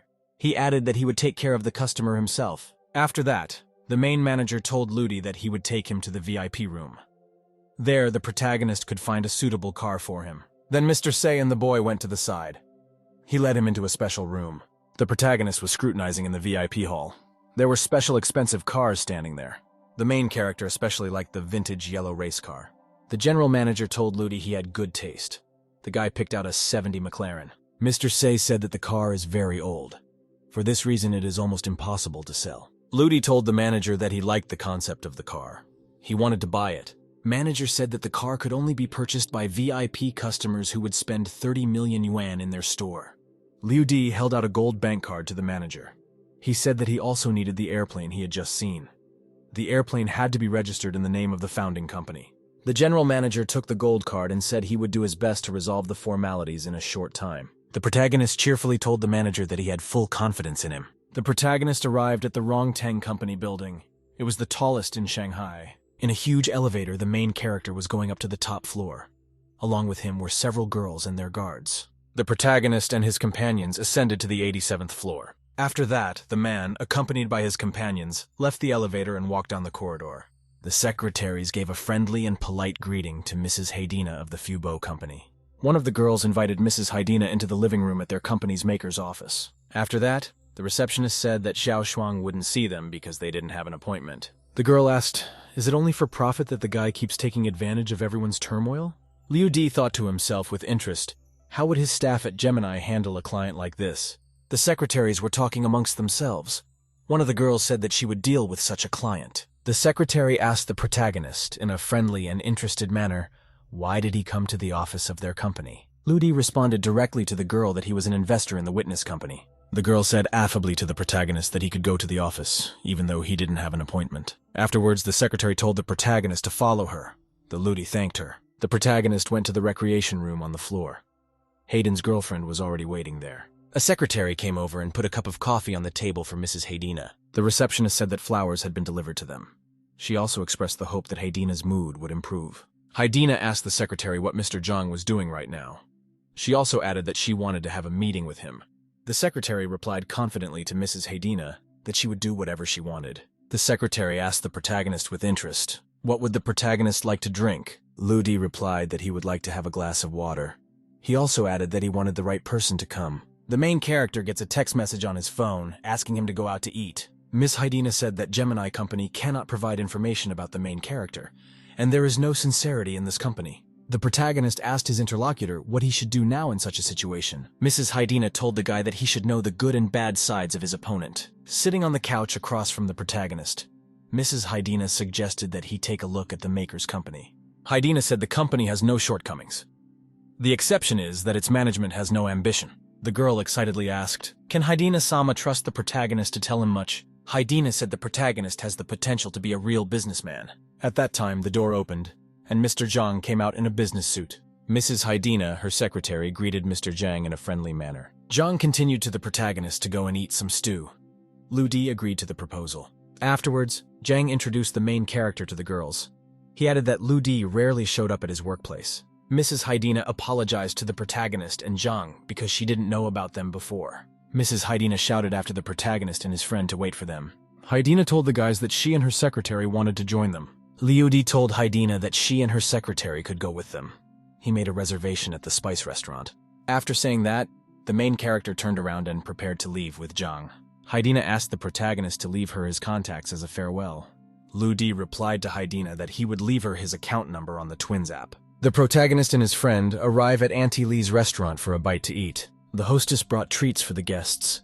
She told the boys that they hadn't eaten at her place since they finished their studies. Zhang told Auntie Lee that they only lost weight because they hadn't eaten her food in a long time. The woman told the guys that they don't eat properly at all. For that reason, they can eat more at her place. The guys decided to start a competition amongst themselves. Liu Di said, whoever finishes last will clean up the dishes.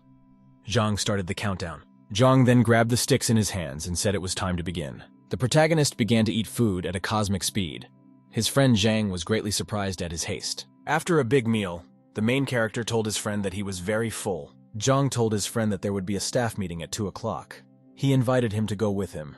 The main character told his friend he's not going with him. He still has to clean up the restaurant. Zhang asked his friend in surprise, does he not even want to participate in the meetings? He asked, does the person now trade on the stock exchange? The protagonist told his friend that his best decision lately was to invite Zhang into the company. Zhang said excitedly and devotedly to the protagonist that from now on, all their affairs are completely common. Zhang then told the protagonist that there was one reason why he should be in the company. Liu Di asked with great surprise to his friend, what is he talking about?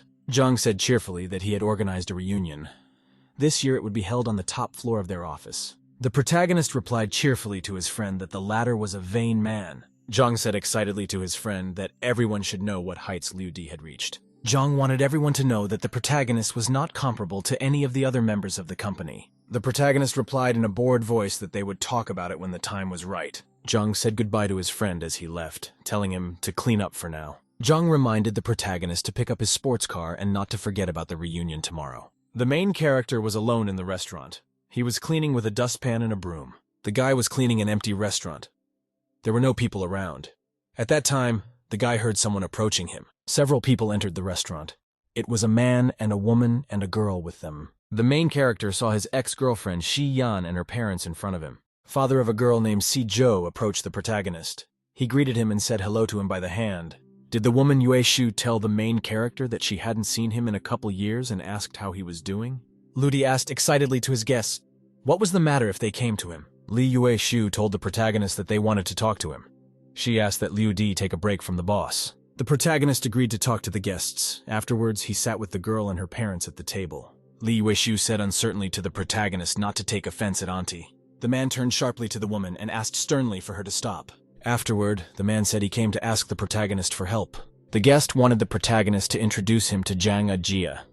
The man added that he had been here often, but had never seen the local chief. The main character replied to the interlocutor that Zhang Ajia would only agree to a meeting if the man wanted to buy shares in his company. The man said he didn't even know what to do. The woman told the protagonist that Zhang Ajia was now in a high position. He could already forget about Liu Di. The protagonist replied calmly that Ajia was very different from ordinary people. The woman offered the guy money for the meeting. She added that this amount would be enough for several years of work in the restaurant. The protagonist stood up and said that he would discuss such a proposal with Ajia.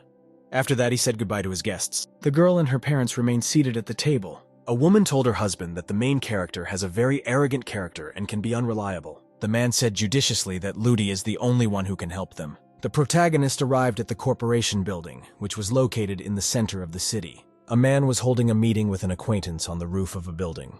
There were many people around the building in the square. The guy with the glasses told the main character that the event was like the vampire family dinner from the movies. The protagonist asked his friend Dongmin if he had been unwell lately. Dongmin smoked and told the protagonist that he's been fighting one top-notch hacker lately. Ludi put a hand on his acquaintance's shoulder and told him to take his time. Dongmin replied to the protagonist that he would catch the hacker, otherwise he wouldn't be here. At this time, a group of people approached the protagonist from behind his friend Dongmin. One guy asked Dongmin what is he doing next to the main character.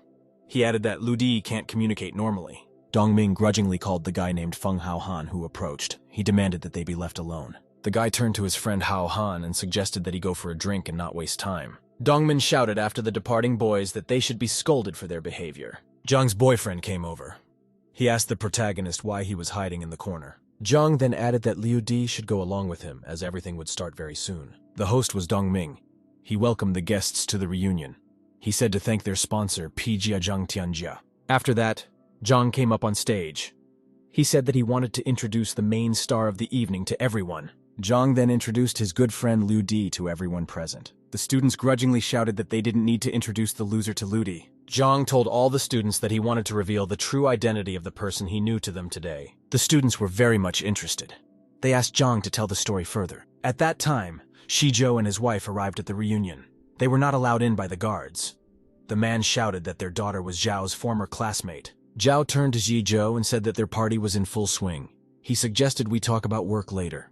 Shizhou agreed with the boy. He also added that it was better not to procrastinate, so as not to regret the missed opportunity later.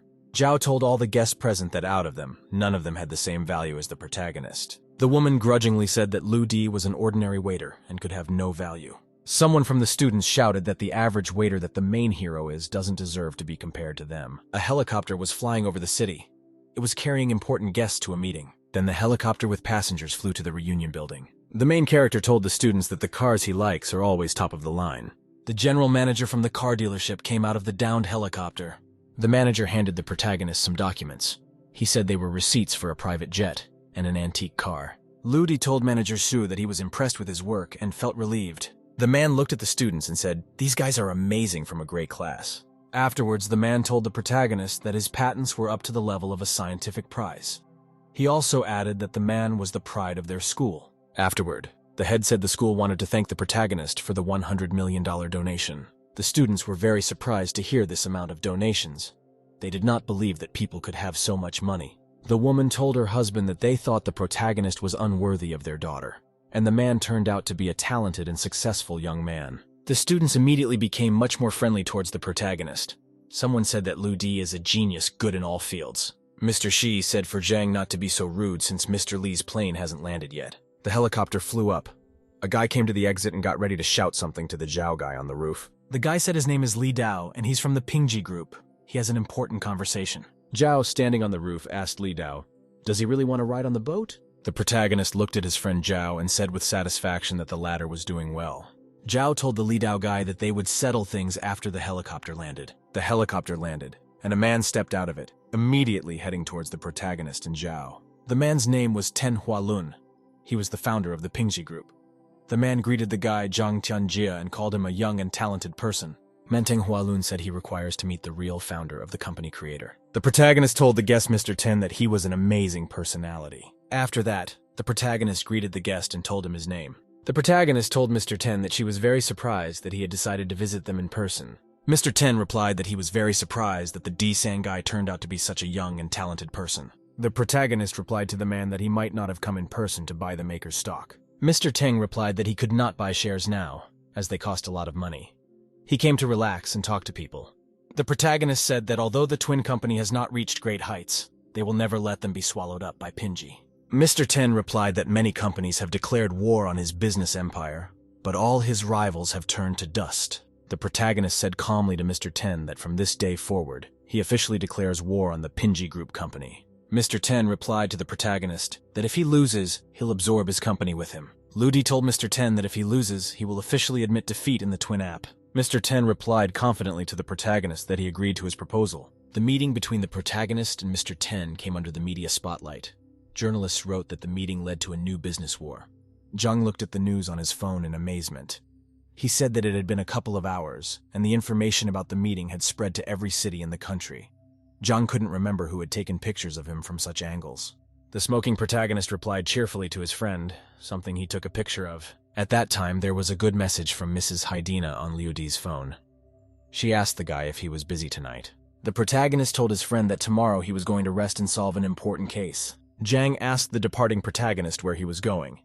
Liu Di said he had a meeting. Duty then arrived at the large building where he had an appointment with Mrs. Haidina. Haidina asked, "Did the protagonist really want to talk to her about investing in times of crisis?" Liu Di explained that his company has $500 billion in assets. If he sold even 10% of his shares, his company would skyrocket. Haidina told the protagonist that his company Gemini is in a bind right now, and he continues to invest. The protagonist lit a cigarette and told his interlocutor that he hadn't come to beg her. The protagonist told Mrs. Haidina that he had something interesting to tell her. After a while, the girl got a message on her phone. She was distracted for a while. Liu Di told Ms. Haidina that he had provided her with a document that calculated all the risks of investing in large companies. Haidina asked in surprise at her interlocutor how he knew her favorite company to invest in was a fake. Liu Di told the girl that this is what is called observation and discernment. Mrs. Haidina told the protagonist in surprise that he was a born investor. At this time, who sounded a loud knock in the office where the protagonist sat with the interlocutor. The doors opened. A girl accompanied by guards entered the room. A girl told strictly the protagonist that she had been waiting to meet him for 5 days. She asked why people don't come to her. The guy responded to a past girl named Waku that he was busy and would meet her as soon as he was free. The girl told the main character that he was the most reliable man in her life, and she would wait for him. After which the guest, along with her guards, turned around and started walking away. Haidina asked the protagonist with interest, what was it just about? Ludi replied that he was networking in different industries. There was a very important meeting going on at the Pingi Group Corporation building. Mr. Teng told the audience that the war with the twins had not yet begun and that the people had already managed to become very popular. Ten asked the meeting participants, how is the twin elimination program going? One guy said they blocked the twins on all available sites and demanded that the company stop working with the Ludi firm. Ten asked sternly to his mentee, what is the strategy now in promoting their product? Guy said that tomorrow their company will update the interest partner search feature, which is a direct analog in twins. Mr. Teng told the subordinate that he trusted the confrontation with the creator guy along with Si Zhou. Teng threatened that if they failed, both underlings would leave the company. At this time, there was a meeting in the company building led by Zhao. Zhao told the participants that they had recently declared war on the Pingji company. For this reason, he invited the founder of the twin app. Zhao pointed his hand to the side and introduced the author of the app Twin Disan to all the guests. The protagonist said that Pingi's company is very strong. It has been leading the market for more than 10 years. The total number of users reached 780 million. After the protagonist told his company's employees that they were the best. Ludi told the meeting that greatness is achieved by the one who defeats the strong. 1 of the contestants asked the protagonist what they should do next. The protagonist asked the participants what should be in the twin app. One man said that an app should have something that meets the user's needs. Ludi said that there is a feature called Interest Partner. It gives a person the opportunity to find a couple. The main character said that he only had time to write the basic code for the app. They still have a lot of work to do to improve Gemini. After which there were many in the audience who were willing to fulfill the DeSanto's assignment. The protagonist humbly thanked all his subordinates for their hard work. There was a lot of work going on in the offices of the creator's company. Programmers were improving the application. One of the employees asked Dai-san to help him solve a problem at work. The protagonist walked over and confidently told the guy to take it easy and leave the decision to him. The guy was really surprised at the speed at which the main character was working at the computer. When finished, the protagonist ran the program in the computer using the keyboard. People and the workers around him were very happy that they had succeeded. Users shared their impressions on the forum of the application from the PG Group company. The company's employees noticed a huge number of negative posts on the forum. Programmer told Mr. Lee that they could not replicate the twin technology. Did the gentleman sternly tell the repaired man that he was fired and to get out? Mr. Lee's phone rang at that time. He received an incoming call. Mr. Lee received a call from his superior. The supervisor told Mr. Lee that he had one last chance. If he failed, he would be held responsible. One of the programmers said the twin program has been completely revamped. Mr. Lee angry thought for a moment. He decided to himself that if he couldn't recreate the creator's technology, he would destroy it. At this time, the protagonist, along with his subordinates, was looking at the graph as the activity of the twin program grew. Liu Di happily hugged his friend Zhao and said that they had finally done what they wanted to do. The programmers were very pleased. They shouted happily to the protagonist that they were able to install the twins. At that time, a programmer was on the phone with Mr. C2. The boy told Mr. Shah that as long as he paid him a lot of money, he could easily take out the twins. A guy got a message on his phone that 20 million yuan had been deposited into his account. The guy said confidently that he had the money and would be able to deal ruthlessly with his opponent. They don't call him the King of Fortune for nothing. 2 users were messaging each other in Messenger. The customer demanded from the guy that he hurry up, because he already wants to play, and he is about to have an explosion of emotions. The guy stared at the monitor and analyzed the program carefully. He couldn't understand why he couldn't find a single loophole. The guy looked intently at his phone. He noticed a mysterious lilac-colored cloud appearing in it. The guy was very surprised. The programmer didn't expect this to show up on his phone. A message appeared on behalf of the burrow in the tree. The programmer could scream all he wanted and no one would hear him. The guy said sadly that he doesn't want to hurt people, and there is nothing he can do about it. He added that he also wanted to start a normal life. After that, the programmer turned to the listeners and said he was sad that he hoped that they would not reveal his little secret. After that, the guy reached out in Messenger with a message that he wanted to change his lifestyle and asked for a favor. The guy sent a message through the computer that he is the king of the photo and his screen name is Big Dog. The programmer tearfully said that he had made a lot of mistakes. He was able to see the flaws, only thanks to the twins. The guy said he got $20 million for destroying the twins, but now he will never slander this application. The programmer was listened to attentively by the people in the audience. The guy told D-san that whoever he was serious. The police arrived and arrested Zhao. They said that he was spreading rumors and slander and demanded that he come with them. Zhao excitedly told police officers that he would definitely cooperate with the investigation. On the forum, users discussed that the programmer had awakened his conscience and surrendered. At this time, one of the mentees ran into Mr. Lee's office and reported that the programmer, nicknamed Big Dog, had surrendered. Mr. Lee replied that so far we are talking about some fines. They need to deal with the twin code now. The guy asked Mr. Lee, "Can't they simply copy the code?" Mr. Lee told his subordinate to just wait as the show would start soon. Mr. Lee then explained to the boy that all the problems were temporary and all because of him. The main character was standing on the stage.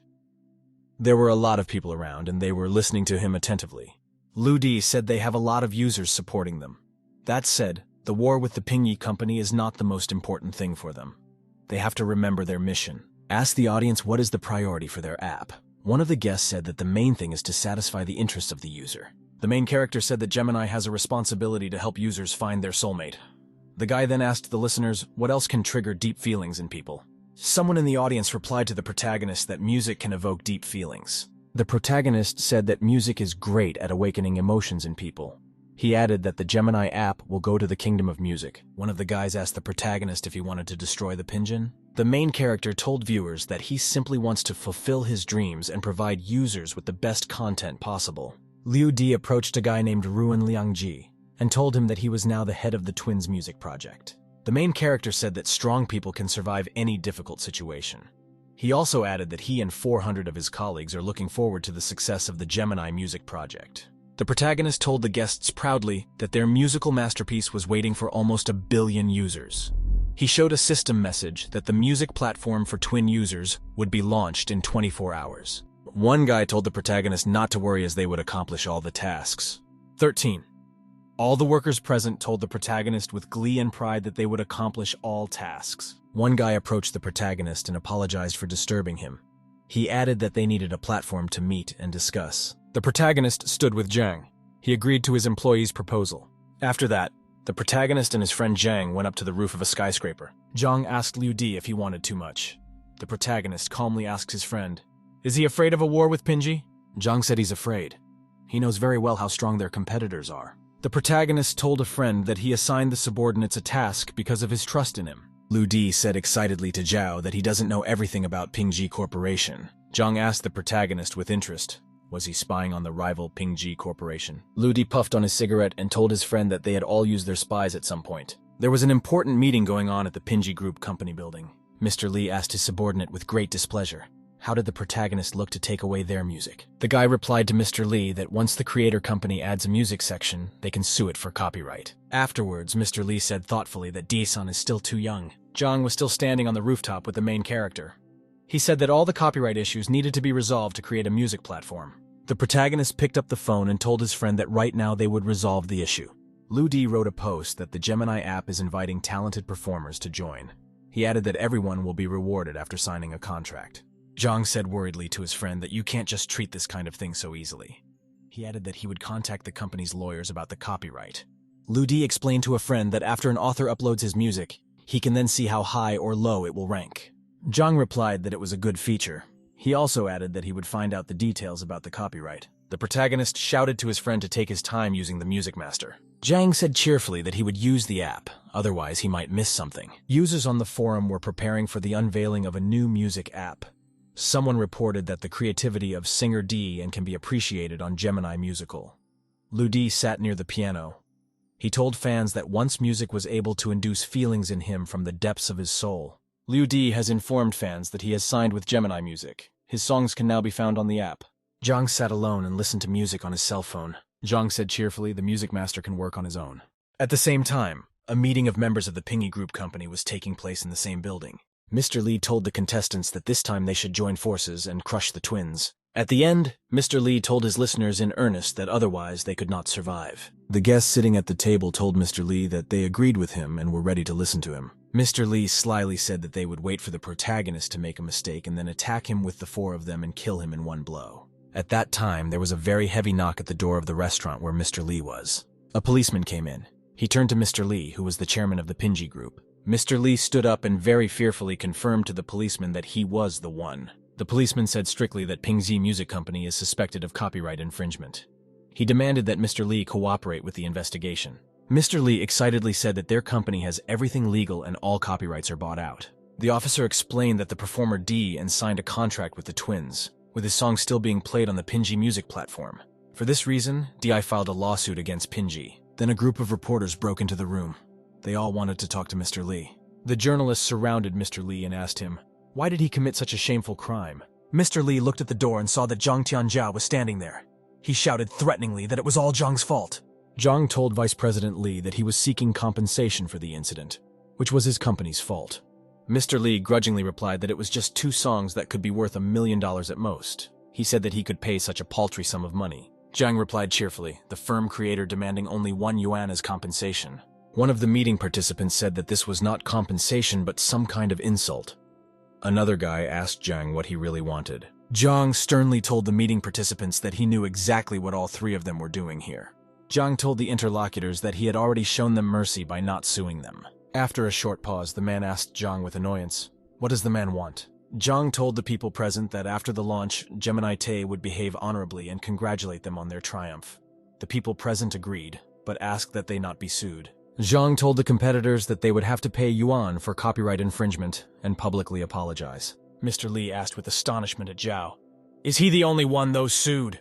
Zhao replied to Mr. Lee that no one else would dare to oppose him. Mr. Lee was angry. He realized that he had to accept the terms that his competitors had given him. Journalists surrounded the dejected Mr. Lee from all sides and took pictures of him. News online reported that the Pingy Group had lost the battle. It was also reported that the emergence of music twins has turned the music industry upside down. Mr. Lee was very furious at this news. He realized that he was defeated. Mr. Lee then picked up his phone and started reading the latest news on the forum. There was an announcement that in 18 hours, all content on Pingy Music will be free to listen to for a month. Users began to write that it was nice for them that the music would be free. After that, Gemini Music announced that the monthly membership fee would be 15 yuan. Mr. Lee told his subordinates that Twin Musicals will launch their platform.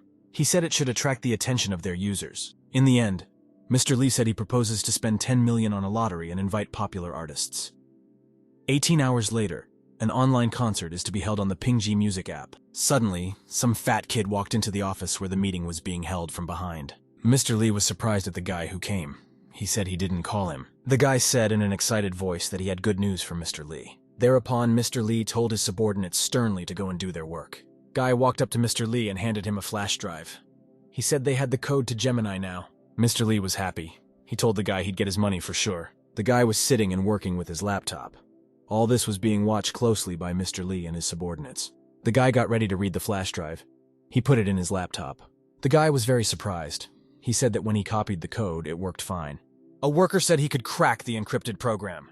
Mr. Lee told teacher Jiang that he should take care of the problem quickly. Jiang replied grudgingly that it would take time to sort things out. Mr. Lee said that the sooner the better. The scoreboard showed that there were 10 minutes left until the launch of Gemini music. Jiang stood beside the protagonist and said that they were confident in the product they had worked hard on. Jiang told everyone present that their new experience was definitely superior to Pinji's. At this time, Mr. Lee and Jiang were preparing to break the twins' access code. Programmer Jian pressed the button, after which the program was to activate. After which Mr. Lee screamed that he didn't know what was going on. Someone shouted that their office had exploded. It was reported that the number of new users had reached 500 million. The company's employees rejoiced. All the users who had previously been at Pinyi came to them. Someone reported that the Pinji headquarters lost power and their operations have come to a standstill. The workers read the news with interest. They could not understand how this had happened. The guy reported that all the computers in their competitor's office blew up. The protagonist from the stage said that the explosion was caused by the evil intentions of their competitors. They already have a lot of sins to their credit. Ludi told his employees that the Gemini music program was a big win for them. He added that more difficult tasks lie ahead. The workers cheerfully confirmed to the protagonist that they agreed with him. Employee Zhang Yang got word that he was the first employee to be officially fired from the twins. Mr. Lee sternly said that no one dared to say such words to him. Jiang told Mr. Lee that their opponents have multi-level protection, and each level needs a different password. Mr. Lee kicked Jiang with his foot and told him to solve the problems as soon as possible. He suggested running another roundup of the system. Surprised, Mr. Lee saw a message that the number of active users had exceeded 3 million. There was a report that the creator company may activate the online streaming function in 3 days. Mr. Lee banged his laptop with all his might after the news of the online concert. Mr. Lee then grabbed the phone and shouted Grozny that either he or the main character would fall this time. Mr. Lee spoke to his interlocutor and demanded that he find him a hitman. A guy was sitting in a rocking chair and said Mr. Lee wanted to take out D-San. He quoted a sum of 40 million. Mr. Lee became indignant. He asked his interlocutor why it was so expensive. The guy said there's an international killer. He kills without leaving a trace. Mr. Lee said $40 million would not be a problem. He demanded that D-Sana kill in 3 days. The boy was glad that Mr. Lee agreed. He threw the dumbbell on the floor. After which the sportsman said cheerfully that he would now arrange everything according to Mr. Lee's wishes. The main character stood on the grand stage together with Zhang. The scoreboard reported that the number of active paid subscription users had exceeded 6 million. Zhang said into the microphone cheerfully to everyone present that they had performed a miracle. The main character pretty much said that the Gemini musical made a miracle out of nothing. Afterward, Zhang and Liu Di bowed and thanked everyone present for their work. The protagonist pointed out that the bonus for any employee starts at 300,000 yuan. Outstanding participants will receive 1 million yuan. The workers cheered D-San and the maker company.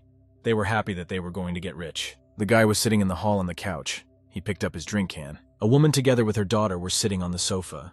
She sternly asked the Liangzi boy, "What is the main character doing, since he has not seen anyone for several days?" Liangzi guy replied cheerfully to the woman that the company was going through a difficult time right now, so he was a little busy. The woman sternly told the guy not to say such things again. She added that his company would handle everything. The woman sternly told the Liangzi guy that if he wanted to marry their daughter Xiao Tang, he must have some capital. At this time, the main character came into the room. He said cheerfully that Liangzi guy has everything. Lu Di said the company decided to reward Liangzi for his services with an apartment in the city center and a house in the suburbs. The woman was astonished at the news. She asked the protagonist, "Is he joking?" Lu Di replied seriously to the woman that Liangzi was a very valuable employee, and they valued him very much. The girl told her mother that Liangzi would be able to achieve great success in the future. System guy Motong informs the protagonist that he's about to be assassinated. Motong gave detailed information about the man Seikei. He's an interior designer and is single. Seikei was diagnosed with bone cancer a couple of years ago. He was treated in Europe and was cured. Moteng pointed out that the man in the video belongs to a poker club hitman organization called 9 Spades. The main character looked at the picture and said, "Sake looks like one person he used to know." Moteng told the protagonist that a hitman would fly to Taiwan in 3 days to kill him. The protagonist turned around and walked towards the exit. He said that it was time to reveal the secret of Yang and Wen. Lu Di asked the system, "How strong is the 9 Spades organization?" Motong replied that the organization is very strong. As the main character was leaving, a girl came up behind him and asked him to wait. The girl handed the guy a note and recommended that he beef up his guard for the next 3 days. Protagonist got a message from the system that Su Xiaotang graduated from a prestigious medical academy in the UK a couple years ago. Guy Motong reported that Yang Yiwen was also in the UK to continue his studies. Lu Di looked at the note the girl held out to him.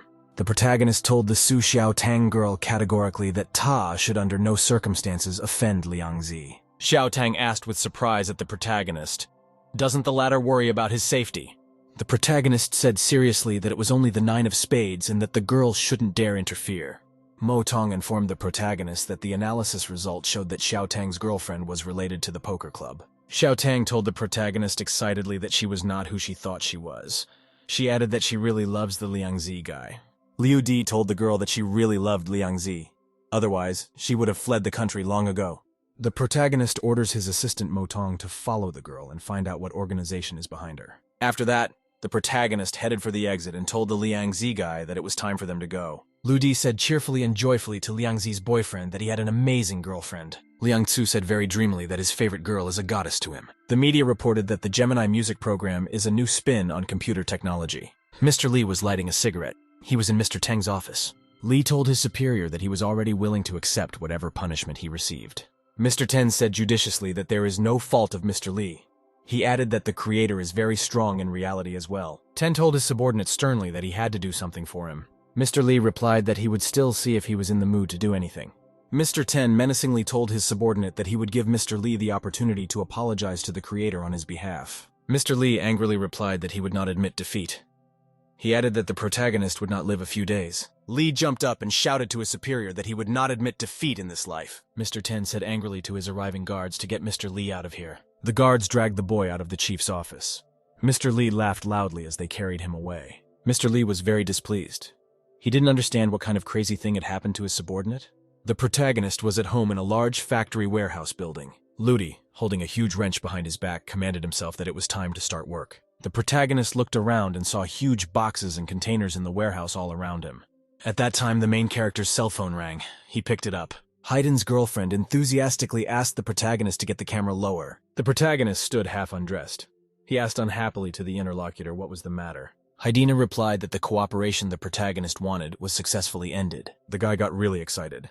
He told his companion cheerfully that she had done a good job. Haydn's girlfriend told the protagonist that he had to show up and sign the treaty. The protagonist told the girl that after this case is over, Zhang Tianjia will come to her to solve all the issues of the company witness. Haydn's girlfriend asked cheerfully to the protagonist, "How does he want to thank her?" Lu Di replied calmly to the interlocutor that she had been given the position of CEO of the company by the witness. Afterward, the protagonist informed Haydina that he was going on business and said goodbye to the girl. Haydn's girlfriend was very much displeased. She didn't like that the main character didn't understand what she was implying. A long-haul plane has arrived at the city airport carrying a killer Sake. The guy got off the plane and looked around. He sniffed to himself. Sake, looking unhappily around, said contemptuously that the air smelled of poverty. At that time, a large white car pulled up. Sake told the driver that he was late. The driver explained to the guest that there was traffic jam on the roads. He asked where they would go now. Sake opened the front door of the car and asked that the driver take him to the beautiful Chinese women to rest. The chauffeur cheerfully replied to the guest that he would do so without any problems. To himself, the guy thought that he would show the stupid foreigner the real beauty today. The next day, Sake woke up in a hotel room. There were women's clothes on his bed. Sake grudgingly smoked. Next to him on the bed was a full woman. The guy said grudgingly to himself that he must have been tricked. The full woman opened her eyes and cheerfully told the guy that he was already awake. Sake guy was very much surprised to see such an unpleasant woman beside him. The main character posted a message that D-San will go live on Twins tonight at 12 o'clock. Ludi said that lately he has made many enemies. Some of them want to kill him, but he will launch an online assassination broadcast today. Users were amazed that D-San would kill a man live on air. Mr. Li sat in his office and smoked nervously. He decided to call his subordinates. Mr. Li sternly told his subordinates that the killer's plans had been discovered. He demanded a change of plan. Mr. Li heard someone on the phone report that they couldn't reach the Spade 9. At this time, night has descended over the city. Sake's killer decided to sneak to the main character's place of residence. Killer was walking very carefully through the woods. He looked around to make sure no one saw him. Killer Sake began to move slowly. He ran through the woods from tree to tree, while the protagonist's subordinates were scrutinizing the surroundings with thermal imaging cameras. The guy sent a message to the protagonist that the killer Sake has already showed up. The protagonist cheerfully told his subordinate that he could get some rest. The protagonist watched carefully through the security cameras as SAKE advanced through the area. After that, the man switched the CCTV feed to online. The main character turned to his audience and revealed that his name was D-san. Users began to greet the protagonist. They thanked for the twin app. Someone wondered, where did the killer go? Liu D told users that the best part is ahead. He added that the killer is right outside his door. Some users reported D-san to run away and save his life. Users scrutinized the main character's dwelling through the broadcast. Someone could not believe that it was the house of a rich man. Users saw Seikei. They realized that he was the killer. Someone wrote that it was the best broadcast for him. Seikei opened the door of the sewer manhole. He thought he still had to take the most secret route. Through the pipes, he would enter the house silently. Killer Seikei smiled wickedly and thought to himself that D-san is the end. The protagonist told subscribers that they added comments with their reasoning to enhance the viewing pleasure. Users watched the video broadcast with interest. Some found the whole thing amusing. Killer Seikei looked carefully at the time. He prepared to open the grate and go downstairs. The killer couldn't move the grate. He asked angrily, "Has this guy fallen into the sewers?" The protagonist said to himself that for a killer Seikei, such a path is blocked. After that, the killer Seikei pleaded and asked for Luke's lid to be open. Killer then tensed up and was able to open the hatch cover to climb down. The Seikei hitman climbed down the sewer ladder to the bottom and stepped his feet on the ground. The guy thought to himself that he had already built a diagram of the sewer in his mind. He decided that Disanu didn't have long to live. The protagonist commanded his subordinates to turn on the water. Afterward, torrents of water rushed into the sewer. Users asked, "Does D-san really want to flush out the killer?" Sake lay on the ground and spat out water. He thought to himself that he would cut D-san into 1,000 pieces. The killer was walking through the underground corridors. One of the users wrote that the main character cannot let the killer get away with it. Killer then saw a small dog sitting on the ground in front of him. The killer Seikei drew his gun and turned on the flashlight he had in his wristwatch. Users looked at the little robot dog and wrote that it is a cutie. The killer swung his leg and kicked the dog with all his might. He yelled at it to get out. That's when the dog began its transformation. It had metal claws. The protagonist told subscribers that he wanted to introduce them to a new second-generation robot dog. Killer Seikei was very surprised to see a huge robotic dog in front of him. The metal dog swung around and wanted to hit the killer with all his might. The killer started running away. The main character told subscribers that the show had just started, and the killer had already started running away. Then Killer Seikei ran to the door in the wall and opened it, hoping to escape. The killer was met on the street by a group of police officers. An officer shouted that Mr. Tech was under arrest. Killer got a knife and wanted to use it to fight off the cops. One of the policemen kicked Killer with all his might, and he flew to a tree. The viewers of the broadcast were shocked. The police grabbed Seikei and dragged him to the car. It was reported that the international killer had surrendered. The protagonist was at home inside a factory warehouse building. Liu D opened the box and told his friend Little Sai that he had performed well today. Afterward, the protagonist told the guy in an important voice that arrogance is only appropriate if you have capital. In the box was a robotic bionic arm. The protagonist told the guy he'd give him some of his capital. Liu D took the bionic arm. He said it was his first creation. The level of technology is 60 years ahead of the world. Little C was very much touched by this gift. Tears came to his eyes. Overwhelmed with emotion, Little Sai thanked the protagonist in a trembling voice. At 7:30 in the evening, the protagonist held a meeting on the roof. He chatted with Mr. Ten there. Liu D told his interlocutor that the show had just begun. Mr. Ten was very much surprised. He interrogated the guy. What kind of performance was to begin? At which time a bright blue system hologram appeared in the evening sky. The image showed that the main character sat down at the piano and started playing a romantic song. People in the neighborhood started coming to the windows. It was amazing to them that someone could sing and play here. Some guys standing nearby were mesmerized, listening to the lyrics from the main character. Mr. Ten, holding the phone in his hands, told the protagonist cheerfully that he admired his cleverness. After that, Mr. Ten pointed out that D-San's goal was to outperform all companies on the internet. The main character told Mr. Ten that he was very kind. He added that they are starting to work with the users of the app for now. At this time, people saw an image in the sky of the main character sitting and playing the piano. Mr. Teng said he was very impressed by the veil in front of him. It was the first time he had seen such technology. Mr. Ten revealed that he wants to work with the main character. He said that they can help each other become stronger. After a short pause, the protagonist asked cheerfully to his interlocutor, "Does the latter think he needs his help?" The protagonist pointed his finger down and said that 3 floors below was his new company witness. A man asked the protagonist with interest why he needed a new office and whether he had a research group. The protagonist pointed his finger up meaningfully and said he had a whole warehouse of interesting inventions. Mr. Ten was very surprised. He didn't expect his interlocutor to have such potential. Ludi told Man that he could reach great heights on his own without his help. Mr. Ten nervously took out a cigarette and said there must be a catch. He doesn't believe Ludi has always been the best at everything. After that, the man lit up and said that the protagonist is now one of China's top businessmen. Ludi is not as simple as it may seem at first glance. Mr. Ten looked carefully at his interlocutor and told the latter shrewdly that he was different from the others. Afterwards, the man said that he feels guilty with the assassin. He also added that the main character has no sense of competition. Mr. Teng then told his interlocutor angrily that he would not be able to surpass him in the business world. He also added that he had better physical strength than the man. Mr. Ten was very angry. He threw his lighter against the roof with all his might. The protagonist told the man confidently that there was no man to stop his designs. After that, the guy walked over and picked up the lighter that was lying there. He told the man that he couldn't understand the circle of his elite, and then he clenched the lighter he had picked up in his fist with all his might. He added that when a person has money, he is always looking for ways to increase it. Mr. Teng was very much taken aback by the main character's words. He didn't even know what to say. Ludi was holding a metal ball that he had made out of a lighter. The protagonist held out a metal ball to his interlocutor. He added that Mr. Ten would be punished if he used something to bully the weak. The protagonist became alert. He noticed some danger at the side. Suddenly, the main character swung the ball to the side with great speed. The metal ball flew upward and aptly struck some man standing on a rooftop in the distance. Mr. Ten was scared out of his wits.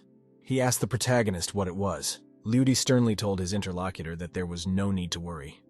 Some people had come to kill him. Mr. Ten asked the protagonist excitedly, who was he talking about now? Ludi told his interlocutor that he would have to publish an article about his defeat, after which Mr. Teng took out the black ring. He said it was an attestation that only the best of the best could have.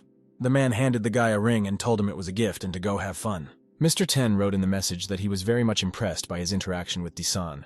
He also added that he was now ready to recognize his inferiority. In the following message, Mr. Ten said that the company's creator has a lot of work ahead of it.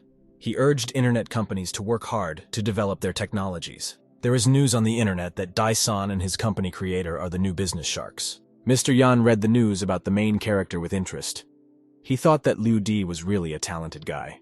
Mr. Yan sent a message to the protagonist, where he suggested to meet and discuss something important. The protagonist wrote back to Mr. Yang that he agreed with his proposal. Mr. Yan drove his car at full speed down the street. The driver was too late to see the obstacle in front of him.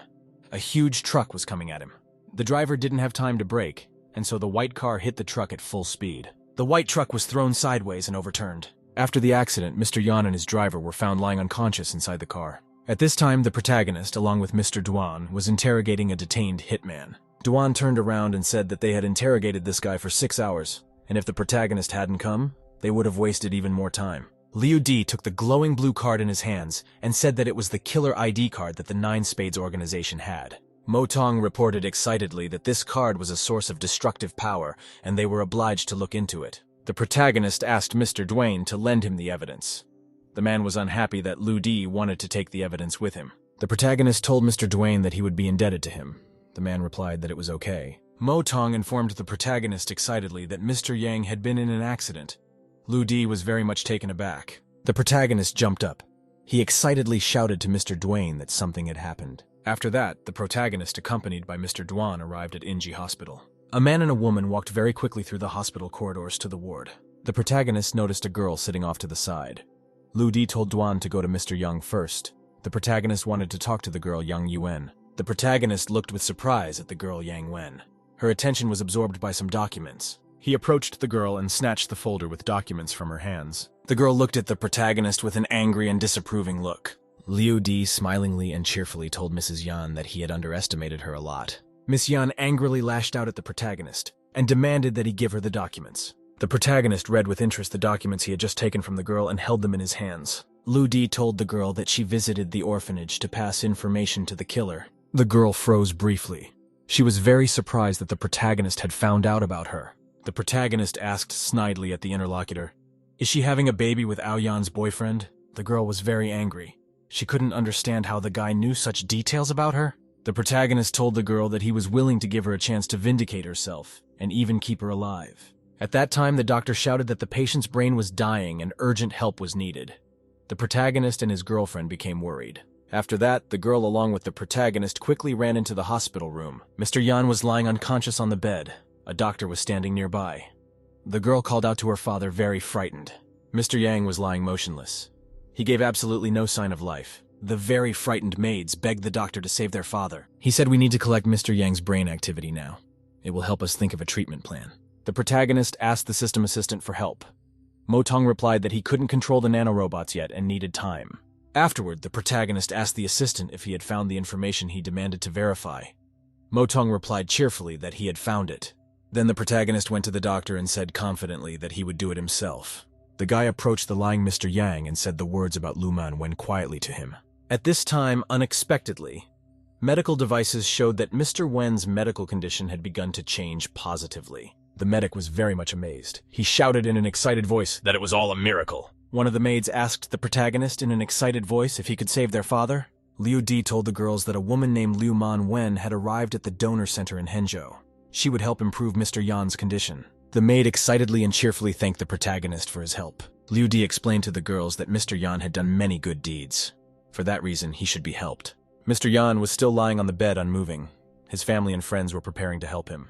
The Wen girl asked the protagonist very sternly, where was he when her father had the accident? Duan asked Mrs. Yan with very great excitement, what does the Lady Yang mean by that? A very excited girl handed the man her cell phone with a picture of the accident. Mr. Duan took a very close look.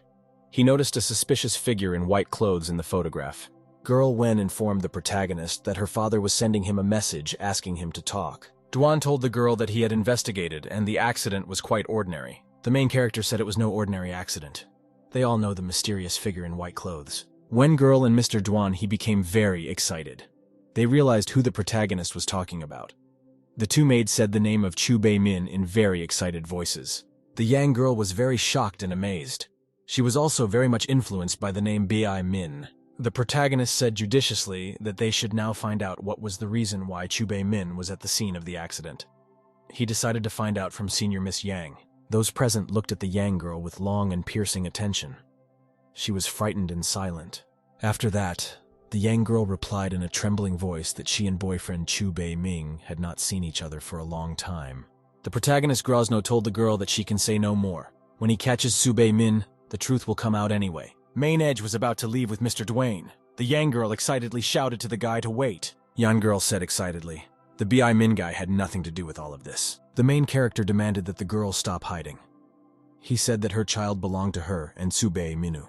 The Yang girl was really scared by the main character's words like that. She didn't even know what to say. The protagonist reported that the girl child had fallen into the hands of a reform organization. This structure threatened the girl child and forced her and Chu Bei Ming to become assassins to get rid of Mr. Yang. A little coming to her senses, the girl asked in wonder at the guy how on earth he knew. Ludi replied cheerfully that it was just his guess. The girl's reaction confirmed everything. The main character informed the girl that she refused to kill Mr. Yan, and it was the guy Chu Bei Min who did it. Yan girl was very much stunned. She didn't know what to reply to such accusations from the protagonist. In silence, Lu Di told everyone present that he would not let Su Bei Min escape punishment. The girl said that she is ready to fight the main character. She added that she has a higher rank than Lu Di. The protagonist turned around and told the girl not to worry about him. The girl must fulfill her duty to Elder Yan. The protagonist asked the assistant Motong, what level of transformation is the Bei Min guy at? The system assistant reported that the protagonist is on the first stage of a new humanity. Other people are not like humans. The protagonist thought to himself very happily that he had a lot of power. Motong said very importantly, now is the time to optimize your strength. The main character was studying the photos. He decided to himself that it was time to meet Su Bei Min in person. Then the protagonist arrived in a bedroom community outside the city. He walked between the houses. He walked up to one of the houses and looked around. It was strange to him that he was seeing this place for the first time. The main character decided not to waste any time. He accelerated from his seat and jumped onto the balcony very quickly. The protagonist jumped onto the balcony and began to climb very nimbly up to the right floor. One floor up, a guy with purple hair was standing in a bedroom. He was looking at someone lying on a bed. Without turning around, the guy greeted the protagonist. He said that if Liu Di had joined the Yang family, he was now his younger brother. The main character said back to the guy Bei Minu that he knows a lot. Bai Min turned around and told the protagonist that he was very smart. He suggested that they create some great cause together. The protagonist replied confidently, Bei Minu, that he didn't deserve anything at all. Bei Min got very abruptly angry. He yelled to the evil protagonist that he was probably looking for death. Mo Tong warned the protagonist that Bi Min can emit brainwaves at high frequencies and hypnotize Lu Di. Bei Min shouted to the protagonist in an important voice to swing his fist and smash his ego as soon as possible. Liu Di looked calmly at his interlocutor and asked what would happen if he didn't. Bei Min activated his hypnotic weapon. He told the protagonist that he would cover his brain with corrosion. Mo Tong reported excitedly that Bei Min might have used some technology to increase brain activity. He asked the protagonist for time to study his opponent. The protagonist froze. He looked intently at Bei Min with an unbroken gaze. Bei Min continued to hypnotize the protagonist. He asked the man what he would say now. At this time, the door suddenly opened. There was a Yan girl standing on the doorstep. Girl Yang told Strictly Guy Bei Min to stop acting like this. She added that the main character is a good person. Bei Min told the girl that if Ta doesn't kill the main character, Lu Di kill her and hurt the baby. There was a huge explosion. The wall shattered and a huge brown monster appeared in it. The Yang girl was very surprised and amazed. She said it was a spy from the Nine of Spades who broke in. The spy told the girl caustically that the 3 days of pursuit had not been in vain. She had given him quite a few surprises. Bei Min maximized the activation of the brain features to attack the spy. The spy was unaffected by the guy's brainstorming attack. He said Bei Min and really strong. Spyro jumped up and pounded his feet into the floor with all his might. He yelled that he wasn't afraid of Bei Minya. The protagonist told a disgruntled spy that he was interfering with his experiments. The spy looked menacingly down at the protagonist and said he would deal with him later. Mo Tong informed the protagonist that he had 3 seconds to awaken his powers. He advised him not to take any chances. The protagonist began the process of activating his magic skills. Yellow lightning bolts flew from him in different directions. The protagonist sped up as much as possible. He shoved off to take down the spy in one blow. Then Liu Di took off, and in flight he hit the spy with his knee with all his might. From the most powerful and strongest blow from the protagonist, the spy collapsed to the floor without strength. Mo Tong reported that the energy in the main character's body was not enough to sustain the release of power for long. He asked, "Will Lu Di fight Bei Min?" The protagonist replied that he would not fight. The protagonist said very conciliatory things to Bei Min to keep working on people's brains. He himself wanted to continue his research. Bei Min Evil yelled that his girlfriend didn't kill anyone. He did it all by himself. The protagonist prepared to defend himself and fight off his opponent. He tapped him with his hand. From the hardest blow, Bei Min flew far off the balcony and fell down from the height. The protagonist rushed to chase after his rival. He asked, "Does Bei Min want to escape from him?" At that time, someone grabbed the protagonist's leg unexpectedly. Lu Di was very surprised. The guy Yang was lying on the ground holding the protagonist's leg. He continued to let him go out to play. Completely calmly, the protagonist shouted at his opponent to back off and kicked him. The main character stood on the balcony for a long time and watched the Bei Min guy run away from the house very quickly. Mo Tong reported that the guy Tsu Bei Min is almost a ghost. He can bypass almost any surveillance camera. The protagonist told the assistant that he should master the first stage called Battle Consciousness as soon as possible. The protagonist traveled to a virtual partition of the system to meet with assistant Mo Tong. Mo Tong shouted joyfully to the protagonist that he was finally back already. The helper got a science hat. The protagonist very sternly asked his virtual assistant if it was true. Mo Tong very importantly informed the protagonist that he had upgraded and now it was up to him. The system assistant said that if the guy wants to get battle consciousness, he needs to pay attention to the body. The condition of the LUDI does not make it possible to endure the transformation. The main character said that he now needed to start changing his body. He decided that this was how he would succeed. Mo Tong said it is very important that organs and bones can develop in the same rhythm for 7 years. The protagonist asked with interest, what can he do to speed up his metabolism? Mo Tong said that the guy should consume a lot of food, expend energy, and strengthen the vigor cells with external forces. There was a knock on the warehouse door. It was the food delivery guy with a bag. Mo Tong told the protagonist that he was worried about him and for that reason ordered takeout for him. The system began to report that the protagonist's digestion had improved. After that, people's energy efficiency and muscle metabolism increased. The guy sat and consumed mountains of food at the table, at which time a robotic dog ran up to the protagonist and brought him some clothes. Mo Tong reported that they have released a suit with an electric pulse. It affects all muscles and helps the body to use more energy. Mo Tong pointed to a vessel of water and said that this water chamber enhances cellular activity and speeds up metabolism. The protagonist pretty much told his assistant that he was satisfied and that's what he needed. Then the main character put on a new suit with electrical impulses. The Ludi in the suit reached out his hand towards the food. Mo Tong said cheerfully, the protagonist now knows how difficult it was to create the suit. The protagonist confidently told his assistant that he would show him what people were capable of. Then the main character was placed in a bathtub deep in water in his advanced suit. Motong said with surprise to the protagonist that his stamina was superior to almost every creature on the planet. Motong then announced that he would prepare enough components for the main character to grow. At that time, the courier brought another order. The man could not understand how many people lived inside the house, as he had already brought 10 orders. At this time, Mr. Duane came to the scene of B. Min's death to examine the body carefully. The expert reported that the deceased was named Tsu Bei Min. His age was 30 years old. Multiple fractures and internal bleeding were reported. The examiner said the wounds were inflicted over 20 days ago. Duan thought to himself very unhappily, why hasn't the protagonist arrived yet?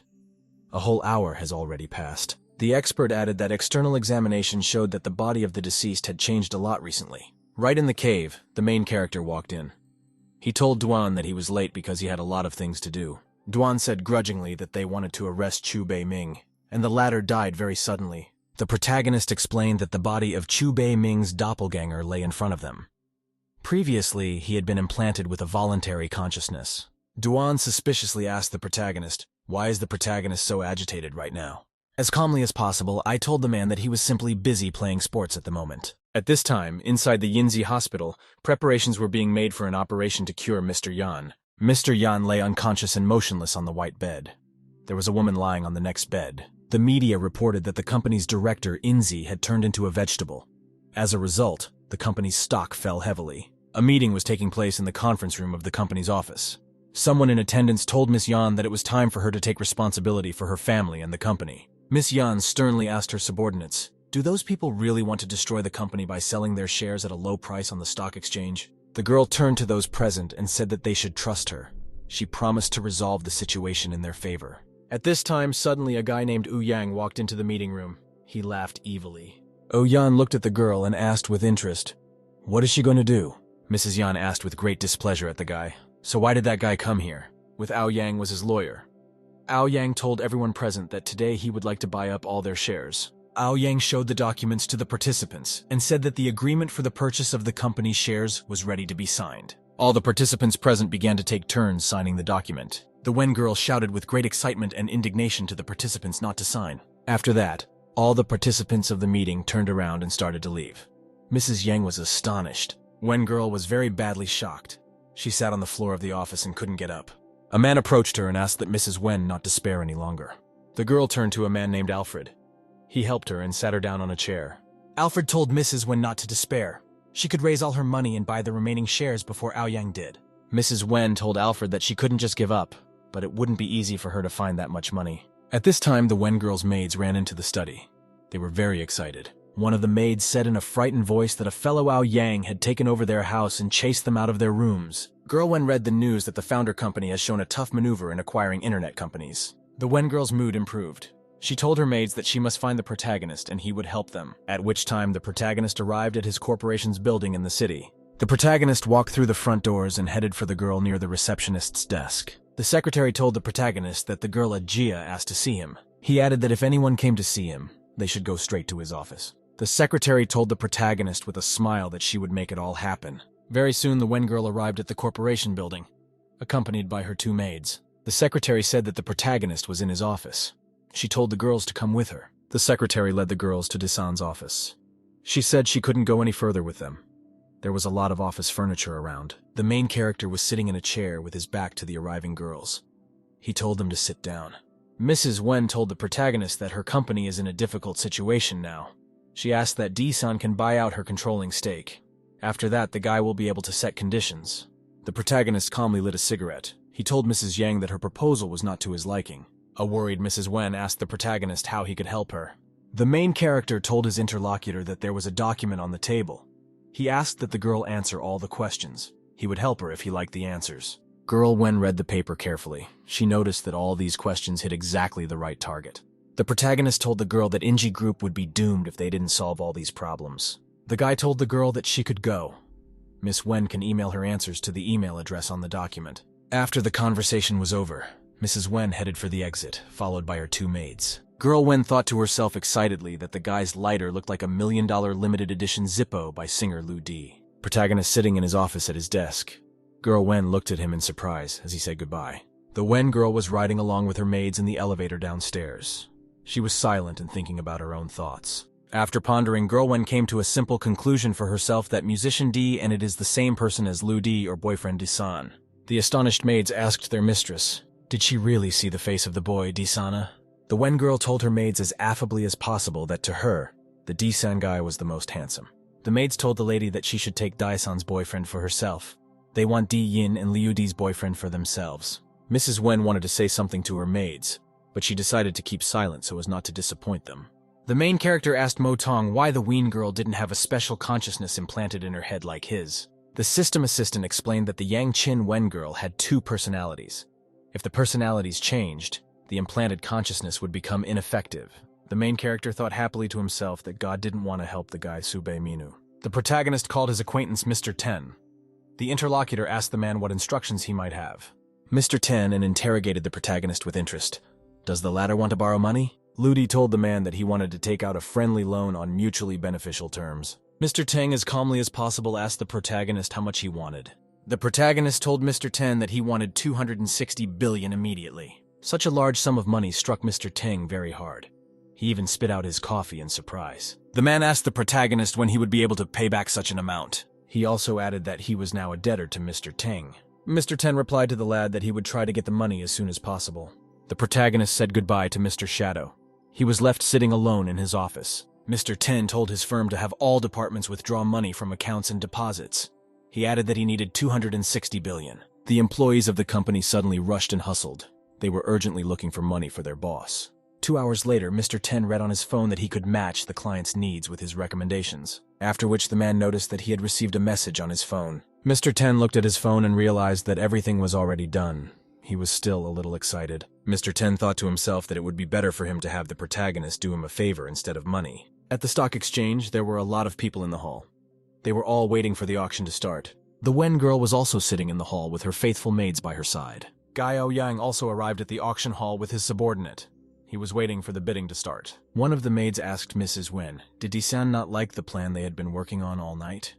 Wen replied calmly that they would look at the situation. The auction host said it would start in 5 minutes. 52% of Inzi's shares would be offered. Online and offline buying methods are welcome. Then the steward banged the gavel on the podium and said very importantly that the auction was starting. Ao Yang told Mr. Fan, who was sitting next to him, that this time they would make a lot of money. Mr. Fan raised his hand to bid. At this time, a message appeared that the online auction was successful. The host banged the gavel and said the auction was a success. He decided to name a buyer. The steward said that Ludi Bidder won the auction. He was able to successfully buy 52% of the shares of Inzi Group. The protagonist opened the door with a swing and shouted that he was to be congratulated on his successful stock purchase. The maids were very happy when they saw the boy. They greeted the Ludi with a smile. Mr. Fan was very much displeased. He yelled for the guards to kick the protagonist out of the auction. The protagonist, sitting in his chair, said calmly and judiciously that the guard had no right to throw him out, after which the guy pulled a small brown box out of his pocket. The auction continued. People sat and waited to see what the announcer behind the podium would say. Oh, Yang shouted unhappily. He seemed to be unlucky with the auction this time. The guys sitting in the hall began to talk to each other unhappily. They didn't understand what they were doing in this place. The main character said that his name was Liu Di and that he was now the largest shareholder of Inji. He has the right to make decisions about the company alone. The auction host pointed his gavel at the protagonist and said that the protagonist had bought 52% of the shares of Inzi Group. Mrs. Wen thanked the protagonist. She told him that as soon as she found the money, she would buy the company's shares from him. Liu Di replied to the girl that he had bought the company and was not going to sell it. He added that he would allow the Yang family to stay in the company. The Wen girl asked the protagonist very unhappily and agitatedly, "What is he talking about?" Liu Di told girl when to obey his order. He added that Ao Yang's boyfriend should be sent to prison immediately. He demanded that girl Wen propose a plan to restructure the company's policies. The protagonist arrived at the building of Inzi Group and went inside. He had to go up to the main office. After that, the guy got in the elevator and went up to the floor he wanted. He was on his way to a meeting. When the protagonist stepped out of the elevator, he met a satisfied secretary in front of him. The secretary smilingly but sternly asked the protagonist, "Where has he been all these days?" After that, the secretary came up close to the guy and asked him in a romantic voice, "Didn't he miss her?" Lu Di told the secretary Kian that he had a lot of things to do right now and suggested that she do something else. After that, the protagonist ran to the meeting hall at top speed. Secretary Qian still had something to say to him. The protagonist walked up to the meeting room and grabbed the door's handles. He prepared to go inside. Ludi went into the hall where the meeting was held. The participants of the meeting were sitting at the table. Miss Wen told the audience that they should welcome Mr. Liu Di, the new owner of their Yingzi company. The attendees stood up and started clapping for the protagonist as well. The secretary asked in surprise as she stood in the doorway, "Is Liu Di going to be their new boss?" The Wen girl held out documents to the protagonist and said that these were the plans she had drawn up. Liu Di looked at the documents he had received and said in a disgruntled voice, "It's all garbage." Wen girl said resentfully that they had spent a lot of effort on this report. She didn't like the main character treating her like that. Liu Di stood up and threw the documents on the table. He said it was just paper and the text on it was garbage. The Wen girl reminded the protagonist not to take any action himself, just watching them work. Liu Di walked right up to the girl and asked her, does she understand why he helped her at the last minute? The Wen girl hesitated. She was restlessly thinking about what the main character had just told her. People present. The meeting was listened to by people. The boy said that the girl Wen was in a desperate state. It is in such a state that a person grows as a person. The protagonist told the participants that there would be only one project he would interfere in.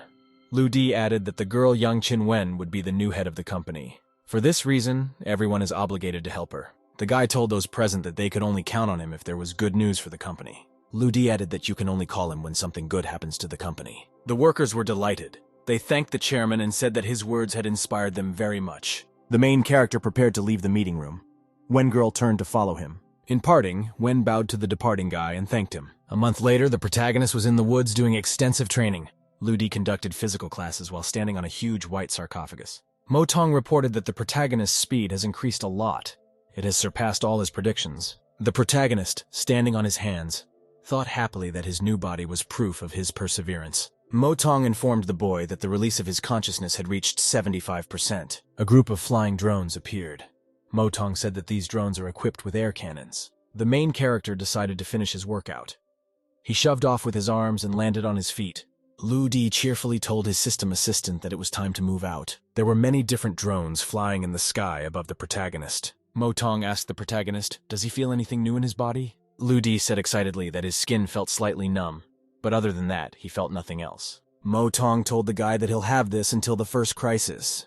Liu Di can't find a purpose for himself unless he's in danger. As the drones flew in, they turned around to attack the protagonist. Liu Di felt the gunshots after it started being attacked by drones. Mo Tong told the protagonist that the strength in his body had increased a lot. This meant that there should have been an increase in resistance to pain. The protagonist excitedly said he had to be more careful now. The drones directly started attacking the guy with beams. Liu Di said his body couldn't keep up with his thoughts. Mo Tong explained that the protagonist was literally held back by leather armor. After the workout, the protagonist examined his body and he thought it was amazing. Mo Tong said it is important that no one can compare to the protagonist when he is freed from his battle consciousness. But for this to happen, people must be in danger and participate in real combat. Liu Di reported that blurred scenes appeared in his imagination and a very bright light appeared. Mo Tong told the guy that he had become the equivalent of a new human being.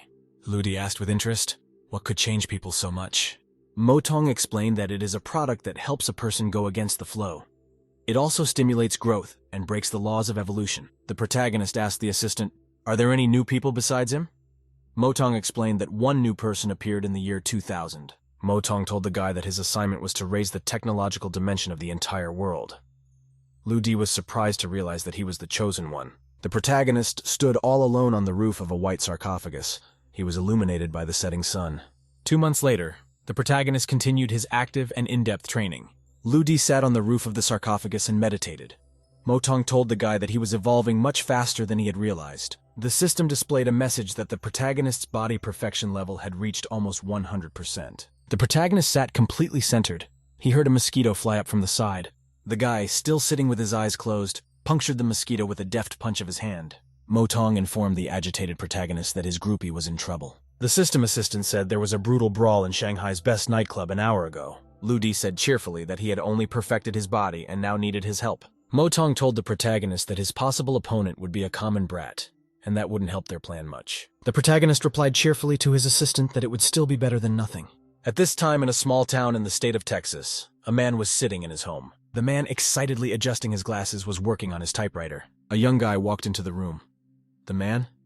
Without taking his eyes off his typing, he asked the guy named Kofi Dahl how the other guy was doing. The Kofi Dahl guy called the man Mr. Bon and said excitedly that things were very bad. The man asked the boy to calm down and demanded that he speak slowly and clearly. Kofi Dal told me that their agent K was imprisoned in Shanghai's Huaxia prison. The agent was ratted out by D-san. Mr. Bai turned to the boy and motioned for him to come over to him. The Kofi Dal guy said cheerfully to Mr. Bai that he would approach him, at which time a shot suddenly rang out and blood spurted from the bullet's impact. Mr. Bai told the dead guy he was a bastard. He reminded him that he'd already told him a couple times not to come to him. Mr. Bai told him to call him Mr. He from now on. There's a message from Mr. He. The document check at the entrance to China has been relaxed, and it is now possible to move out. Mr. He typed a reply with a confirmation of the murder. Mr. He then fired his gun into the computer monitor. Bullets pierced the monitor screen. The caption reported that among the poker club deaths was the King of Spades, the 9 of Spades, and the 7 of Spades. The man angrily said that D-san killed his children. He threatened to bury the guy alive. There was a meeting going on in a conference room on the 5th floor. A girl was standing aside, and a man with a bandaged arm was sitting at the table. The man looked at his subordinates very unhappily and silently. He waited to see what they would say to him. The guy with the anger in the voice reported that some strangers just picked up and broke into their place. He added that they couldn't let it go like that. The man continued to sit in silence. He tried not to show his emotions in any way. At that time, the phone rang. Someone spoke to a man named An Hu and said that they already knew what had happened. Some people came to their house and trashed the place. They even injured the third boss's men. An Hu was very angry. He asked his interlocutor how the strangers dared to attack them. The man said to An Hu to listen to Uncle Key's light. He offered to give the attackers the territories. An Hu stood up from shouting that he had never seen such behavior in his life. He told his subordinate to mobilize forces. He shouted that he would kill the opponents today. The subordinate stood up and said in a friendly manner that they were ready to follow the Lord and fight alongside the opponents. An Hu turned to the girl named Mrs. Ruo. He told her not to worry as there would be enough male strength in this fight. An Hu said excitedly to Mrs. Ruo to pack her things and go home. He added that the girl should never come back here. Mrs. Ruo said with certainty that they should fight together and die all together too. The protagonist walked into the office out of the blue. He asked cheerfully whose death was in question now. Ludi said with a smile in the voice that no one would die but would just get what they deserved. And Ho excitedly told the guy that he should make the decision instead of them. A guy told the protagonist that there's a gang of unknown people in Shanghai. They're acting very loose. Liu D calmly took out a cigarette. He listened carefully to what the guy was telling him. Mrs. Ruo picked up a lighter and lit a cigarette for the protagonist. The protagonist looked closely at the girl's face and noticed a small wound on her face. Liu D looked worriedly at the girl's face. He got worried because she was hurt. The protagonist touched the girl's face and asked who dared to hurt her. Mrs. Ruo looked away. She said it was nothing, and it was just a scratch. An Hu said that the gang is called the Mad Dragons. It is led by 3 brothers who are martial arts masters. The protagonist received information about the gang leaders. Their names were Chang Long, Chang Hu, and Chang Leo. Liu Di thought angrily that if the rivals dared to harm his men, he would not let them down. The protagonist asked the audience very sternly and angrily, who dared to touch the Rui girl? There was a long silence, and Hu didn't say anything. The girl was also silent and looked away. After a short pause, An Hu said that the girl was injured by Chan Bao during the attack. The main character said in a very serious and threatening way that he'd straighten this guy out first. The girl grabbed Ludi's shoulder. She said excitedly that if he interfered, it would affect his reputation. The protagonist replied to the girl that someone had offended her. He added that he would not leave it without attention. The girl was very excited to get so much attention from the main character. The protagonist decided to help the girl. He took out a first aid kit and prepared to treat her wound. Liu Di held out his hand to treat the wound. He told the girl to trust him. An Hu said in a satisfied voice that the main character was a true knight with his princess. Next to the protagonist was An Hu and a girl, followed by the guys from his group. The protagonist arrived with his companions at an establishment labeled Foot Massage. The guy excitedly said, Chang Bao came today with 30 of his minions. The protagonist briefly told his companions to wait for him to come in. The boys were very much surprised that the headman went in alone. Someone said that the owner wouldn't like that. The front doors opened and the man himself walked inside in complete peace. 2 minutes passed. The girl asked An Hu, can DR alone handle the opponent? An Hu replied that they can come to the rescue. Suddenly the door opened and the body of an unconscious fighter fell out. The surrounding people were very surprised. When people looked closer, they realized that the unconscious Chan Bao was lying in front of him. After that, the main character came out of the door. He calmly smoked and said that people could take the body. The guys got really excited. Someone said Mr. DR is the best. After that, the protagonist turned around and headed for the exit. Someone ran up to the body of the unconscious Chan Bao. Bound Chanbao asked the agitated protagonist, where did he come from? He said he was only having a massage. Ludi, looking at his opponent, replied to that one cheerfully that he simply wanted to save time. Chanbao angrily threatened the protagonist that his brothers would make him pay for everything. The protagonist sternly said to Chanbao that if he dies, all his rivals will also die. Anhu held out his phone and demanded that Chanbao call his brothers. Anhu added that there would be a meeting today at 7 o'clock at an abandoned stadium in the suburbs. Chanbao replied to his rival to make his own appointments.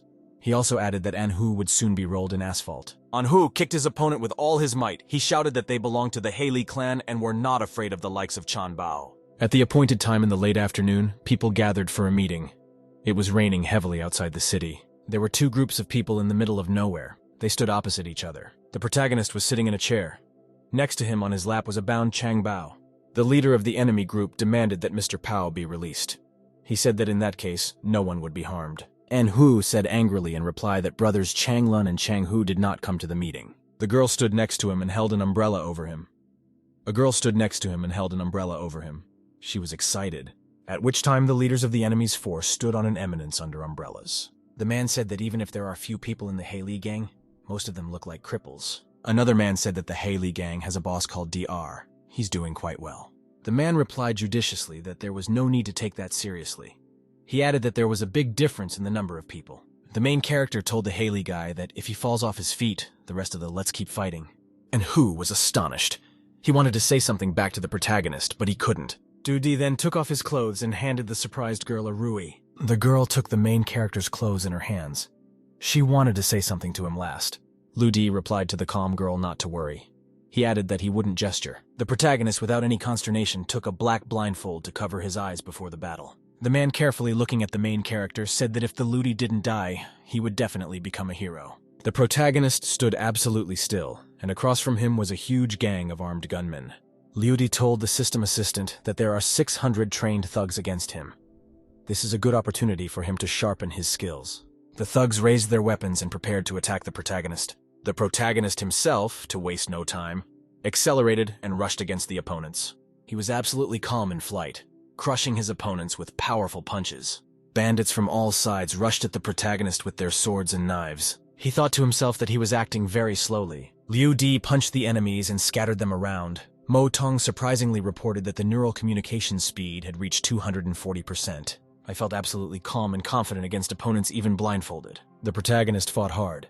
Mo Tong reported that his metabolic rate had reached 100%. Ludi crushed his opponents with his arms and legs. The thugs could do nothing to him. Eventually, after the battle, all the thugs scattered in different directions away from the protagonist, at which time a very loud noise of rifle fire came from outside. The protagonist calmly dodged a rifle bullet flying at him. The flying bullet clattered to the ground. The protagonist had completely disappeared at that time.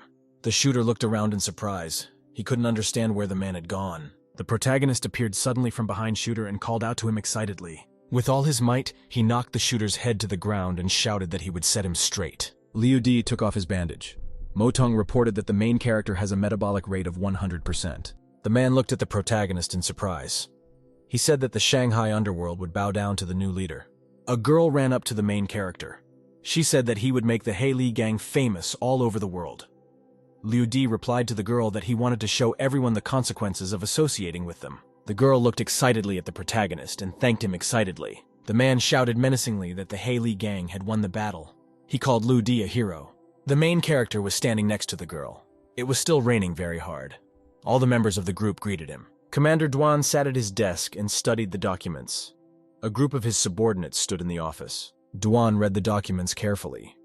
He marveled that DR was able to single-handedly handle unarmed against 600 opponents. The commander asked his subordinates if they had video. The soldier said that the fight was near the city stadium, but all the cameras there were broken.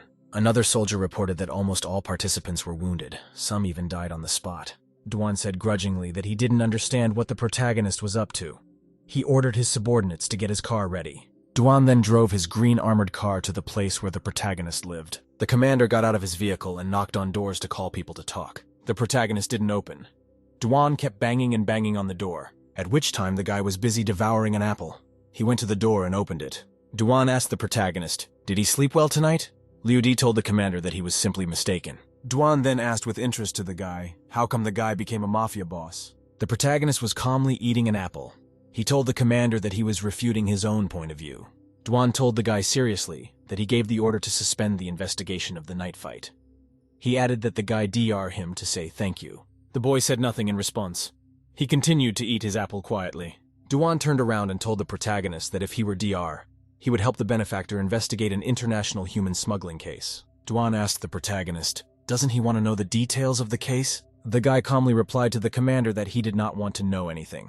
He also added that he was not a person named DR. Duan took out his phone. He said cheerfully to his interlocutor that DR's boyfriend probably didn't have a girlfriend. Liu Di excitedly told Captain Duan that he wasn't acting like a big shot in the police force. Duan then handed the protagonist a picture of the girl in his phone. Liu Di replied judiciously to Duan that he could open his own marriage agency after retirement. Captain Duane said he was leaving.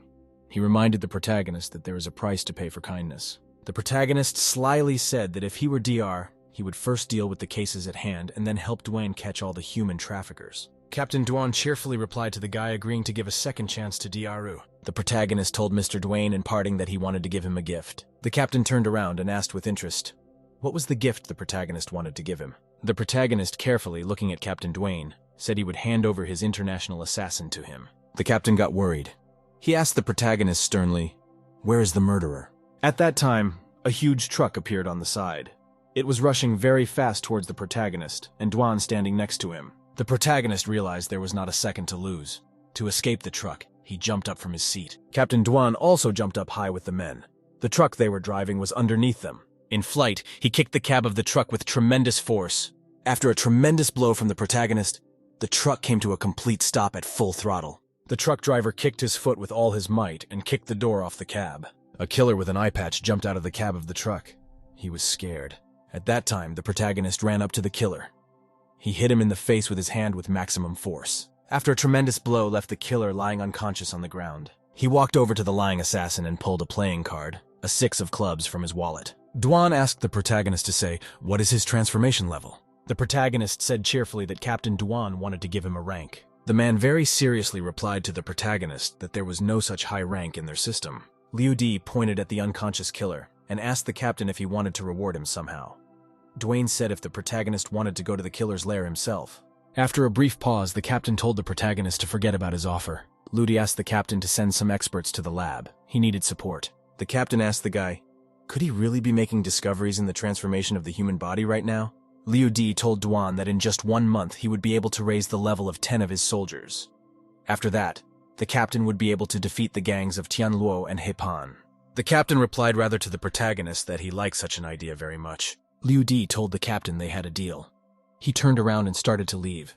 After thinking for a bit, the man asked the protagonist with consternation, also the one doing the same? Liu Di told the captain in farewell that he had gone to the He Li gang. He also warned of trouble to come. Captain Duan asked excitedly to the boy, does he not want to confess that he is a DR? The chief shouted from afar that he would make a deal with the captain as soon as he found proof. The main character arrived at the nightclub building. There were a lot of people gathered near the entrance. The guys near the entrance greeted the protagonist with joy. They were glad he had come. A guy reported that the boss of the He clan has locked himself in his office. It's still unclear if he's alive or not. The protagonist, not the least bit frightened, continued walking calmly towards the office. Then the protagonist kicked the door to the office with a swing of his foot and immediately went inside. He saw all his subordinates lying on the floor. Some fat stranger was sitting on the desk. There was a girl standing next to him, holding an anku by the neck. The fat stranger eyed the protagonist intently. He said softly, here at last the protagonist had come. The girl Ro was tied up and standing next to him, and Hu was still hanging on the stranger's arm. He couldn't speak. The main character looked surprised at everything that was going on in the office. He couldn't understand what had happened. After that, the unknown girl threw Anhu away. He fell down and remained lying motionless. After a short pause, the stranger said cheerfully to the protagonist that the street thug had come. After that, Fatty calmly said that today he would finish off all his enemies and that no one should dare to stop him. The main character told the fat man that the name Crazy Bandit didn't suit him. He also told Xiao Chun girl to start acting. The fatty was surprised when he heard Xiao Chong's name. At this time, the girl jumped up to snap the fat man's head. After a professional hold, the fat thug slumped to the floor. The girl told the protagonist that she only agreed to help because the bandits wanted to find out about him. Ludi put his hand on the girl's head and said that he did not blame her. He added that such criminals can be good at deceiving others. There were many people gathered outside the headquarters of the Haley gang. Many cars were parked near the entrance. Guys in suits were carrying a lot of different suitcases. After that, the militants entered the main office and noticed 2 captives there. The half-dressed enemy boss was very scared. He shouted something to his captors. The man said Mr. DR is very clever. He took out the 3 bosses of the Quan clan silently, and without any evidence. The protagonist sat in his chair and said calmly that very soon another guest would be coming to see them. At this time, a guy with glasses shouted very excitedly that the boss of the Quan gang had arrived. The man was very surprised at this news. The guys around him got excited. 2 masked strangers entered the office.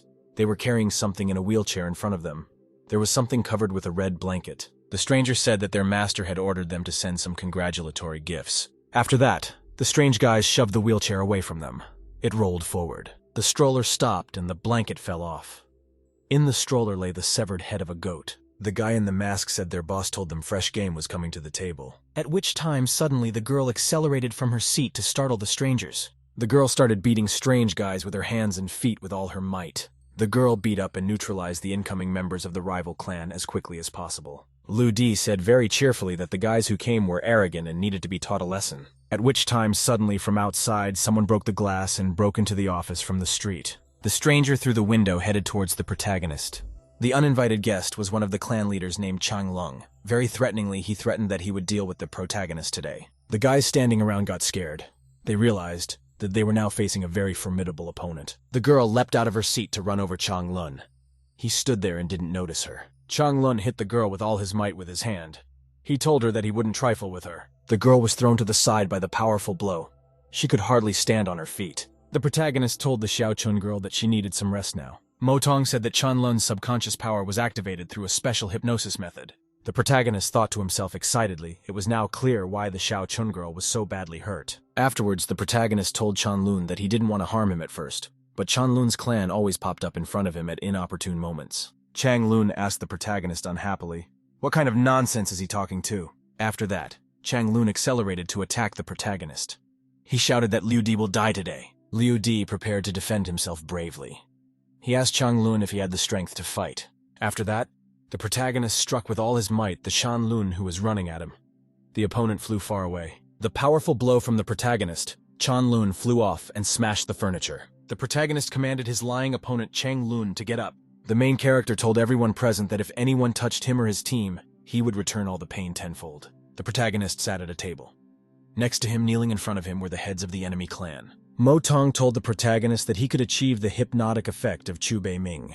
Liu Di looked carefully at the opponents kneeling before him. He decided to begin. The protagonist picked up a pen. It was supposed to help him activate hypnosis. Liu Di held the pen in his hands. He looked at Chan Lun and slowly said his name. Chang Lun could not resist the hypnosis. A detached look appeared on his face. Liu Di asked strictly to Chan Lun, holding a pen in his hand. Had he ever seen Chu Bei Min? Chan Lun fell down in a bow. He said that he was willing to pay homage to Master Bei Minu. He said that he was willing to die for the master. Protagonist received a message from the system. He realized that Su Bei Min has founded a very strange organization. Liu Di remembered the suspicious words he had heard from Ao Yang. The protagonist commanded Mo Tong to check if Chan Lun was communicating with Lan Jingsheng's boyfriend. Mo Tong reported that every 5 days Chan Lun and Lan Jingsheng go to the same church. The protagonist thought about it. The information from the system assistant interested him a lot. The main character very vividly recalled a ring he saw in someone's hand. Liu Di remembered that Teng Hualun had said that this was the key to the highest circle. Captain Duan was in his office reading documents. The clan members were kneeling in front of him. The captain was holding documents that contained information about the kidnapping of the children. Duan said that unfortunately this is just the tip of the criminal iceberg. The officer said that in the criminal world, many gangs have started suddenly closing their nightclubs and casinos. Captain Duan asked his subordinate what the subordinate was going to do now. The officer said there's serious business ahead. Maybe high-tech development? The captain asked in amazement, "Can bandits really read?" He asked his subordinate, "What about high technology?" The officer informed Captain Duane that all decisions are now made by DR. The captain said not to follow the underworld for now and let them deal with it themselves. Suddenly, Captain Duan asked his subordinate, "Where is Miss Fei now?" The officer replied that Mrs. Fei has been partying and living life since her arrival in Shanghai. The main character came to a cozy coffee shop. It was near the place he needed. The waitress came over. She brought the main character his cappuccino on a platter. I thanked the waitress for the drink she'd brought for him. He was still sitting at the table by himself. The main character was drinking his cappuccino. There was a church building next to the coffee shop. Suddenly, a very loud and strong church bell sounded in the neighborhood. The protagonist realized it was time. He got up from his seat and walked to the entrance of the church. The guards near the entrance sternly demanded the protagonist's pass. The protagonist, without saying a word, showed the guards the ring on his hand. The guard told the protagonist to leave all means of communication at the entrance. He pointed to the glowing eye on the door and said that the person had to be checked. Motong told the protagonist that this device is used to scan pupils. This is how the club members are recognized. Motong said that he will substitute Chanlun's information for the protagonist's. The magical eye reported that it was inviting God's child to participate in the teaching. The guards bowed in unison to the protagonist. He was greeted and called the Son of God. Liu Di thought to himself that the Subei Hei organization strictly guarded its shelter and the identity of its visitors. The main character walked into the hall. There was a huge number of people in black robes. Priest shouted that he was preaching his doctrines in other higher places, and it was for him to fulfill his mission. Stood there in a black cloak. He thought to himself that there was a lot of power involved. The priest turned to the children of God's children and asked that each one tell about the fulfillment of his mission.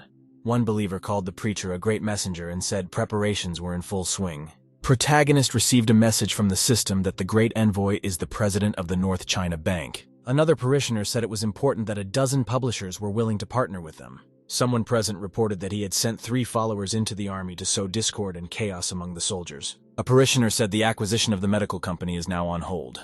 He asked for another chance to find a new target. Liu Di realized that he saw in front of him Lan Jingshen, who was the chairman of the board of directors of a company. The preacher told the parishioner that this time the punishment could be waived and just a warning issued, after which the priest shouted to those present to prepare for the opening of the North Temple. The protagonist thought that everything going on here is like a chess game. All sectors are connected in the game, and each cell has its own person. The protagonist threw off his black hoodie and walked up to the stage where the preacher stood. Liu Di activated his hypnotic pen. He said that he was the god of the entire great realm with God Bei Ming as his subordinate. All the congregation began to greet their god of the kingdom in a friendly and obedient manner. Motong proudly told the head hero to check out his level of hypnosis. Liu Di told the congregation that he was granting them the status of messengers. After that, they must all follow the god of the north and do whatever he tells them to do. Liu Di warned the worshippers not to report the encounter to the northern god Bai Minu. The protagonist told the worshippers to obey only his orders from now on and forever. The congregation said in chorus that they were ready to serve the divine decree faithfully. They asked, "What is the name of their god now?" The main character told the worshippers in an important voice that they must now worship the divine Dieu. The believers fell to their knees. Liu Di told them once more it was important that henceforth they should obey the orders of the divine Dieu. Motong said, surprised to the protagonist, that he was able to sow something amazing. The protagonist replied cheerfully to the system assistant that the two of them had done well. The protagonist returned to his dwelling place. He needed to continue his self-improvement. Motong told the protagonist that he needed to start releasing his battle consciousness. The assistant pointed out that Chu Bei Ming had exceptional abilities. Motong told the protagonist that he could learn little tricks. In the second stage, the new person has to go through a limited liberation. Motong told the protagonist that he needs to update some modifications. We'll need to analyze and change the Liu Di gene. The protagonist told the assistant that he should get his genes to perfection as soon as possible. Liu Di was sitting in a meditative pose.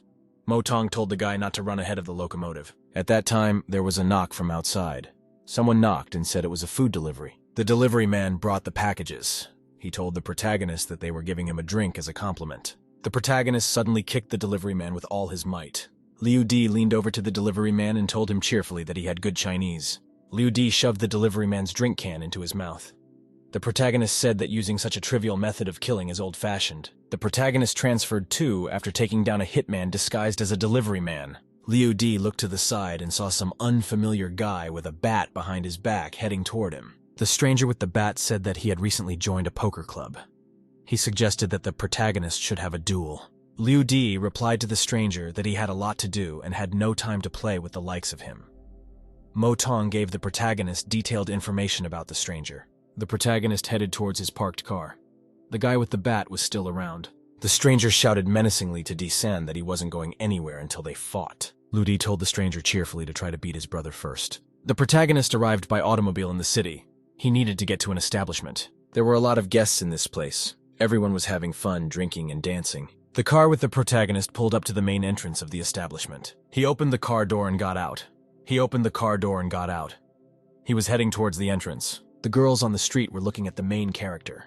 They didn't understand who he was. The guard at the entrance told the guy that only those with a fortune of over 300 million can enter the club. He held out his card to the guard to be scanned quietly and calmly. The guard looked at the scanner and was very surprised. He said the guest had hundreds of billions. He apologized. The guard had already kindly asked the protagonist to move on. In a huge hall on the stage stood a singer in a red dress. Around the tables on sofas sat guests. The girl on the stage started singing a song for the guests. Ludi at this time approached the bar. Liu Di sat and drank wine. He liked the place, but he missed the company of the girl Ajia. And a singer came up to the side of the protagonist and addressed him. The singer told the main character that he was very handsome, and she called her name Yu Fi. The main character introduced himself to the singer and told her his name. He told the girl that he makes his living as a programmer but also as a gangster. Yu Fi told with a smile that today she had met a beautiful man named Ludi. The surrounding guests marveled at how such a petty loser could win such a goddess. Ludi was walking towards the exit with singer Yu Fi. When the protagonist and his girlfriend left the place, a gang got in their way. The man angrily shouted at the protagonist. How dare he touch his woman? Ludi told Yu Fi's girlfriend that he was leaving the bullies to her. The protagonist had some things to deal with in the meantime. The main character ran to the other side of the street. He shouted to the girl Yu Fi that he trusted her completely. The protagonist across the street was furiously beating up a crowd of hooligans. He knocked one of them to the ground with his head.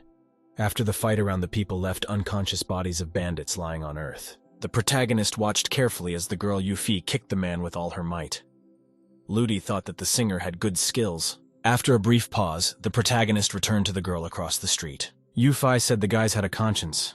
They decided to part ways peacefully. The main character took out a cigarette. He said he didn't expect the guys to have an epiphany so quickly. Singer Po asked the protagonist why he left her alone with the bad guys. Liu Di explained calmly to his girlfriend that he had a few assassins to deal with. Yu Fi told the protagonist that he was very strong and brave. She had previously thought that Liu Di was simply scared and ran away. The main character took the girl in his arms and told her they needed to go home. The two of them were walking down the street together. The main character asked with interest to the Yu Fi girl, how could she own such a serious car? The singer handed the guy the key and said cheerfully that he himself could ride in the car. Liu Di told his acquaintance that she was completely unbelievable. Mo Tong reported excitedly that the girl Yu Fi belonged to a very old business family in Europe. The protagonist and his girlfriend were speeding along a mountain road in a racing car. The singer Yu Fi was very happy. The main character was driving a race car at the time. After a long drive, singer Yu Fi together with the main character arrived at the building of a large hotel. Yu Fi said that she had a presidential suite booked at this hotel. She suggested that we go up and have a drink together. Liu Di waved to his girlfriend and said that he was living on his own and it was time for him to go. The singer offered to say goodbye to the protagonist to see him tomorrow. She said that she wanted to spend time with him. The protagonist turned around and cheerfully told the girl that he agreed with her proposal. The protagonist was speeding his jeep over a bridge over the freeway. He was driving the car. At that time, he received a message on his phone. Singer Yu Fi sent her boyfriend a picture of herself. She asked her friend if those pajamas looked good on her. Mo Tong looked at the singer's picture and said admiringly that the girl had 90% of her skin exposed. The protagonist gradually drove up to the place where he lived. There, at the same time, the boy versus stranger was practicing to fight. The boy was hitting the stranger with very powerful, strong blows. The boy could barely hold back the attack. The protagonist drove up and looked at his charges. He told them they had done a great job. Liu Di said seriously to the fighting boy and the guy that they had a good time. The boy said that his opponent was very tough. The tired boy said that he would defeat his opponent in 3 days. The protagonist approached the boy Xiaoxia and the boy Kun-san and told them that they could come to his office for any questions. Xiaoxia guy continued to fight against his opponent in the forest. Mo Tong reported that Quan-san had a new awakening.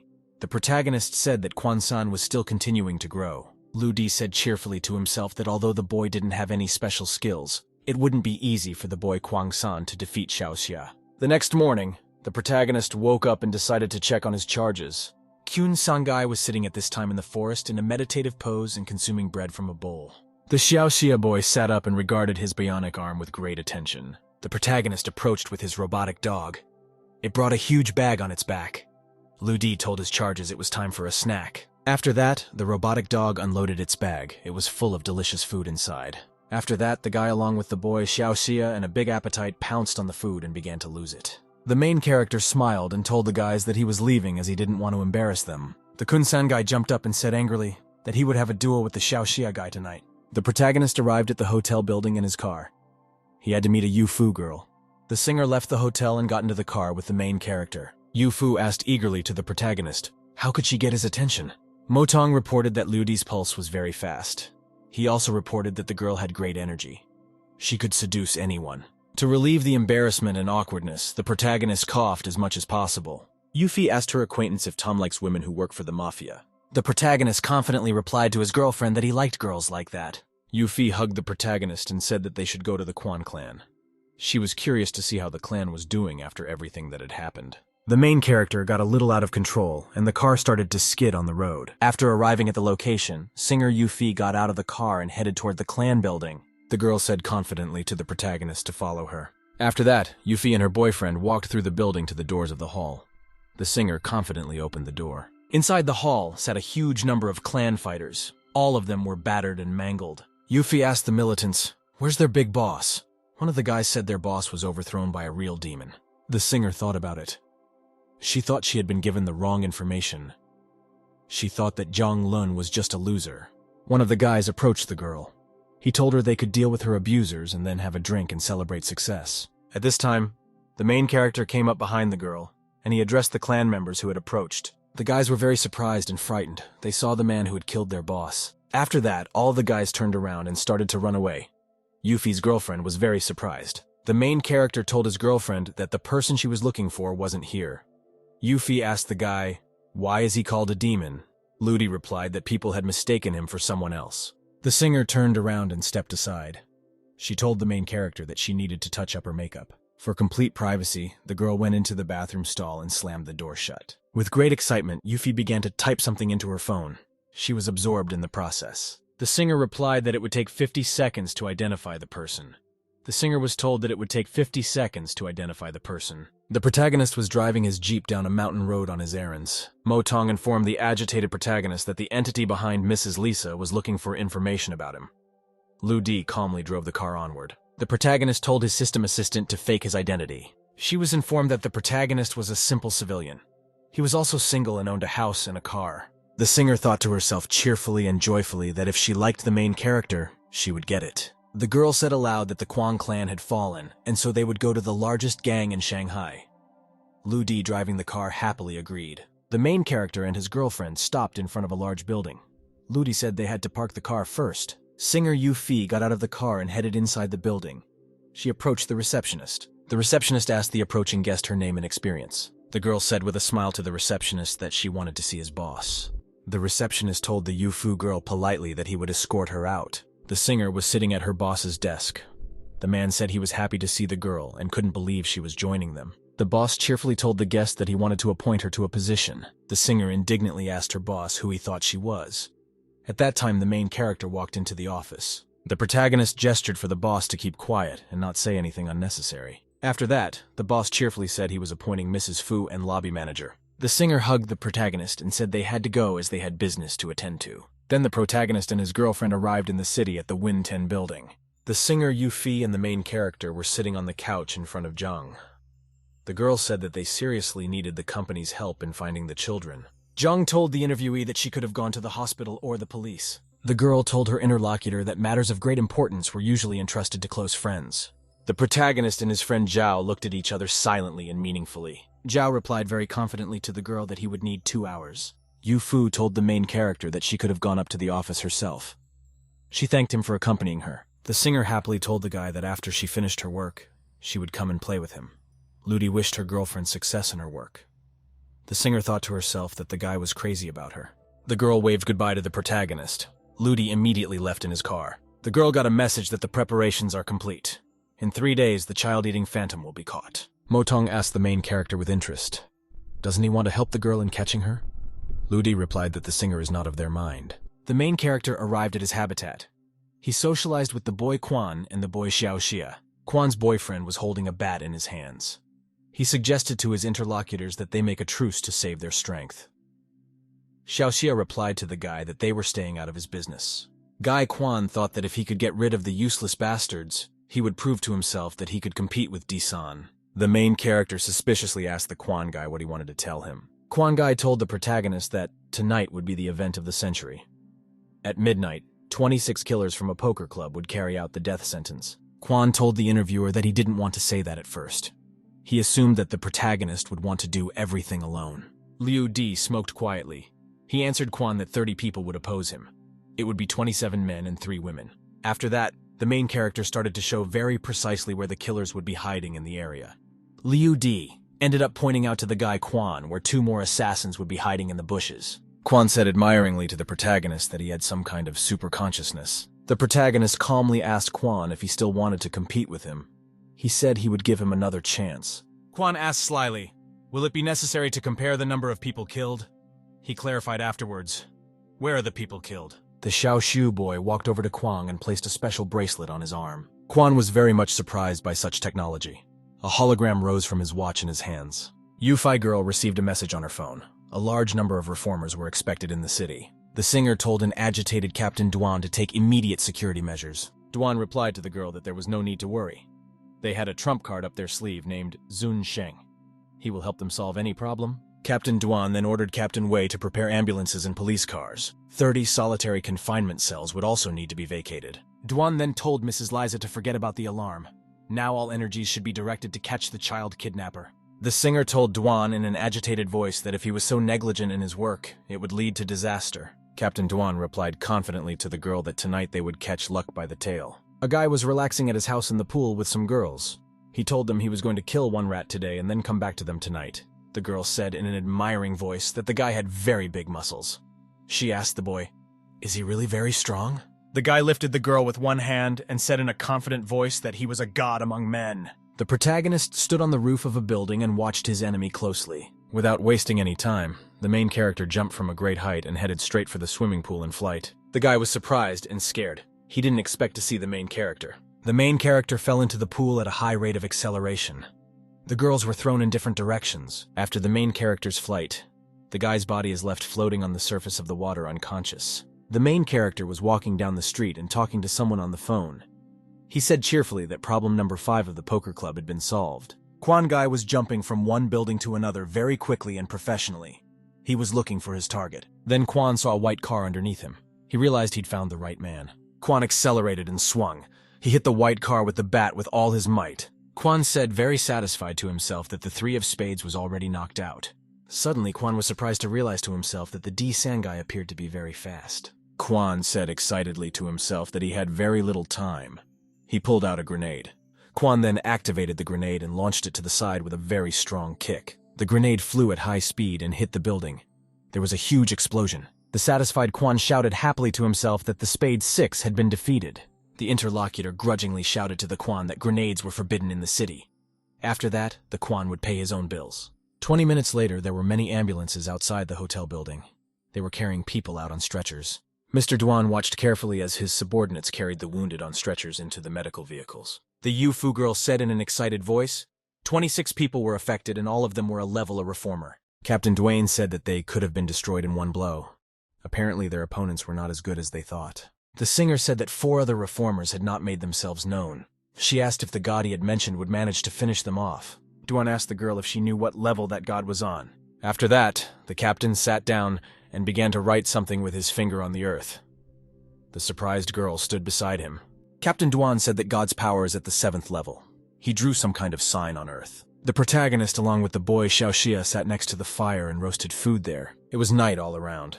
There was no one else around the protagonist and the boy. The boy Xiaoxia told the protagonist that Quan boy might be hurt. The main character then replied to the boy that Quan was fine and he was just heartbroken. Lu Di said that the man he killed didn't have a clone tattoo on his arm. Quan sat next to him looking unhappy with a bottle in his hand. Quan raised the bottle. He said that he would drink to his desperate desire to please the master in everything. Liu Di turned around and asked excitedly to Quan, "What does this one know about the poker club?" Quan replied grudgingly to the guy that he used to follow the members of this club. Quan leisurely consumed the fried fish. He said that the headquarters of the club was in the state of Texas. Liu Di told Quan that he had enough of the information he had gotten. System assistant Mo Teng told the protagonist to leave this for him. Quan told Disan that he should try to escape the death sentence of the poker club. He specified that they had never met the ace and the 2 strongest jokers from that club in battle. Xiao Boy drunk and excitedly said that the protagonist will kill any jokers. Liu Di looked carefully at the moon in the night sky. He said that they would soon meet their main enemies. Quan, bat in hand, said that we should prepare for the meeting. Suddenly, Liu Di said he had an idea. Suddenly, Xiao was very angry. He squeezed the bottle with his hand, and it shattered into pieces. Motong said that the boy had undergone a change. Xiao Shu had awakened an unknown power. Quan was very much surprised and frightened. He could not understand what Xiao Shu was turning into. After that, the boy ran into the main character. Liu Di told Xiao to go and rest, otherwise he might hurt someone. The moon illuminated the area. A group of professional assassins had gathered on one of the ledges. In front was a masked fighter with a sword behind his back. Behind him were guys with their eyes closed. The boys told their master in a friendly way that everyone else was scared and they were the only ones left. The leader replied to the Ling Tiao guy that those here are also superfluous. He added that he wanted to deal with Di-san himself. The boys told the leader that as soon as he was done with Di-san, they would kill his successors. The master told his subordinates to be quiet. The moon brightly illuminated the surroundings. The mercenary killers prepared to attack. The leader of the mercenaries walked up to the fire and looked at it carefully. There was silence all around. The leader stood next to his fighters. He turned to the side and noticed the main character there. Kun stood and held a large bat on his shoulder. Next to him stood an equally calm person. One of the guests told a guy nicknamed Deuce of Diamonds that he was a traitor. Today, his career as a killer will end. The guy told his friend named Wu Jia to kill the main character first. He himself decided to deal with the Deuce of Diamonds. The leader took out a large blade and told the main character that today he would be under his sword. A very bright flash appeared. Fighters from all sides rushed to hit their target. Ninjas with swords flew at the guy. One of them shouted that the poker club was hunting. Tong reported that amphetamine use was detected. Neutralization began. The assistant informed the owner that Wu Jiang carried a poisonous mist in his body. If a fighter sprays this mist, it can cause hallucinations in the brain. Liu asked the assistant what happened to his opponent's voice. Tong explained that the fighter's vocal cords had mutated. This resulted in auditory resonance. The main character called his rivals clowns.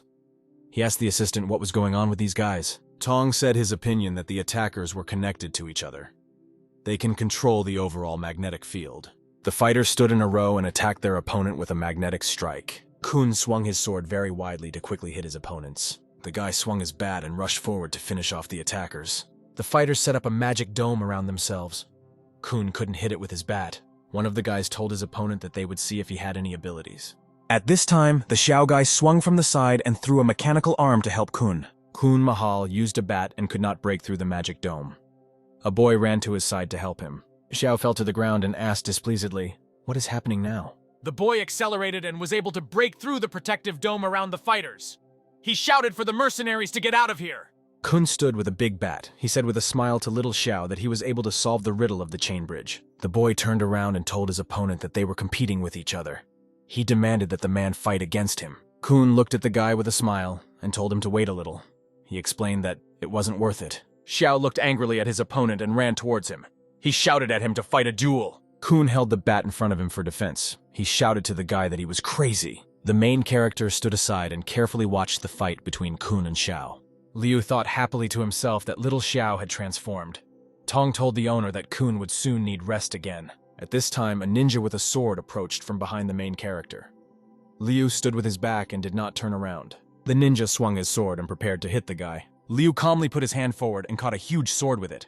He shouted to his opponent that he had completely forgotten about him. The main character squeezed the sword with all his strength and the blade shattered into small fragments. Liu swung and hit his opponent in the face with all his might.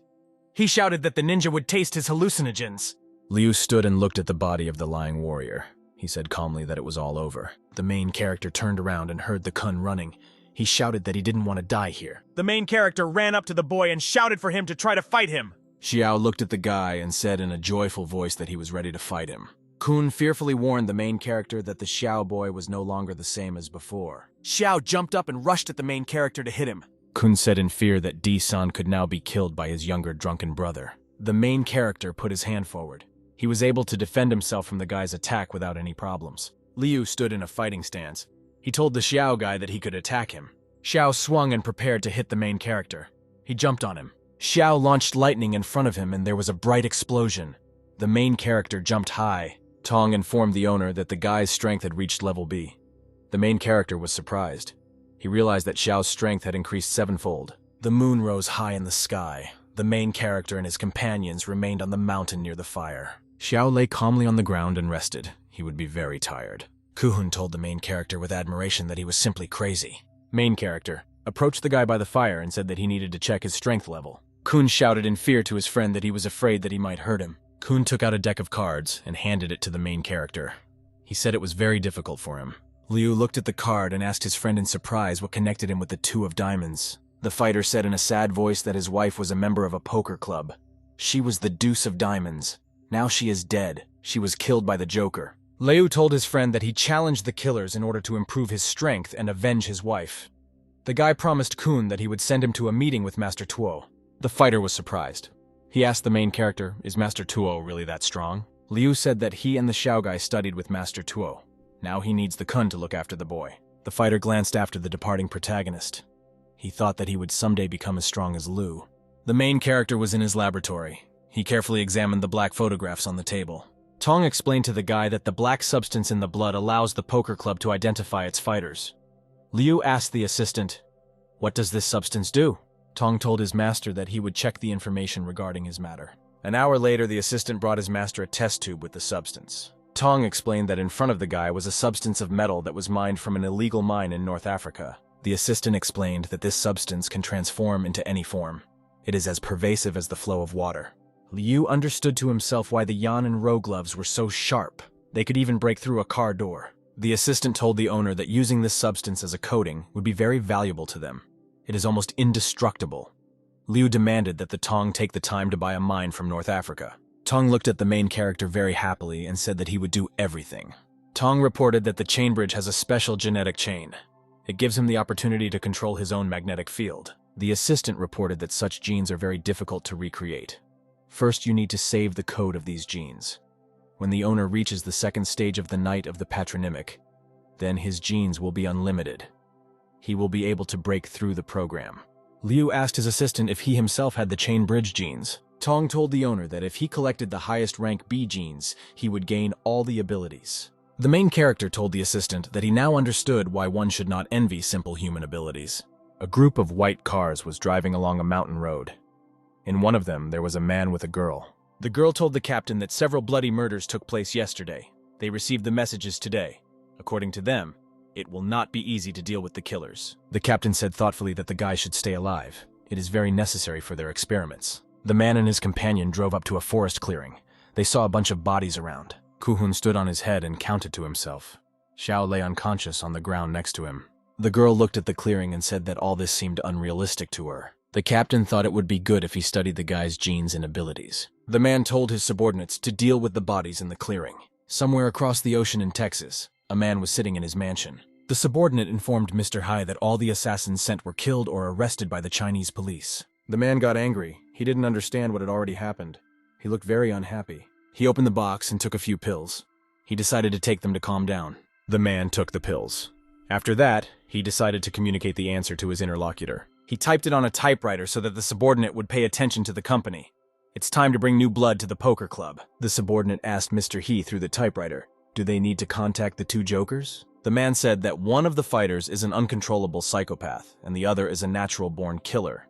He added that Disan would not be able to find them. They still have time to deal with the guy. At this time in Texas, military personnel were working inside a large building. The commander asked the group of soldiers how they were doing. A soldier wearing headphones told the captain that their system had been taken over. Now all operations are valid. The officer ran up and looked into the computer. He shouted that they had been hacked by hackers.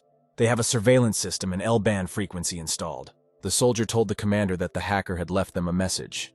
The stranger demanded that the soldiers deal with the system and not panic. The captain demanded that his subordinates go and check on the hacker named DC. 5 minutes later, the military saw on their monitor that all system restrictions had been lifted. The soldier turned and told the captain that the hacker was no longer in the system. Control of the system is again in their hands. At this time, the phone rang. The man extended his hand and prepared to pick up the phone.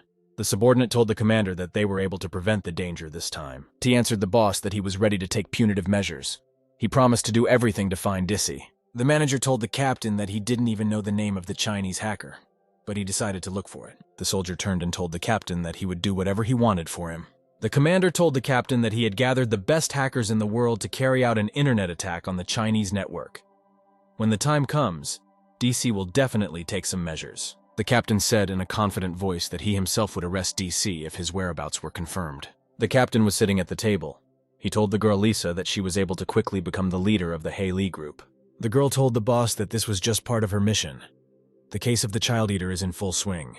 The captain told the girl that he would send people to ensure her safety. The man was standing on the street. He watched as the red race car pulled away. The captain thought that although the guys secretly helped the girl, he was glad that everything was fine with them. Lisa drove up to the social assistance house. She thought these bastards were being used as a cover.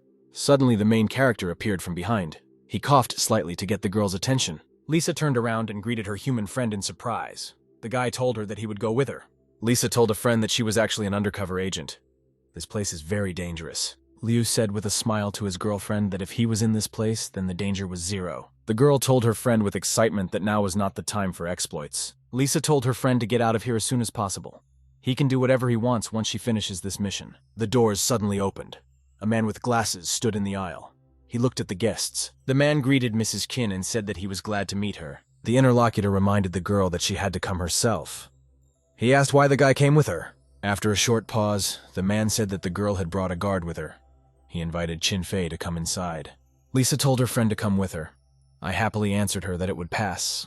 The girl was sitting on the sofa near the table. There were guards standing next to her. At this time, someone's steps were heard. A girl appeared at the door. The man told the guests that today they would see the child eater. Guards stood near the entrance. A girl with blue hair appeared in the doorway. Lisa was very surprised and scared. She realized that the child eater was a woman. The stranger was sitting on the sofa. She told the guests that they would be honored to work with people like them. Lisa handed the girl a folder with documents. She said she could take a look at them. The stranger took the folder. She said that cooperation with the most powerful Hai Li gang would be interesting for her. The girl examined the guests with a luminous gaze and demanded that they say who they really were. Lisa, in a frightened voice, asked her interlocutor, "What kind of strange questions are these?" The stranger told the girl that she was a police officer named Qin Fei. She asked what position she holds in the Special Operations Group. The leader tapped her fingers and her subordinates immediately grabbed their weapons. The men stood and held pistols in front of them. They targeted the guests. Lisa was very scared. She didn't expect to be discovered so quickly. The stranger told the guests that a weapon was pointed at them. One wrong move and they're done. The main character looked at his girlfriend. He realized that Lisa could suffer because of him. The boss looked at the main character and realized that now the real boss was entering the arena. The girl bowed to the main character and called him DR. She said her name was Hong Ying. Lisa was very surprised when she heard about DR. She turned around and looked at the guy. Liu said in a joyful voice that he was so famous that they even knew about him in Kyoto. Hong looked at the guy with a smile and said that his name was true. Hong walked past the table and very slowly walked closer to her guests. Hong asked the main character, "Who's the girl next to him? Is Lisa a real cop or just an undercover agent?" The main character lit a cigarette. He asked his interlocutor where they transported the goods. He sent them recently. Hong told the guy with admiration that he was a real talent. Previously, he announced the cleansing of the Hai Li gang. Now he decided to go into business. The main character angrily asked the girl where they sent the goods. Hong answered fearfully that they wanted to send all the goods to the Bienenberg Medical School in Europe. The main character got angry. He shouted that these words would be enough. After that, he threw the lighter forward. The lighter flew to the center of the room, and there was a very bright explosion. The explosion was so powerful that it scattered the guards to the sides. Liu ran up to the girl and called her a scoundrel. He hit her in the face with his hand. The main character caught the lighter with his hand. Lisa asked him in fear, what was going on here? The main character turned around and explained to his interlocutor that he was a dyer. Lisa excitedly told the guy that she had studied his biography. He's just an ordinary person. Liu explained to his friend that she only sees what he wants to show her. Hong lay unconscious on the floor. The main character walked up to the safe and calmly broke down its door with his own hand.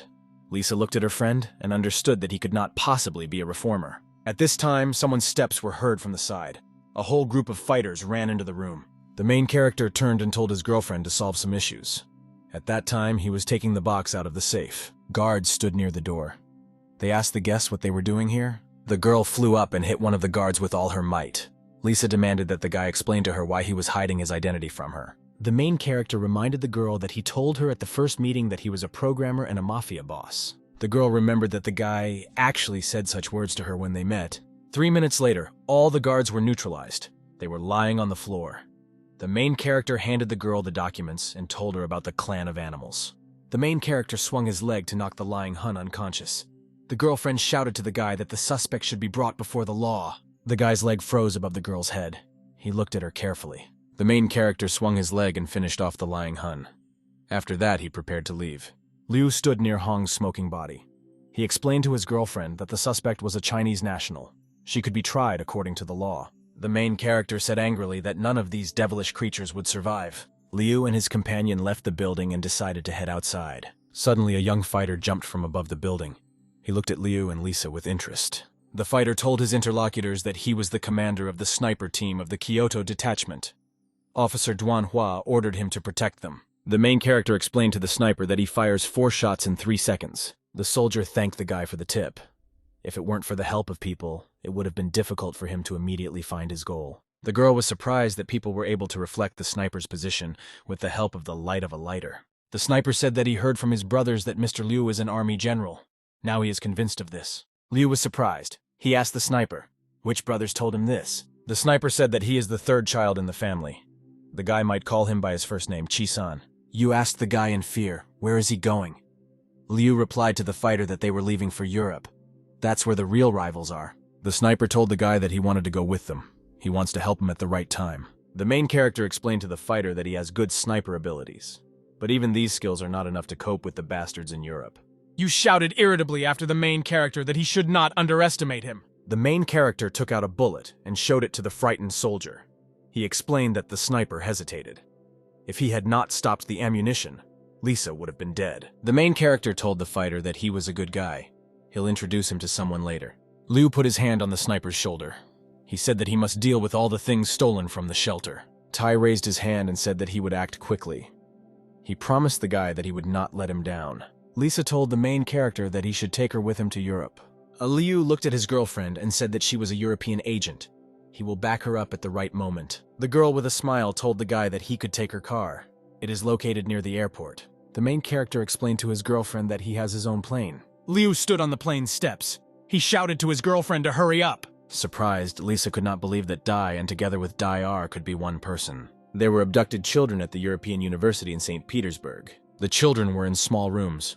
Along the corridor, there were doors on both sides. Several frightened children were sitting in one of the rooms. They stood silently near the wall. The boy asked the girl if after death they could go to heaven and see their grandmother.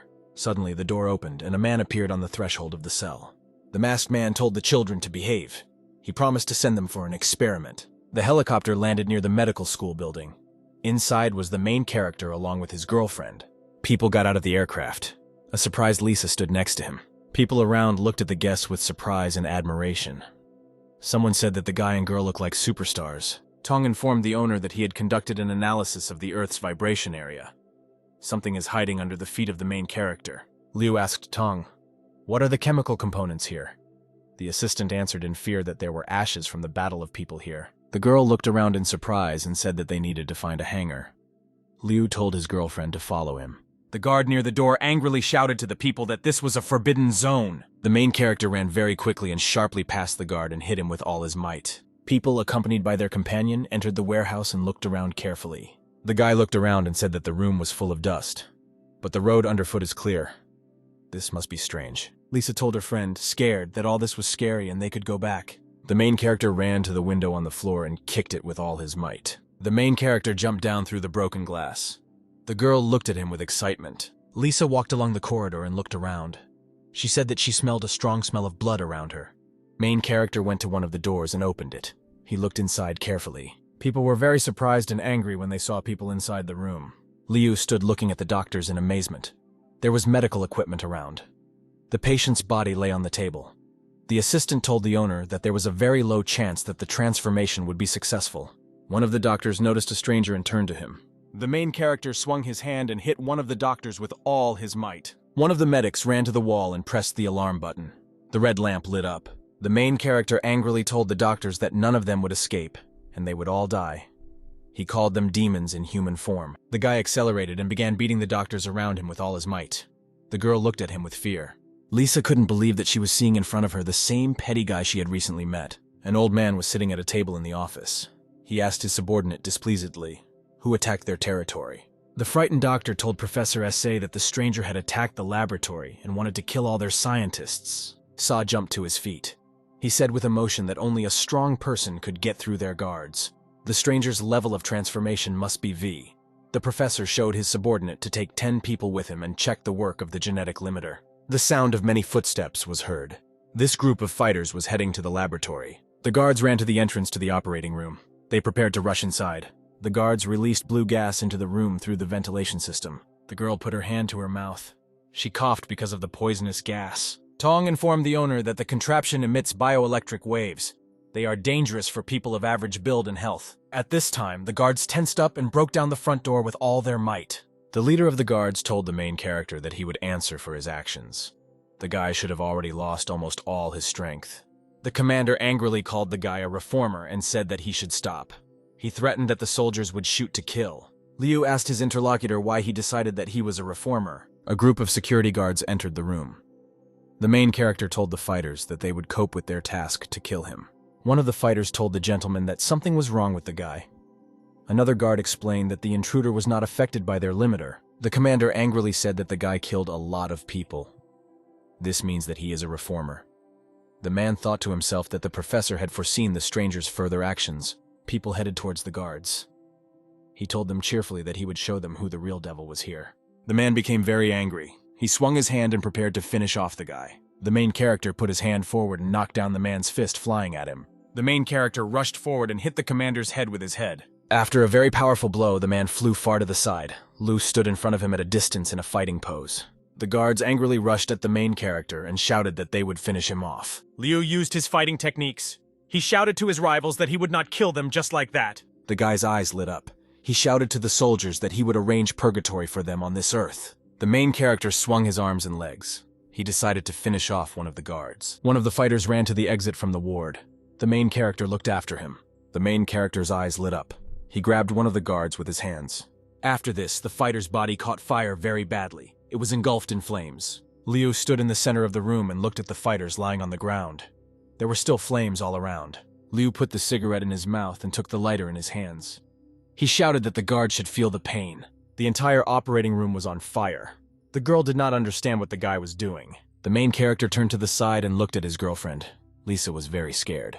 The guy approached the girl and said that she didn't understand why he was doing certain things. The main character grabbed the girl in his arms and said that he was acting according to the rules of survival. Liu grabbed his girlfriend in his arms and very quickly carried her out of the burning room. The main character carried the girl away in his arms. With a very powerful blow, he knocked down the door to one of the rooms. Sa sat at the table in surprise. He couldn't understand how the guy was able to get inside. The main character looked angrily at the scientist and said that it was his turn. In a very angry voice, he told the fighters to stop the bastards. Two guards rushed in to immediately hit the protagonist and the girl. The man swung his arm with all his might and threw the two fighters far back. The professor angrily asked the guy what he wanted from him. His guards were lying on the floor. "I love you," with burning eyes. I approached the old man. He said he wanted to take his life. I put my hand on the old man's shoulder. The professor told the guy that he could give him whatever he wanted. The main character demanded from his interlocutor that he fully feel despair. The people hit the professor with all his might and he flew off and crashed into the doors. The man sat down at the computer. The assistant explained to the guy that this base was named after the Greek demigod Hercules. Internet cannot be used in this location. This protects the information so it doesn't leak out. The main character thoughtfully said that the doctors wanted to create demigod people in this place. The guy was sitting at the table. He asked the teenager what the name of the government base for transformation was. The girl looked at the main character with a smile and said that the base is called a jellyfish. The assistant thoughtfully said to the main character that Yan Yilin gave birth to a child even before the transformation. His genes are perfect, and he is a born god. Tong pointed his hand to the side and said that the boy was behind the secret door in the wall. The main character looked carefully at his assistant. Tong pointed his finger straight ahead. Liu stood with his assistant. They looked through a hole in the wall. The main character and his girlfriend went into the next room. They noticed that someone was there. Liu and Lisa stood in the room. They saw a boy there playing. The stranger was sitting at the table and intently rearranging the toys on it. Main character approached the boy and began to help him with the toys on the table. Lisa asked her friend with excitement, "What does he want to do with the child?" The main character explained that the little boy was playing chess with himself. He decided to help him. Lisa was very surprised. She didn't understand how a child could play chess all alone. Suddenly, there was a noise from the side. The girl looked to the side with excitement. Lisa went into the next room. She noticed a man lying there in the cell. The girl said in fear that she didn't even think that there were still those who experimented on people. The exhausted stranger lay on the ground. He had a bloody cough. The girl went to the camera lock and tore it off. She said that the poor guy may rest in peace. Lisa turned around and headed into the next room. The stranger remained lying on the floor. The child said with surprise to the main character that he was able to win 13 games against him. He promised the guy that he would go with him. The main character asked his friend what his name was. He stroked him on the head. The child told his interlocutor that since childhood he had been given the name Devil Mo Tong. The main character and his assistant were very surprised when they heard the boy's name. The man pointed his finger at the child and said that he would give him a new name. The main character pointed his finger at the boy and said that he would call him Junior. The child was very unhappy. He didn't like the new name the guy gave him.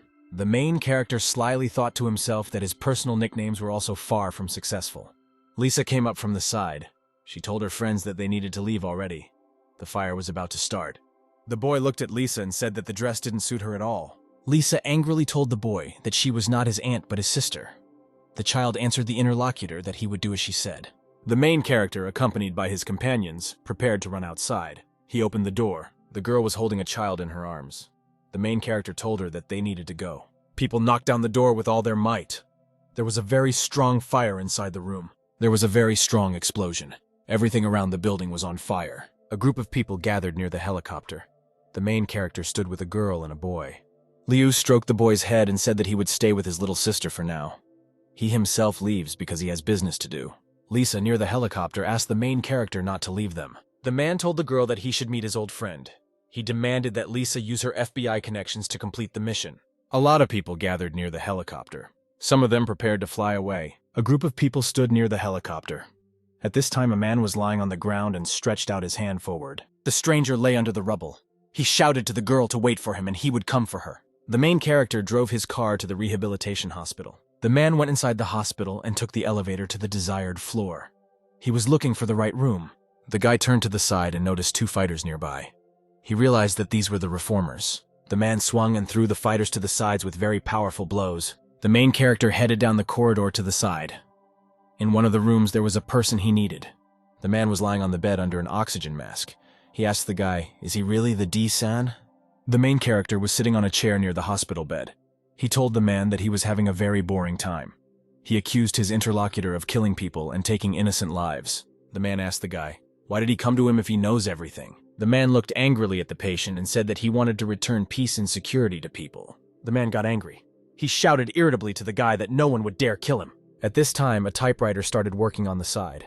Someone wrote a message to the man. The main character read the message with interest. The sender asked the gentleman about the children who were stolen by the chain bridge. The patient rose abruptly in his bed. He promised the guy that the Joker from the poker club would kill him. The man began to tear off the medical wires. He shouted to his guests that they would see him again in hell. The patient was holding medical wires in his hands. The device nearby beeped. The main character calmly looked at the man and said that he deserved to die. Guy walked up to the typewriter. He wrote to his interlocutor that the chain bridge would arrive here soon.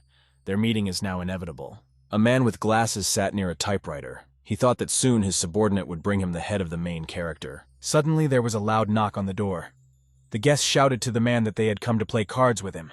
The owner grabbed the pistol with his hand. He told himself that no matter who wins today, he won't just leave it all behind. The man opened the door. He told the guests that he only had wine and grave flowers at home. The guest with a bottle in his hand joyfully told the owner that today, victory would be his. There was an active card game going on at the table. The owner told one of the players that he must now play his cards. Suddenly the door opened and the main character appeared. He demanded that the guests leave. He himself wanted to talk to the owner of the house. The owner with cards in his hands asked the main character why he came here. One of the guests displeasedly asked the main character, "Did someone really invite him?" The owner suddenly pulled out a pistol and fired into the air. His friends began to run away. The main character was heading towards the table. Other men ran away screaming. The main character sat down on a chair near the table. He invited the man to play and brought a deck with him. The owner was very angry. He didn't understand how the guy could survive and escape from the chain bridge. The guy looked carefully at the owner. He said that the man now wants to get some kind of card to kill him. The owner stood with a pistol. The main character told the man that he had a lot of cards up his sleeve. The man looked angrily at his opponent and threatened that he would destroy him with one card. The man felt very frightened. He grabbed his chest with his hand. The owner angrily asked the guest, "Did he really meet with the teacher?" The main character answered in a calm voice that the teacher had committed suicide. The owner angrily shouted to the main character that his Joker would destroy him. The man waved his arms to the side. He told the guy that he did not understand the higher meaning of the existence of the poker club. The main character swung his hand and hit the owner in the face with all his strength. The beaten owner was lying on the floor. The main character told the man that he had 2 cards. Liu held cards in his hands. He told the man that he would destroy his empire. The man was in the hospital ward. He began to gradually come to his senses. The patient suddenly opened his eyes and looked ahead. After that, he screamed. After that, the man jumped up very sharply on the bed. He decided to catch his breath. Ko stood up and opened the doors to the next room. He looked inside. The patient looked with interest at the unfamiliar guy on the bed. He realized that he felt better. Ko could not stand for very long. He fell to the floor next to the bed. The young patient lay unconscious. The guy suddenly came to his senses and jumped up on the bed. He said that his name would be Linar. The patient smiled very wickedly and said that he was now going to have a good time. There was a very strong fire in the ruins of the hospital. There were cars and Lisa standing around. The girl looked in surprise at the guy next to her. The fighter extended his gloved hand forward. Lisa approached the captain and asked if he was sure. The guy stood and didn't answer. The girl asked her interlocutor if he believed what she told him. The captain replied to the interlocutor that an ordinary person could not kill 14 A-level reformers in an hour. The captain looked at the girl angrily and said that she was under the influence of drugs. She was hallucinating. Lisa angrily shouted to her interlocutor that the guy had dealt with the reformers in just 10 minutes. Lisa explained that in China this agent is officially called God. He is a local star. The captain demanded that the girl look at the information. He explained that a fighter has a high level of strength, which can be compared to rank 27. Lisa told the captain that if he didn't believe her, he could go and meet the guy in person. A frightened soldier ran up from the side. He asked the detachment commander what to do next.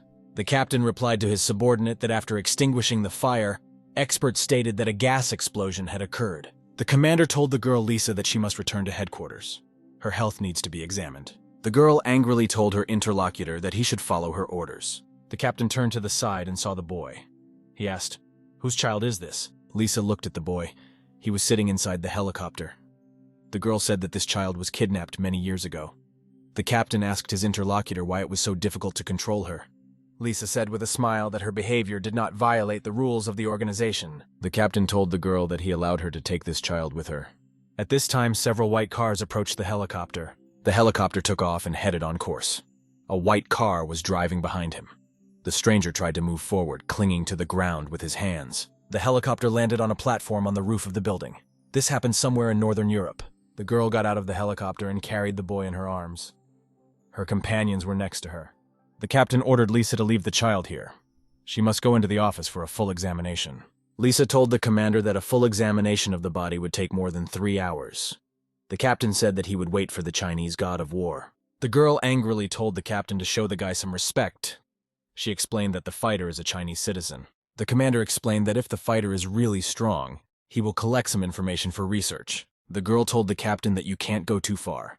If they leave the guy here, the consequences will be dire. The commander explained to Lisa not to worry. Suddenly, a bright light came on from the side and the sound of a siren was heard. A soldier ran from the side and shouted to the captain that someone had attacked the headquarters. The stranger in the center fought back.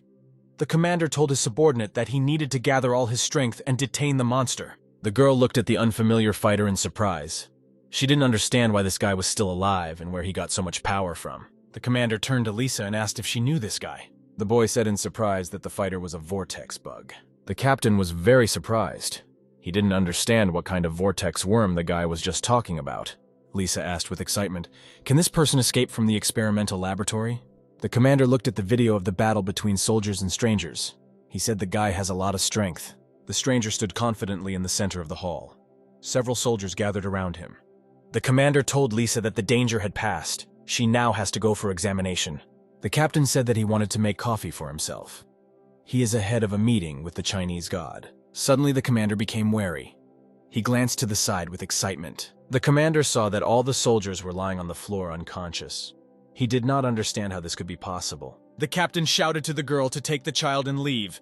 He promised that he would apprehend the monster. Unexpectedly, an unfamiliar fighter began to break into the door with all his might. Cracks appeared on it. The guy knocked down the front door. He saw soldiers in front of him. The stranger looked angrily at the warriors and shouted that he had finally got them. The commander got angry. He accelerated and swung his arm to hit the fighter. The stranger threw the captain aside with a very powerful blow. Lisa stood with the boy in her arms in the corridor. She told the fighter that she could handle any of his attacks. The stranger looked angrily at the girl. and said that he had been following her from the very beginning. The boy, in a very frightened voice, called the fighter a whirlwind worm. The fighter looked at the boy angrily and called him a little neighbor. The child jumped to the floor. He told the fighter to get out of here. He explained that his friend would soon come with the power of the bear, and he would smash the stranger to smithereens. The stranger told the boy that he had just counted the comic books and started to rave. The child warned the interlocutor that he might not be able to cope with the consequences. The guy calmed down slightly. He told the boy that he would not kill him unless he provoked him. The child said that his friend would come soon. The stranger answered the boy that he was very annoying. At this time, the sound of broken glass was heard. The main character jumped through the window. Pieces of broken glass fell to the floor. In the corridor, the fighter looked at the main character in fear. Lisa joyfully greeted the main character. The boy told his friend that he had arrived just in time. The stranger asked the guy in a dissatisfied voice, "Did he really come to ruin his fun?" The main character pointed his finger at the stranger and said that he had come to kill him. The main character very boldly got up from his seat. He ran to hit the Joker. The man swung his arm with all his might to immediately knock his opponent down. The stranger was able to hold on. The Joker got angry. He was still on his feet and prepared to attack the guy. Lisa was very surprised. She thought to herself that the unfamiliar fighter was immortal. The main character looked joyfully at his opponent and said that he was even a little touched. The Joker angrily asked his opponent what he just said. The main character jumped up. He said that he had met an opponent who was worthy of his second super kick. People began throwing punches and kicks en masse at the Joker's body. The commander stood at the side. He watched with great excitement as the main character attacked his opponent. The commander looked at the protagonist in surprise. He couldn't believe that he was seeing the legendary god of China in front of him.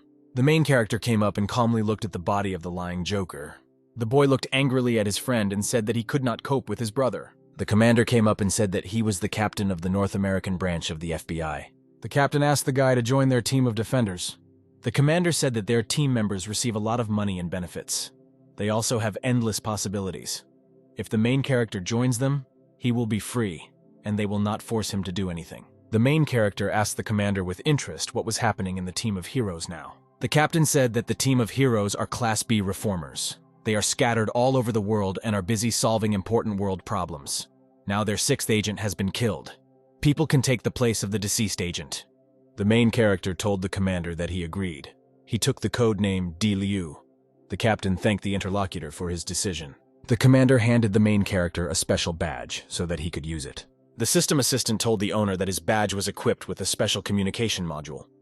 Liu looked at Tong and said that he knew what to do next. The main character told his friends that it was time for them to return. The captain asked the girl Lisa with interest, "Where is she going next?" Lisa answered the commander with a smile that she wanted to contact and establish a relationship with a high-level master. The captain stood in the corridor. He looked after the leaving girl. The commander took the phone and looked into it. He saw a photograph of the main character there. The captain said to himself in surprise that he had gathered heroes that he could not control himself. The helicopter and its passengers landed in Pollyanna. There was a small forest nearby. The boy joyfully jumped out of the helicopter. He looked around in surprise. Lisa looked ahead with interest. Kun was sitting near the fire near a tree. Stood Xiao. He looked at the arriving guests with great suspicion. Suddenly, Xiao saw the main character in front of him and was very happy. Xiao ran up to the main character in fear and asked what happened to them. "I told my friend not to worry. They have already taken care of everything." The main character turned to the side and told his friend to get ready to accept another person into their family. The main character told the boy that a little man would now be with them. The older guy will now have to take care of the younger one. The child very joyfully and with a smile greeted his new acquaintance Xiao. Xiao patted the child on the head and greeted him with a smile. The main character explained to the child that a Kun was sitting near the fire. He plays baseball. The man turned around and asked the main character, "Is the child next to him really his illegitimate brother?" The boy pointed his finger at the man and said that he could not take him seriously. "Kun is just frying chicken." The man looked at his friend with a smile and said that he was just a child. The main character threw the bag with human remains to the fire. He told Kun that he had brought him a gift. A hand with a Joker tattoo fell out of the bag. The main character explained that he killed this fighter. The Joker killed Kun's wife earlier. The man took the bag in his hands with great excitement. He realized that the Joker was finally dead. Kun thanked the main character. He said that he was ready to sacrifice his life for the sake of people. The man waved goodbye to the man and shouted that he had spoken loud words to him. After this, the main character, accompanied by a small companion, entered his house. The child looked around in surprise inside the house and said that it was very unusual. Liu answered the boy that this would be a home for him too. The boy looked in surprise as a small drone flew up to him and a mechanical dog approached. The little guest took the dog in his hands.